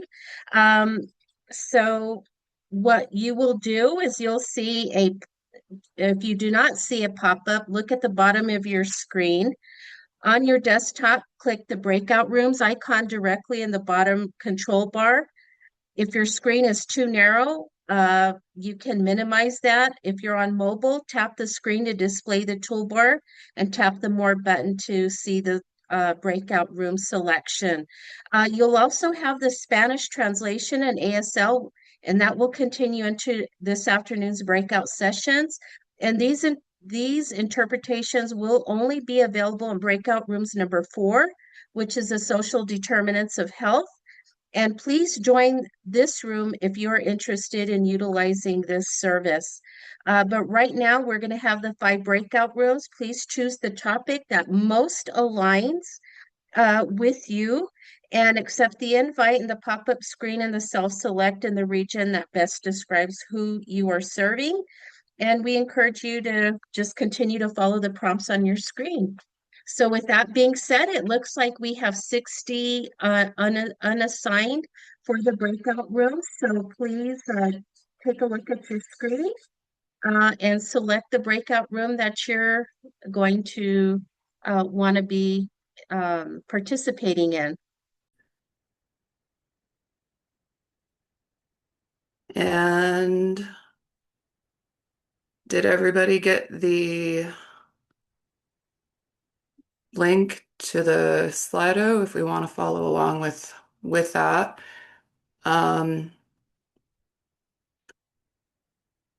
Or if we want to go ahead and jump right in, we can start with talking about the underlying conditions that are most affecting the health in your community.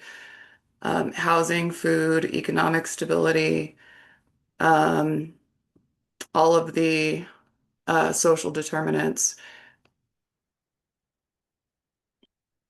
So I know that in all of our communities throughout New Mexico, these are important issues that really have health impacts in our community.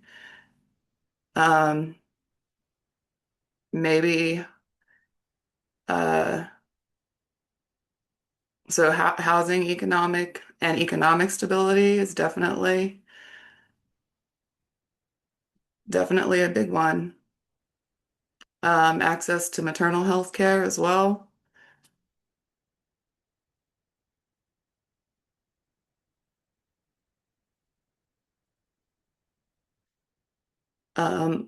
and wraparound services, transportation being a very big issue.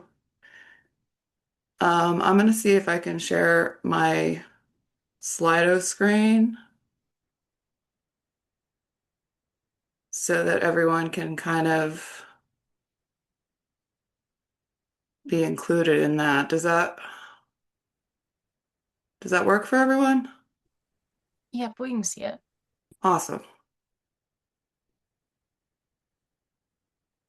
Let's see if I can figure out how to also get into the chat at the same time. There we go.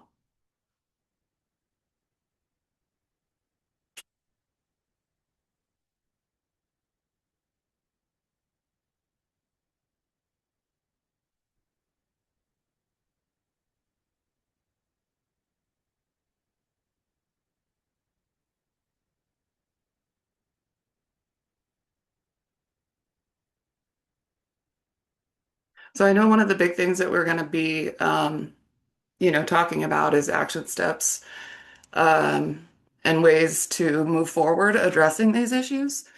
So if anybody has any input on any of these issues, kind of as they come up, please share with all of us. I'll go ahead and make note of our discussion so that I can share everything with the larger group after we've come up with some steps and solutions. So I see that there's a lot of seniors in Sierra County and around the state. And we see a lot of self-neglect also being a contributor to poor health. So I know that senior services are also an important issue.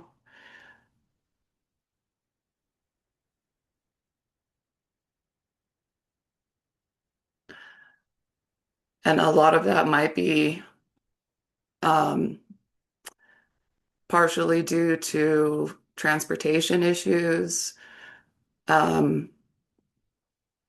access, maybe technology could be something that could help address some of these issues.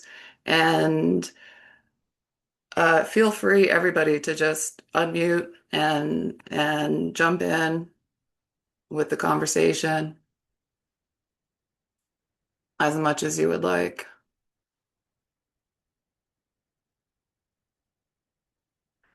Low income and unstable housing is definitely an issue that contributes to health or health outcomes.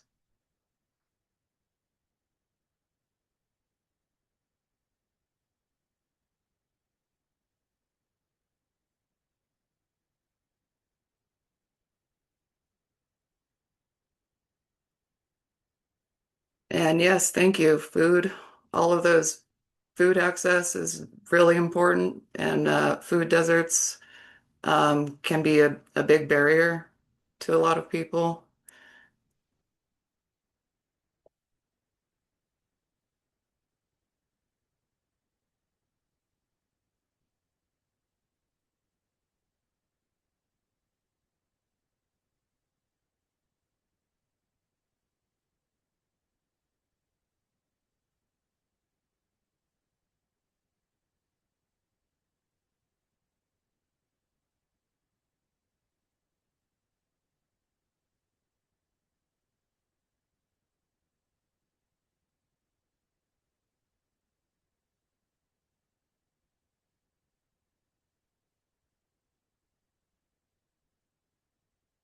So I think we can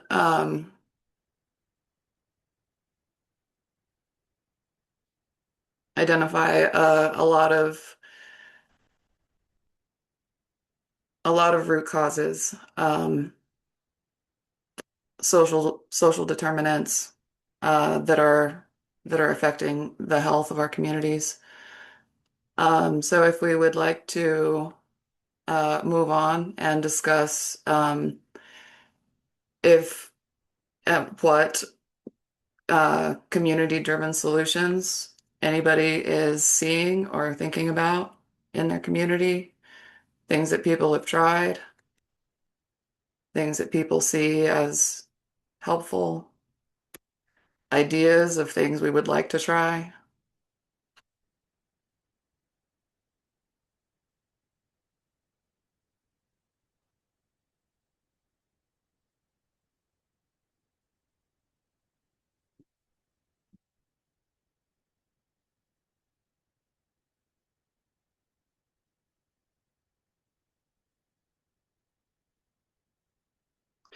So, does anybody know if Meals on Wheels is still happening to address food issues and nutrition issues, particularly for seniors? I know that that was once a thing, but does anyone know if that's still happening or?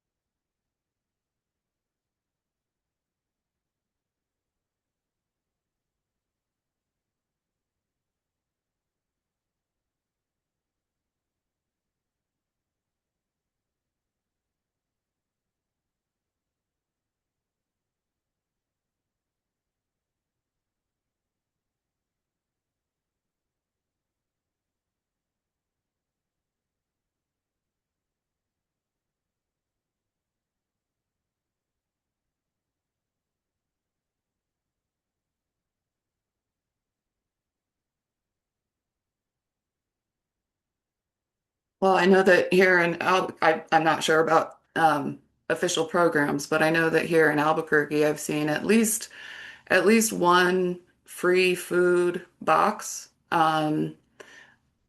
kind of close to a main intersection where people can drop off and pick up food. It's like one of those free libraries, except for with food, and I thought that that was a really neat idea. Um, has anybody else seen anything else in their community that is aiming to address any of these issues?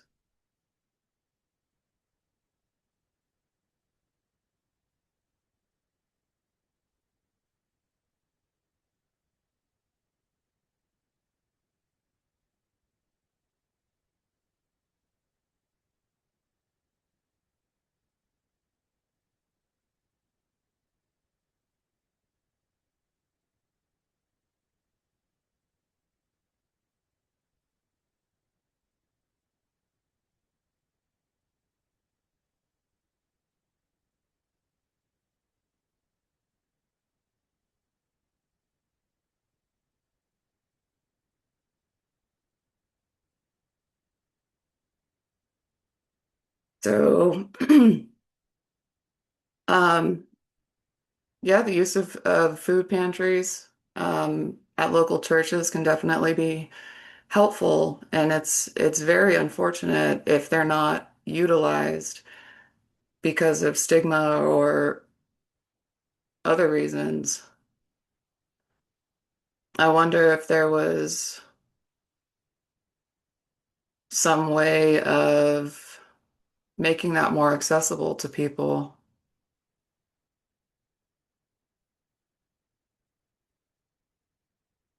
But thank you for sharing, Nicole.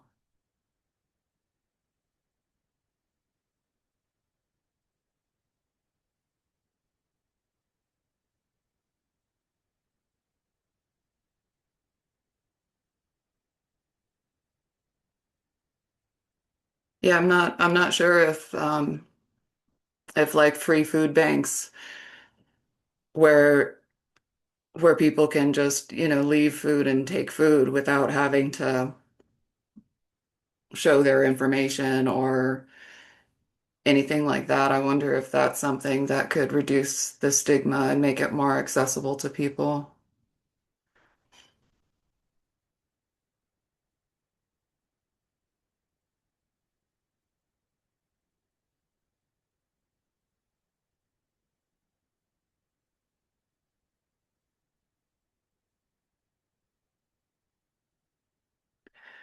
has anyone seen any successes in like senior centers in their communities?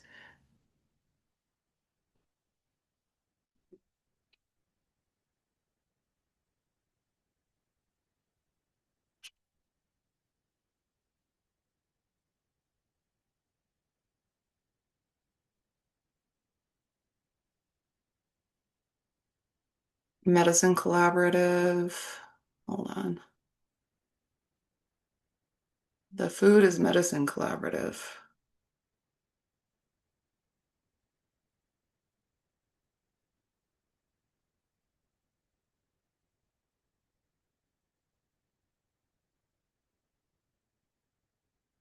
That is wonderful. So the Food is Medicine Collaborative, I'm sure everyone can see in the chat, but it's an upcoming initiative for our state. There's been a lot of great ideas coming from that group regarding access to quality food, especially in rural areas. And I think it sounds like a really great program, and I'm also excited to see what will come out of that. And Roadrunner Food Bank has always been a solid contributor to the food banks and the food access. I know that they're really great at doing whatever they can.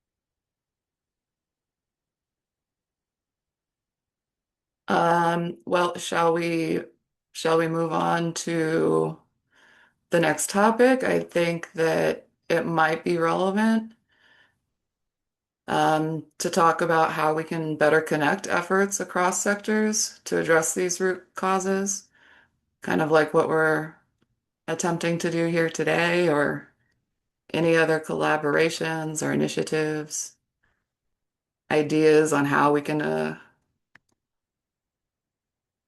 address some of these issues.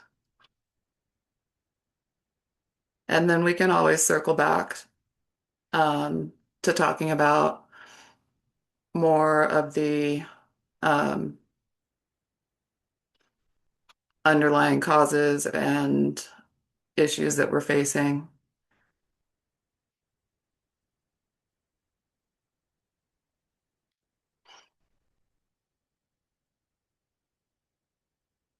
What does everybody think of the Community Collaborative Forum?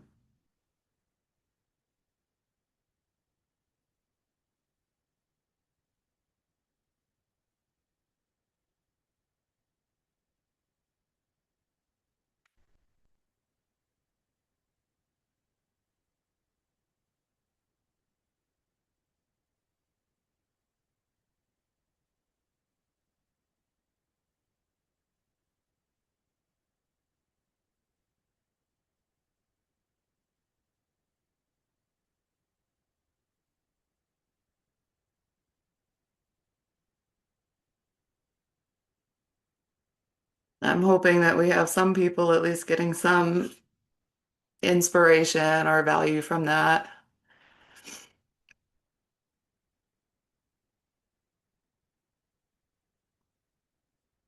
And it is a space to bring all of our ideas together. So, you know, there's no bad ideas, no bad suggestions. This is all brainstorming, collaboration, trying to build off of each other's ideas to come up with solutions and action steps.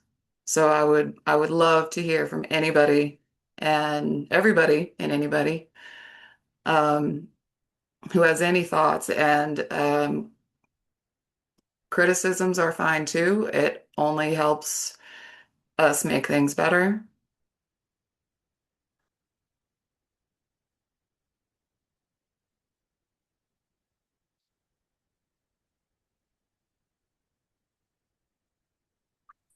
I'll just come off mute for a second because it's a lot to type in the chat. Can you hear me okay? Yeah, thank you. Yeah, I was watching this really cool YouTube video a while back with this initiative that a nonprofit did where they actually would go to like all of the local restaurants or the local grocery stores that had food that was about to go bad. And they would make meals from that food so that way it didn't go to waste, right? We were being mindful of that as well. So kind of twofold, like feeding the folks that are hungry, but we're also just not being wasteful with the resources we're given. So yeah, overall, if we could have something like that, I feel like more of those in our, I don't know if I've seen one in our state. I'm not sure if anyone else has. The YouTube video was showcasing a nonprofit in a different state, but I think that that would be a cool initiative to try to have more of those stood up, maybe grants that would help more nonprofits like that be stood up. I think that that is an excellent idea. Do you happen to remember the name of that program or the state that it was in? I can try to look it up. I'll do that right now. Because I think that's a wonderful idea.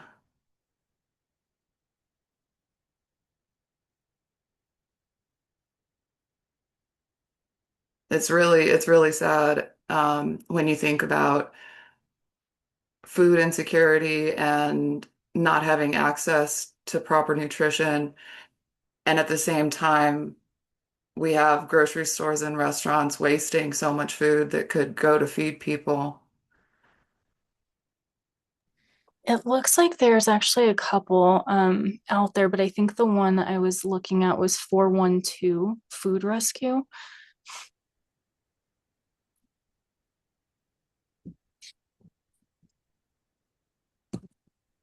Well, that's a great idea. I don't know if that would be something actionable right now, but that is one of our questions. So if there was a way, um, maybe we could. Thanks for sharing that resource too. Um, I mean that does sound like something that could potentially take form and at least take root and start.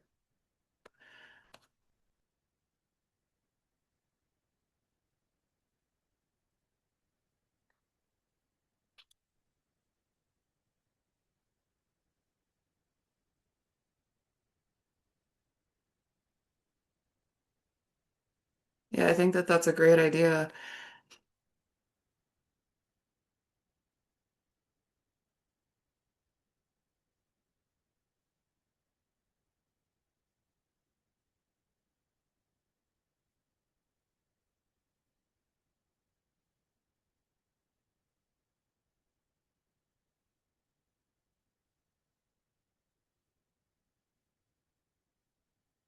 Thank you so much for sharing those things, Nicole. I would love to see something happen with that.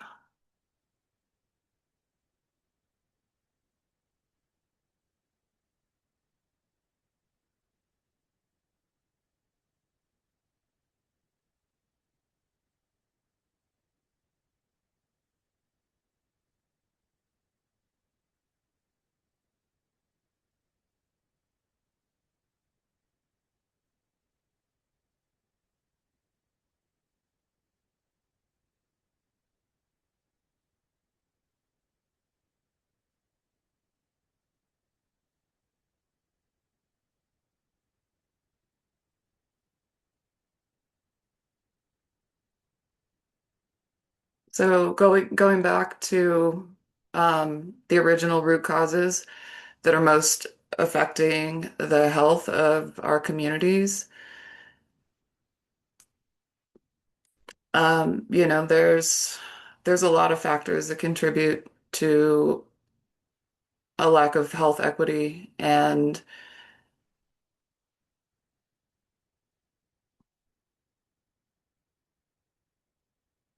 and this is one of the main reasons why we're here is to brainstorm, is to think of ways to address all of these contributing factors and all of these issues.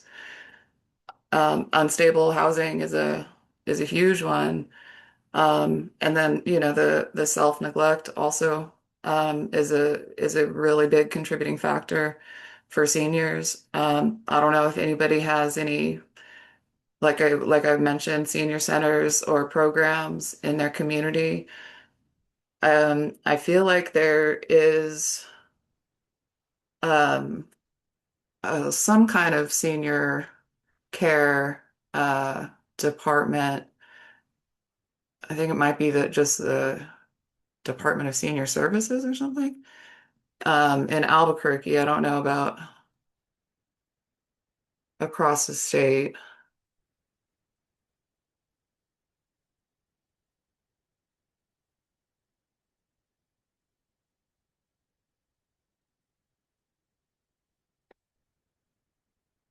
I wonder if it was New Mexico Aging Services. I felt like there was something a little cooler than that, though.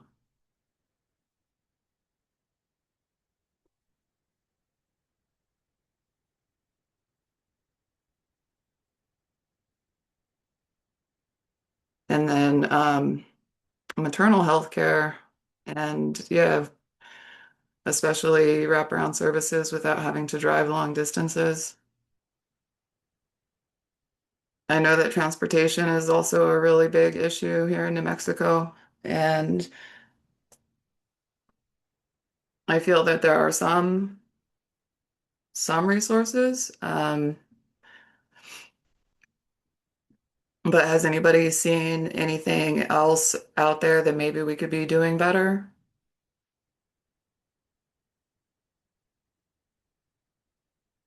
Or any other contributing factors or root causes that anyone can think of that we haven't talked about?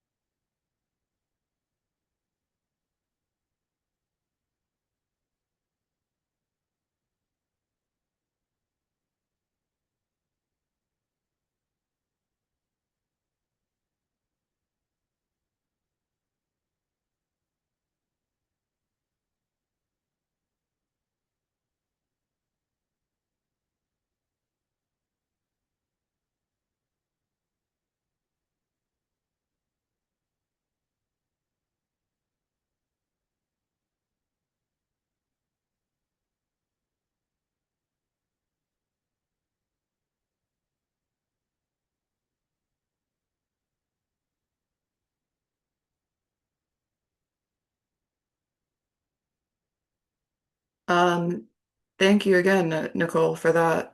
So investment into small birthing centers and employing a midwife at local hospitals, that would definitely help with prenatal care, prenatal visits, and maternal care.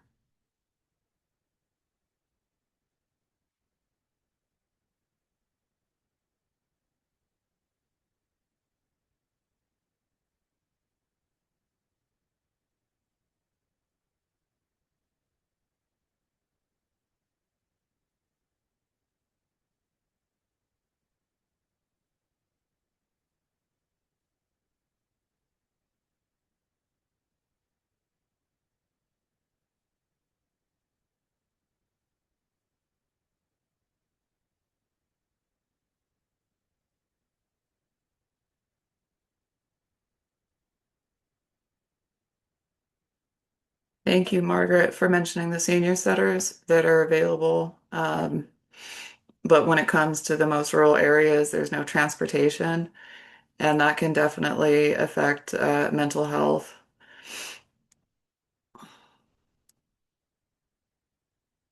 I know that transportation is very challenging, especially for our rural communities, which we have a lot in New Mexico.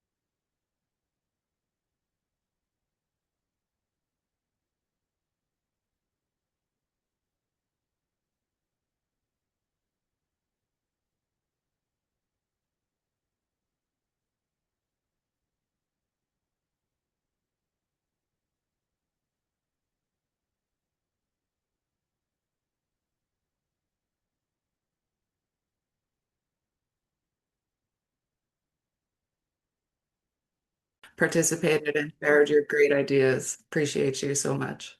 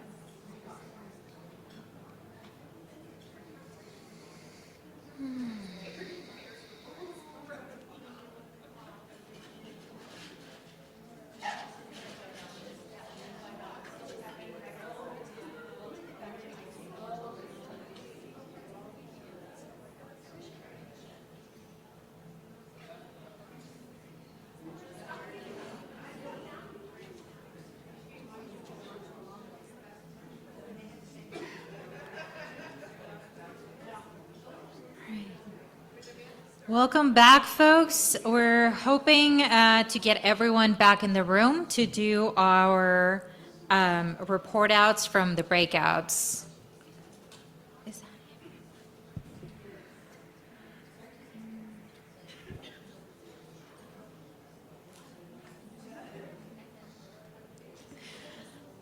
Thank you all for sticking with us. It's been a very long day, but very engaging, and we hope that it has been fruitful for everyone. We're going to go ahead and get started with the behavioral health breakout room online. Do we have the folks from the behavioral health room? Yeah, hi, I facilitated that breakout room. Thank you, Jordan. So you'd like me to just go over some of the highlights from that group? Yes, please. Absolutely. So our first question was, how informative were the SB3 Behavioral Health Reform and Investment Act timely updates? People found it to be very informative. Some people found it to be new information. Some people found it to be repetitive information. So a comment that we got is people would like to sort of get maybe some bullet points of monthly updates or every couple of weeks just to update on the new happenings. That would be very helpful. Some people said the breakdown was very useful. Yes, but definitely monthly or quarterly updates is something people would like. Looking at our next question, where can counties and tribal entities collaborate within the allocated SB3 funding formula so as to ensure access? A lot of people felt that there was a lack of clarity around this, but did want to collaborate to avoid duplicating efforts, and as well, a lot of people weren't sure what the other priorities were for some of the other county health councils, tribal entities, and things of that nature. So they would like a space where they could get together and learn about other priorities and therefore have an opportunity to collaborate. Sorry, I'm just looking at my notes.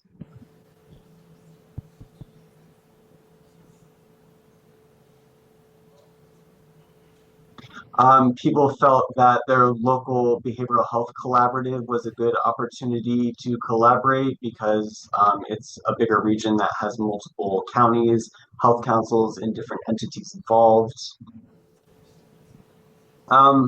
Moving on to our next question, what would meaningful collaboration look like within your region or priority area? A couple different people said breaking out of competitive silos, working together on shared goals, having effective communication between agencies and organizations, again, to eliminate silos. Someone said meaningful collaboration would look like working with other departments, health councils, tribal entities, and local government. And then coming from a place of mutual respect and understanding to understand differences and different cultural outlooks, and that sometimes gets obfuscated when it's about money. Also coming together for shared priorities rather than fighting over dollars is a comment that was made. Our final question was, do you have any additional recommendations to submit to the SB3 Executive Committee post the Community Collaborative Forum? Again, someone said they would like a bulleted list of monthly updates. They would like a space to hear about priorities from other councils so that they have opportunities to collaborate.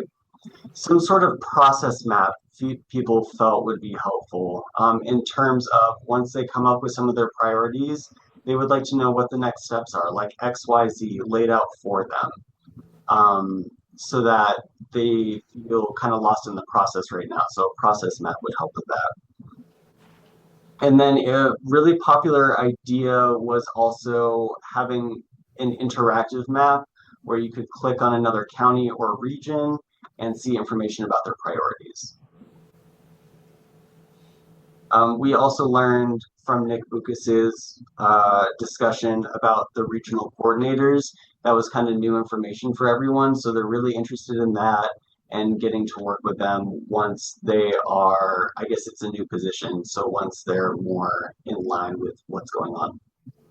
And that was everything. Thank you. Thank you. What about our behavioral health breakout room in person? Was that you, Joseph? Excellent. Or us, I should say. All right, so the first question was, how informative was the SB3 Behavioral Health and Reform Investment Act updates? General consensus from the group was, for health councils, it was actually very easy because of the efforts of the Alliance. But it was difficult for a lot of people in the community to engage or to remain informed.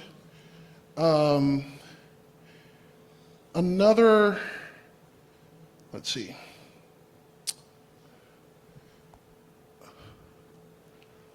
Yeah, that probably covers that one, actually.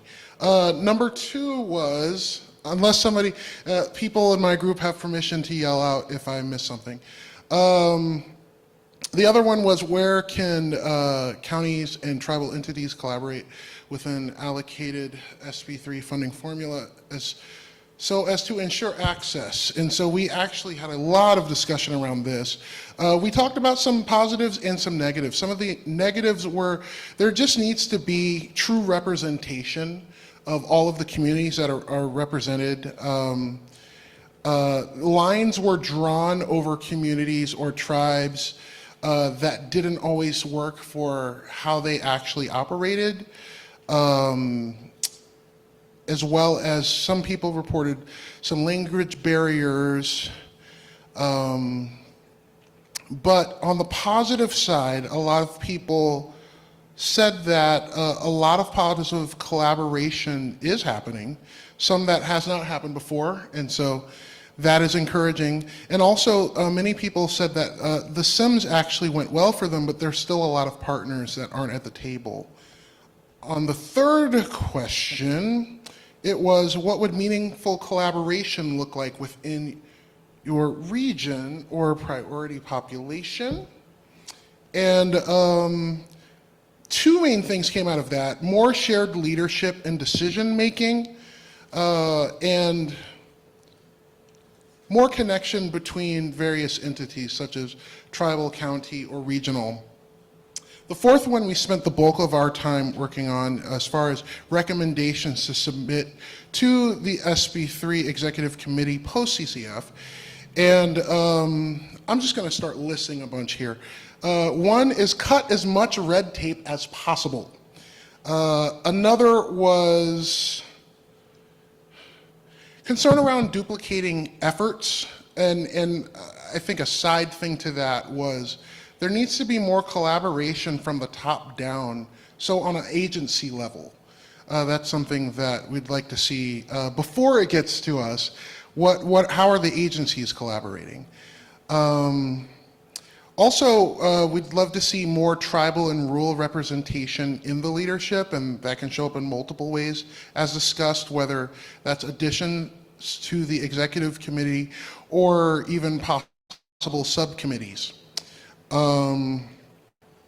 Also, the group really wants to get an idea of a vision of after these 4 years. What could that look like? What are we hoping for as a state? And then, as regions, what are we hoping for? Let's see. Oh, and this one was good. Around the communities as history holders. In other words, as this project continues to move forward and maybe there's some changes on the leadership, we'd like the narrative of this, the history holders as described in our group, to be from the people on the front lines in each community and in each region. And also a lot was spoken around, why isn't this treated like universal childcare or tuition, free tuition? Why isn't this something that is just continuous instead of a let's see, hold on, I want to catch this last thing. Oh, then also capacity building needs to happen at each level. A lot of times the expectations might not meet the specific capacity level, and that has been shown at every level from the very top to the bottom in this process. So that's what our group came up with. Did I miss anything, my group? All right. That's all we have. Thank you. Thank you, Joseph. Great. All right. We're going to move on to our online healthcare breakout room.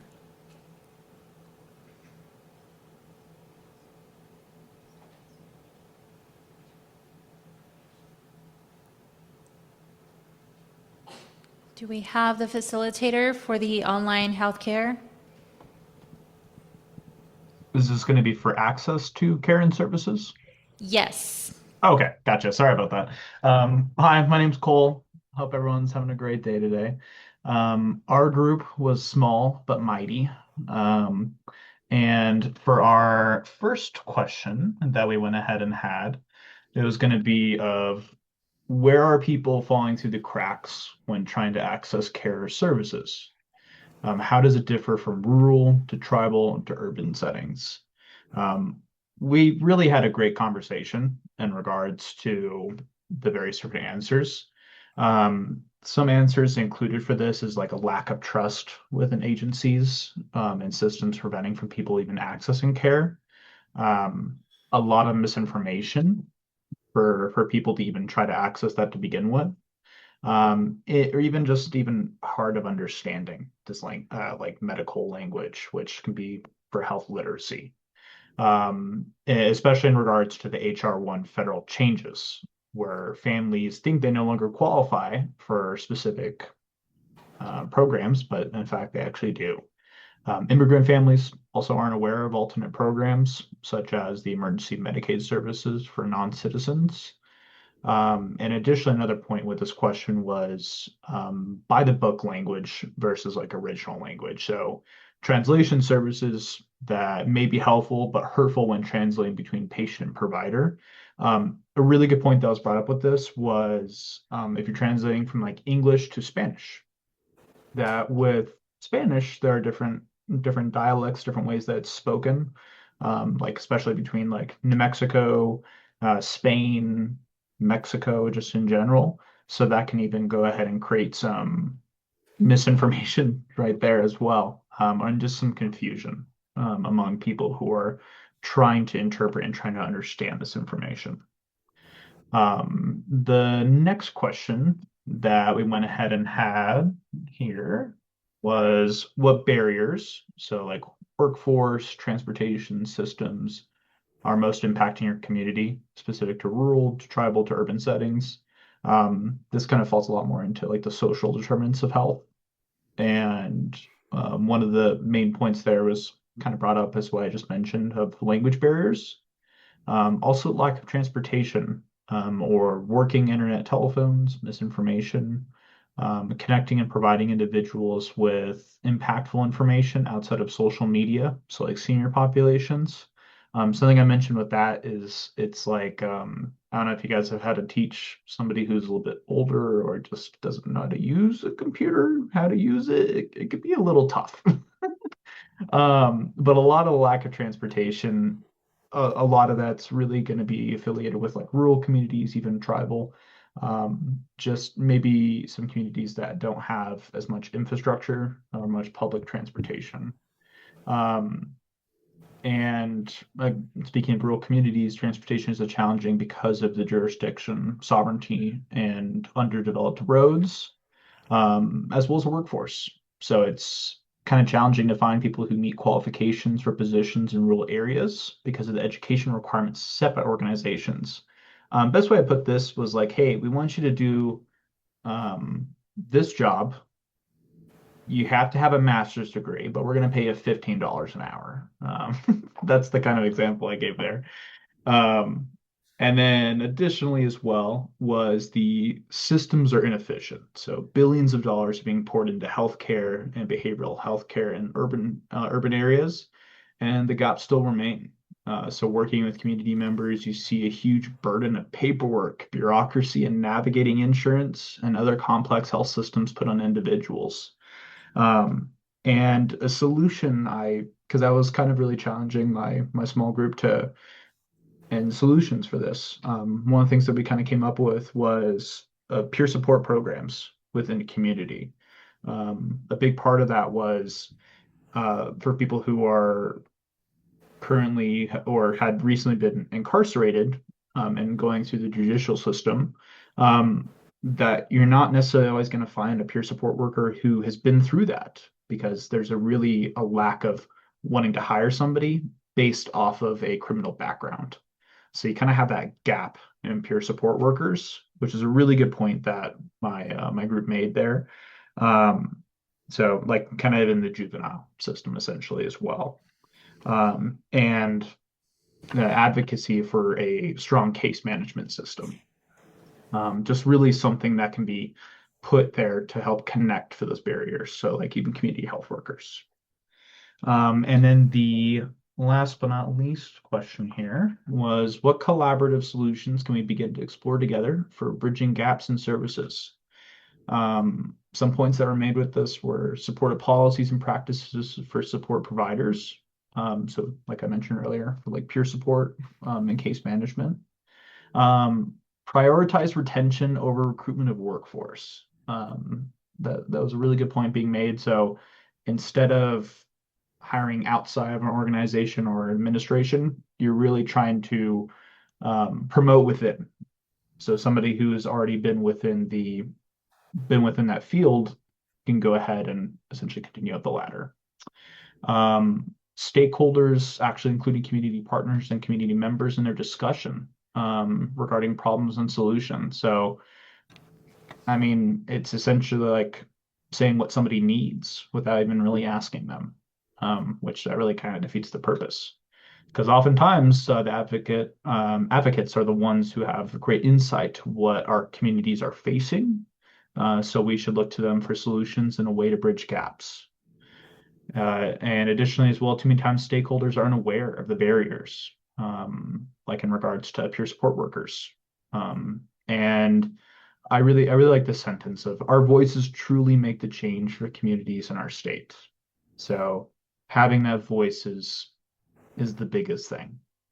And then lastly as well here for the point was organizations to come together to avoid duplicate services and try to aim for alignment, because of a team approach could fill in gaps of services. So instead of organizations kind of duplicate services, which that's definitely okay in some circumstances, but the point being made here was the fact of, like, for example, like Presbyterian or Department of Health working together to accomplish a similar goal, versus them doing two separate things, trying to service the same populations. That way they can essentially carry help, like support one another for certain kind of situations. But yeah, those are the three questions that we went over. And if I missed anything, please shout out my group, but that was it. So thank you. Thank you so much, Cole. Okay, now for our in-person breakout on access to healthcare. Access to healthcare? I think I need more coffee. Who is it? Wait. I don't need more coffee, I'm being told. Okay, I'm getting extra steps. Well, Cole said a lot of the things we said, so I'll say ditto to what he said in many cases. Where are people falling through the cracks, right? Some of the financial barriers, language barriers, transportation restrictions. We talked a lot about how important coverage is as a late adopting Medicaid expansion state, how important that was to us. As soon as that happened, we realized that coverage is not access. You still need to ensure people can connect to the services. Some of the barriers with that are knowledge of what resources are available, making a lot of referrals and knowing, did they actually happen? Did they get closed? Did people see the people they were referred to? So closing the loop on our referrals. We talked about elderly populations and gender-based and age-based differences in access to care and how we sensitize our systems to some of those challenges. I think that's it for the falling through the cracks. So for barriers, we talked about medical malpractice, which we heard a lot about this morning, GRT and Medicaid reimbursement rates that don't go up once they're set oftentimes and are low to begin with, so that's a big challenge. We talked about lack of a continuum of care, in particular the telemedicine that came to us and now people are pulling back from. That's really important in covering some of the gaps in access to health care. We talked about workforce shortage, long wait times. That goes back up to a little bit of the access or falling through the cracks question as well. Long waits in particular with uncertainty about coverage. If you set a specialty service 18 months out, you don't even know if you're going to have coverage, and then if you're responsible for making that appointment, motivation, you lose a lot of motivation between those challenges. Collaborative solutions, public awareness of changes to health policies, landscape in New Mexico, like we talked about the provider changes like the medication malpractice, but also I really want to shout out, Lauren pointed out, we have the best loan recovery or loan repayment rates in the country. So that's something we should celebrate to get our providers here and to stay here. So, really some awareness. We also talked about health literacy like we heard from Cole. The example we gave is you see these big billboards about, we have the shortest wait in the ER across the city, right? Well, we shouldn't be pushing people to ERs. We should be seeing them before then. So how do we match that kind of awareness and marketing campaign with our public health needs? So focus on communication, collaboration, and listening to connect people with services that are adequate for them. And then creative staffing models, we talked about that, especially in our rural areas. Once you get a provider there, if they only have 5 patients, that can feel, in a day, that can feel very unrewarding and may not keep them there. So how do we make sure across our state that that is something that can happen for folks? And that takes us right into next steps and support, and we thought the Alliance could help take care of some of that with the Rural Healthcare Transformation Act. We talked about checking out Yes New Mexico Connect. If you haven't been on it, get on it, sign up, claim your program, suggest your program. We talked about standardizing documentation for reimbursements of doulas and maternal health, another job for CCF. And I think that's it. Anything I forgot? Okay. Thank you, Anita. And to the breakout rooms. Wow, we have quite the to-do list, my friends, and we have so much talent, dedication, and expertise in this room, online. I can dare to say that a lot of the highlights that have been reflected back from the breakout rooms is most likely resonating with you, with all of you. Over to you. Yes, thank you, Val. Up next, online, we have, let's see, our facilitator for the social determinants of health.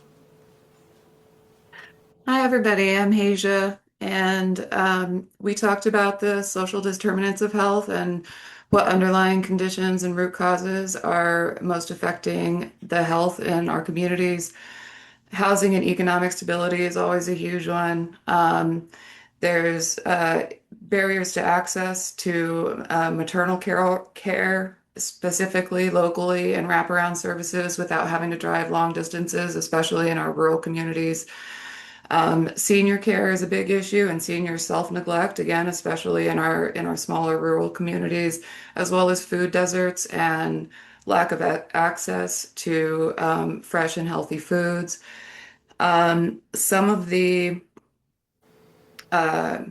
ideas that were mentioned, there was in Hidalgo County, Margaret Chavez of the Health Council put together a Tools for Resiliency panel dinner, which I thought was a really wonderful thing to be able to bring professionals together to offer resiliency tips and teaching coping skills, which is really needed for people who are especially working in rural areas and in our rural populations, there's a very high need to wear multiple hats and try to do multiple things, get people access to different services, and there is a very real possibility for burnout.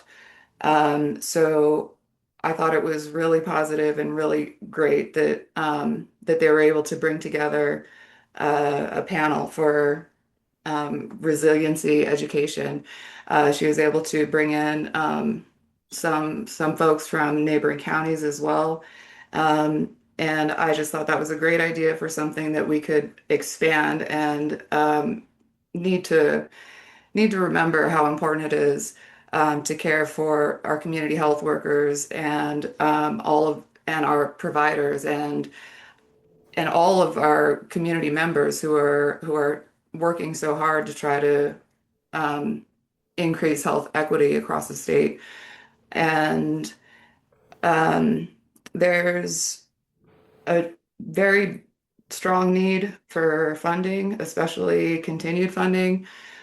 Sometimes there's some great pilot programs that come out, but they don't last very long. And then, once you find out about it, it's gone. So that's another challenge that we're faced with. Some other really great ideas that were mentioned were rethinking food and food waste. There's some programs there's rethinkfood.org and Food 412 Food Rescue and other states that are taking food from grocery stores, that's not sold, and cooking it and redistributing it and feeding people who are in need. There's often some stigma around food pantries, and then again, there's also an issue of access. Another great idea would be stipends for people to set up community gardens and offer free education and classes for starting gardens and food forests. And even though there are some food resources, Roadrunner Food Bank is great, and then Food is Medicine from the Healthcare Authority is another great program. Really, it's difficult to bring the needed services to our rural communities. So I think that the more that we can utilize platforms like this and come together and share ideas for all of us who are wearing multiple hats and do play different roles, to be able to support each other and come up with ideas on how to help our populations. Also, it would be helpful to invest in small birthing centers and having midwives at local hospitals. I think that came up as a big need that could go a long way for helping people in New Mexico. I think I touched on mostly everything. So thank you so much to this group. Thank you so much. All right. Our in-person breakout for social determinants of health.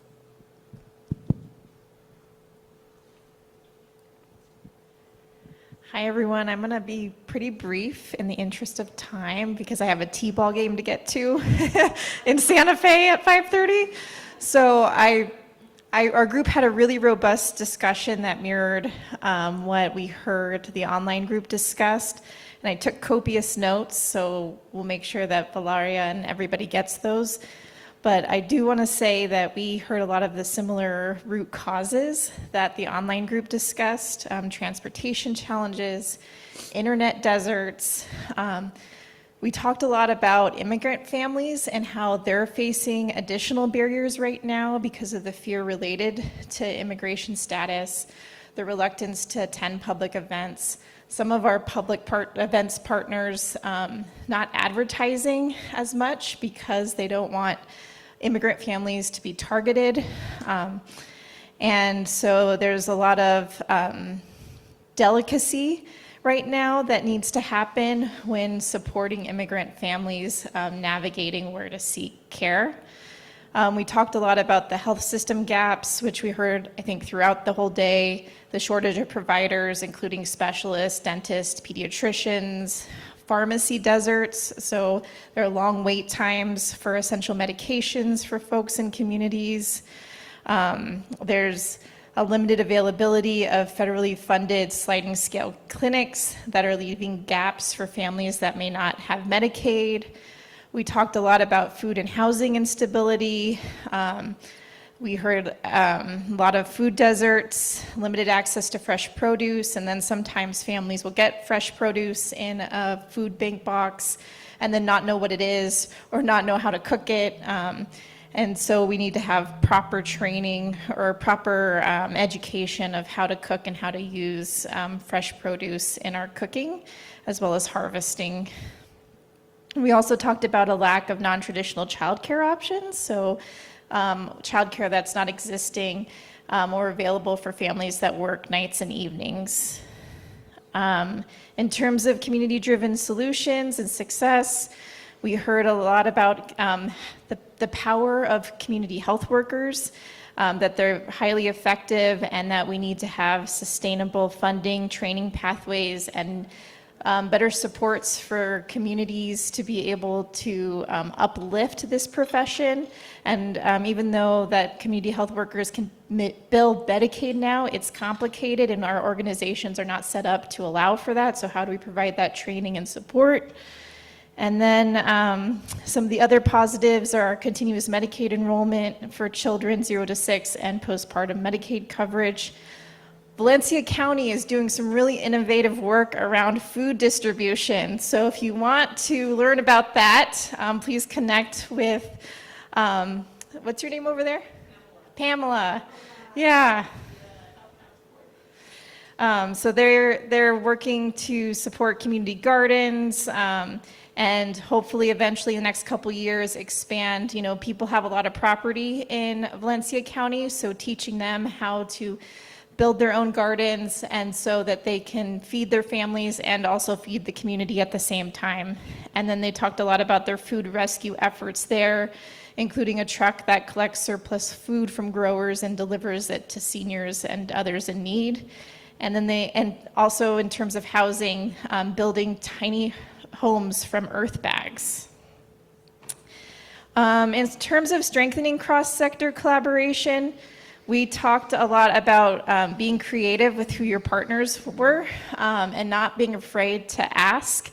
So there's a lot of unique partnerships discussed, especially around dispensaries, that there have been a lot of dispensaries who are interested in supporting families in any ways that they can. And then coalitions remain essential. Having a coordinator that can bring people together and organize and lead events, and being willing to partner with your local government. It's a necessity. So forging those relationships, sustaining those relationships, repairing them when you need to. It's important to partner at a local level. So thank you. Thank you so much, Colleen. All right. Thank you. We've got two more. Let's go online to the Federal Changes breakout room. Hello, everyone. My name is Diana Good, and I have the pleasure of serving a fantastic group. And I'm going to also be brief in the interest of time. Our first question was, how are recent or anticipated federal changes impacting your work or community? We heard a lot about the whiplash that has been caused with all the cuts to all the federal programs and making it extremely hard to plan. Not having kind of faith in the money that you got, and if the rules are changing, how do you navigate that? Sometimes with only 24 hours notice, it's extremely challenging and is creating mental health impacts for staff for sure. And of course, the people at the receiving end of services are of course impacted. One of the hospitals at the rural level is going to get a 30% loss in revenue thanks to these changes. And just acknowledgement that when we have reduction in the pot of money available, that philanthropy is then extra burdened, and then the competition for those dollars increases, and then we can start to feel kind of tight with our own money and not collaborate as much. So we're going to fight against that urge and collaborate even more, hopefully. Our other question was, what service or programs are most at risk? We heard a lot of overlapping themes around harm reduction, mental health support, healthcare, prevention, policy development, access to food, and then very specific programs listed, and then of course housing. So we have people that are having to travel way long distances, as we all know, to get the basics when one thing leaves a rural community. The next question was, where can we align or leverage resources to protect critical services? And we're already experiencing that difficulty and must think regionally in order to combat that. So pulling together across counties, potentially across cities. We know that we might be having to refer out for more specialization and services, but we're hopeful that using the SB funding, outdoor grants, school grants might be a way to backfill some of those funding cuts. Wondering about how we can share knowledge around funding other than state and federal. So looking at nonprofits, looking at foundations, and then a little bit of co-learning. We actually shared some websites and capacity building strategies with social media and other nonprofits that can support. Let's see, what else do we have here? What collective advocacy or funding strategies should we explore together? And just the relationship building piece, which we're doing today, of course, but to the last person's point about making those relationships with counties, government, the people that have some strings and power that they could influence the health of our communities with, is a fantastic idea. So always be looking at the way to build authentic relationships for the future or even the present. That is something we can all do. Also talked about health councils joining together to apply for funding instead of competing. And somebody thought it would be a great idea to write a book and publish for revenue. So we could try that as health councils. And of course, all the health directories, making sure that we're aligned and building them regionally, potentially, or statewide, but locally is valuable too. So we feel all of those pain points and absolutely places to align and do better together. So we're not going to answer those alignment questions, I believe, just our group questions. So that does it for us. Thank you. Thank you so much, Diana. For our in-person breakout, I was the facilitator, and we had a small group of folks, but a lot of what Diana mentioned was also discussed in our group. Primarily, there were some really big concerns on the language that is being used for proposals and grants at the moment. The grant may seem that to be supporting public health, but the guidelines and the deliverables do not align with the community values of the organizations or the state.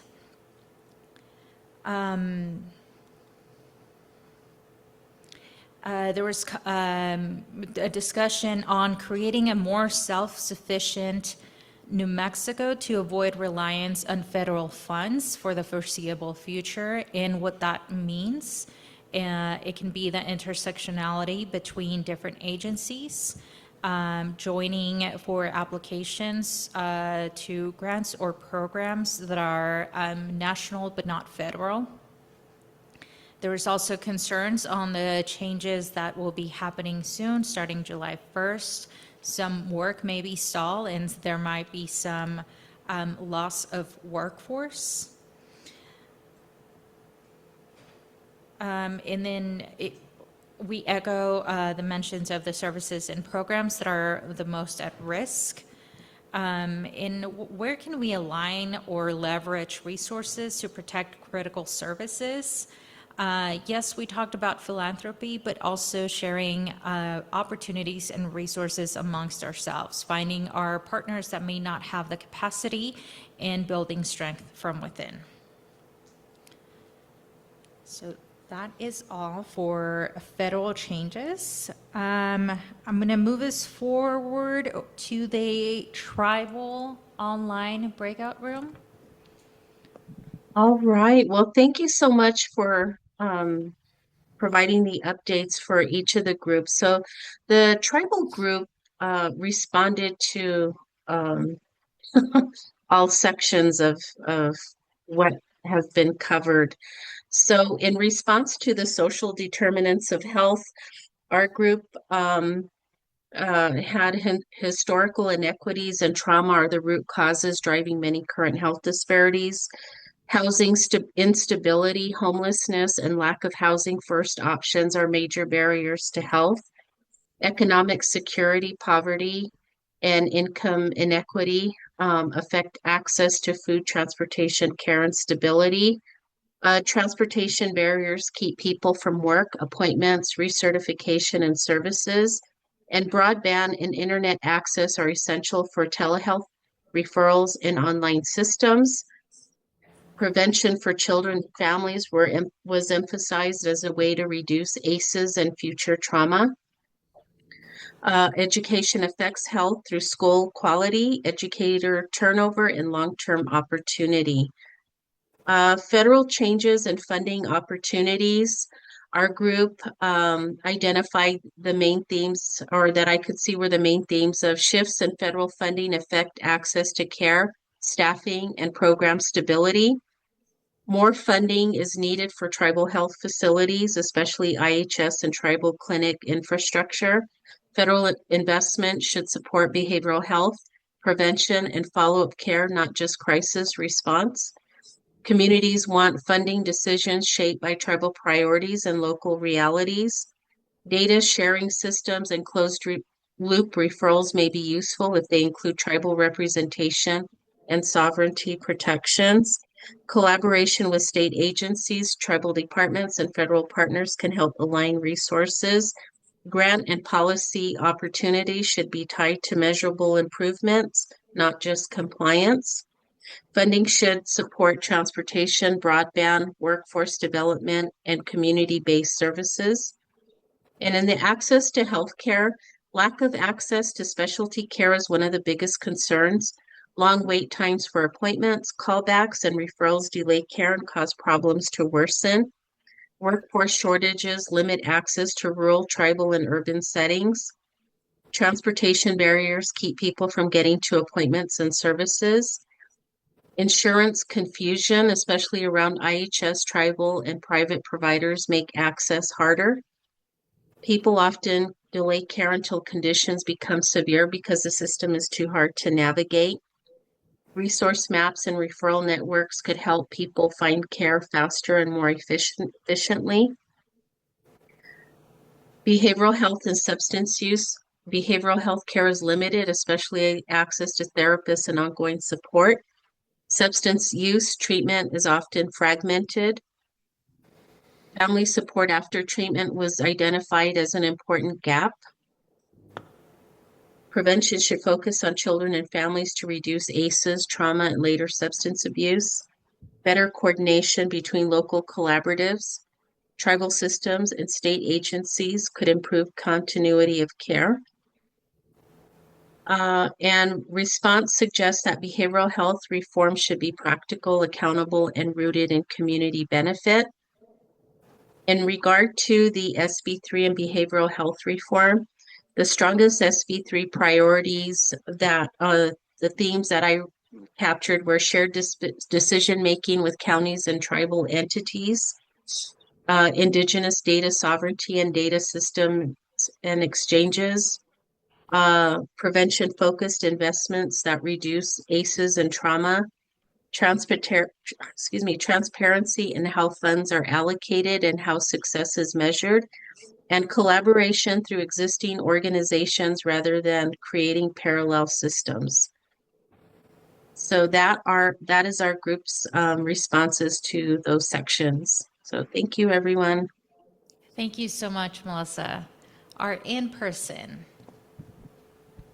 Hi, good afternoon, everyone. Thank you, Melissa, and the tribal group on the online portion.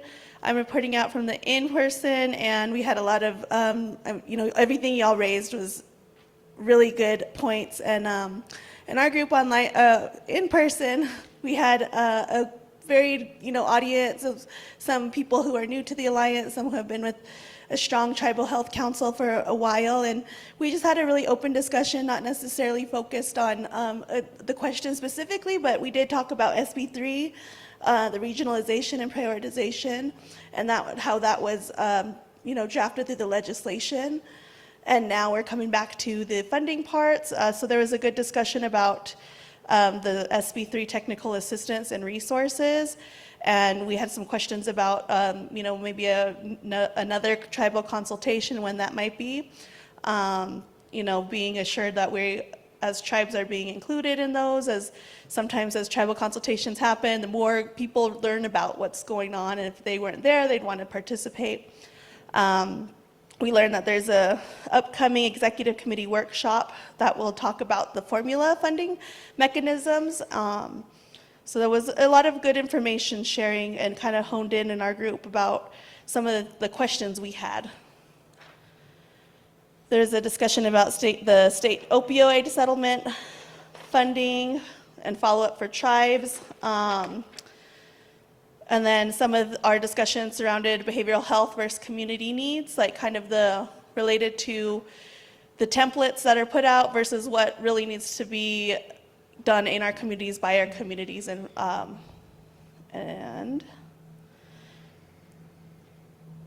let's see. And we had discussion around, tribal support, or not tribal support, but how tribal leaders are engaging with SB3. And we learned from the Alliance and Geraldine's great advocacy of, really taking that next step of always reaching out. If somebody didn't respond, give them a call, maybe send them a text message. And that kind of led into our further discussion of support and alignment, and our idea of having strong roots. Right? We have strong roots, we can grow a nice tree, but that is all rooted in reciprocity relationships and knowing who our partners are.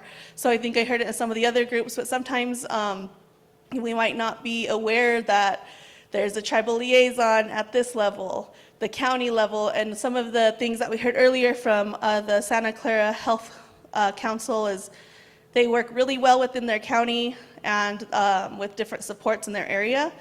So I was asking questions around, is there tribal liaisons in every county, every city? We had a tribal liaison in our group from UNM. I'm with the Office of Tribal Liaison at the DOH. So is there a liaison resource list so we aren't working in silos, we can have an easy access point to some of the other liaisons that can help promote our efforts and provide alignment. So we really, we kind of talked about how COVID was that taking down of the walls. It's all in relationship building, calling people, not being afraid to text, to answer, pick up the phone and give somebody a call, or try to make the extra effort to see people in person. If there's that option for you, and just really communicating, and with some of our tribal or non-native partners being persistent in reaching out to us for our feedback and what we need and what we're seeing on the ground. And so, that kind of tribal liaison listing, I know we have MCOs that have tribal liaisons, the university, all the state departments, and then along the alliances, who can we be reaching out to strengthen these partnerships and grow our tree? Thank you so much. Val, back to you. Big applause to all of you who stayed with us through these very important conversations. Thank you. Thank you, Paloma Flores, Executive Director at the New Mexico Public Health Association, for facilitating this conversation. I have two things to share with all of your friends online, our friends here, before we wrap up. Just a wholehearted gratitude to our sponsors, of course, to each and everyone for taking the time to show up. Lieutenant Governor Morales, our state partners, the CCF Planning Committee, if you can stand or say hello, and also our small but mighty team at the Alliance. So grateful for all of you for the hard work. And our Santa Fe AV partner, we couldn't do it without you. All of our presenters, a big round of applause to all of us for being here together. Through these conversations that are so important, and these recommendations, comments, ideas are going to be followed up on. So I invite you to please log into your CCF online hub, because the Alliance and the CCF team will respond and follow up with your recommendations. We do have a lot of the candidates who join us today in the public health panel have joined the CCF online hub. I saw them pop in on our system. So we invite you to join the hub. The link is in the chat for our online partners. You also have the QR codes on the tables. And let's continue that conversation. Your questions, your voice is so important. And I think they've taken the time to log in and answer questions that you may have. Again, so many resources in New Mexico. YesNM.gov, 988, the Behavioral Health Department, sharenm.org. We're going to drop in the URL code so you can join us and add your programs and services. We provide navigational support and access to resources. Mark your calendars, my friends. August 20th, 2026 is going to be our next virtual convening, and we want to hear from you. What are the key priority areas that you want to not just continue a conversation on and be informed, but together explore alignment and potential collaborations so that we can serve our communities more effectively? And so on that note, your feedback, your input is so critical to shaping these convenings, action-driven convenings. And so we have a QR code here in the URL for the survey. Online, we welcome your instant input. Share with us some of the pluses.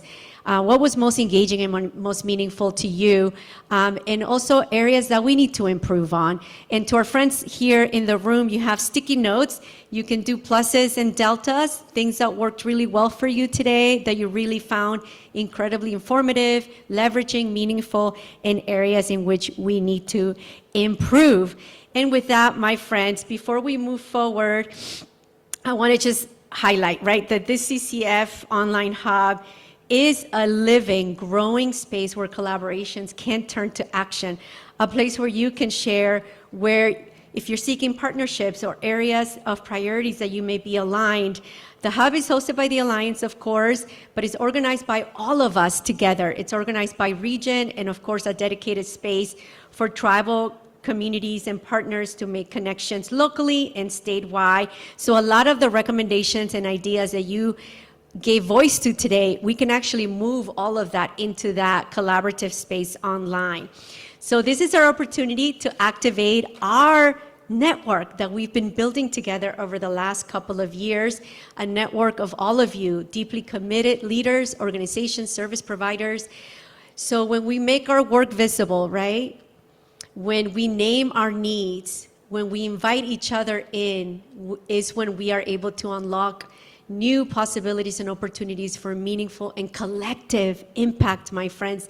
I love the reference to the COVID times, right? We really had to reach out and make sure there was no wrong door.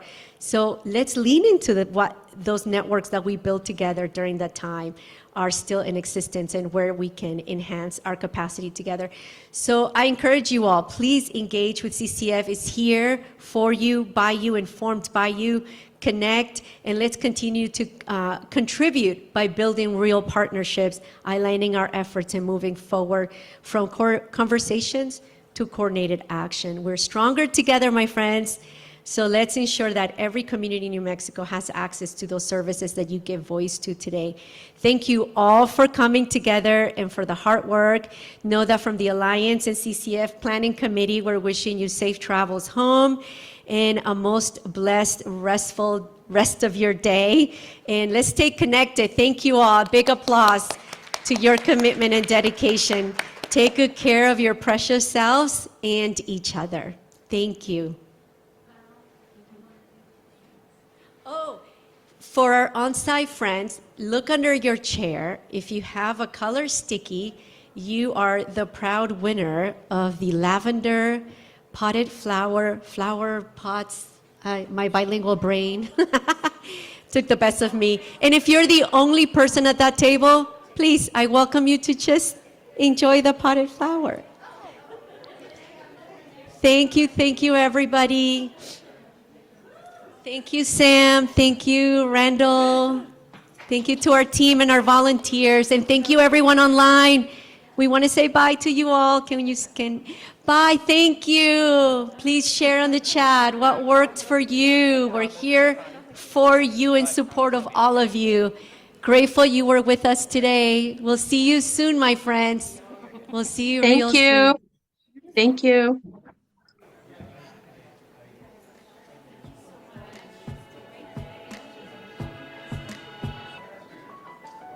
I'll smile, I know what it takes to fool this town.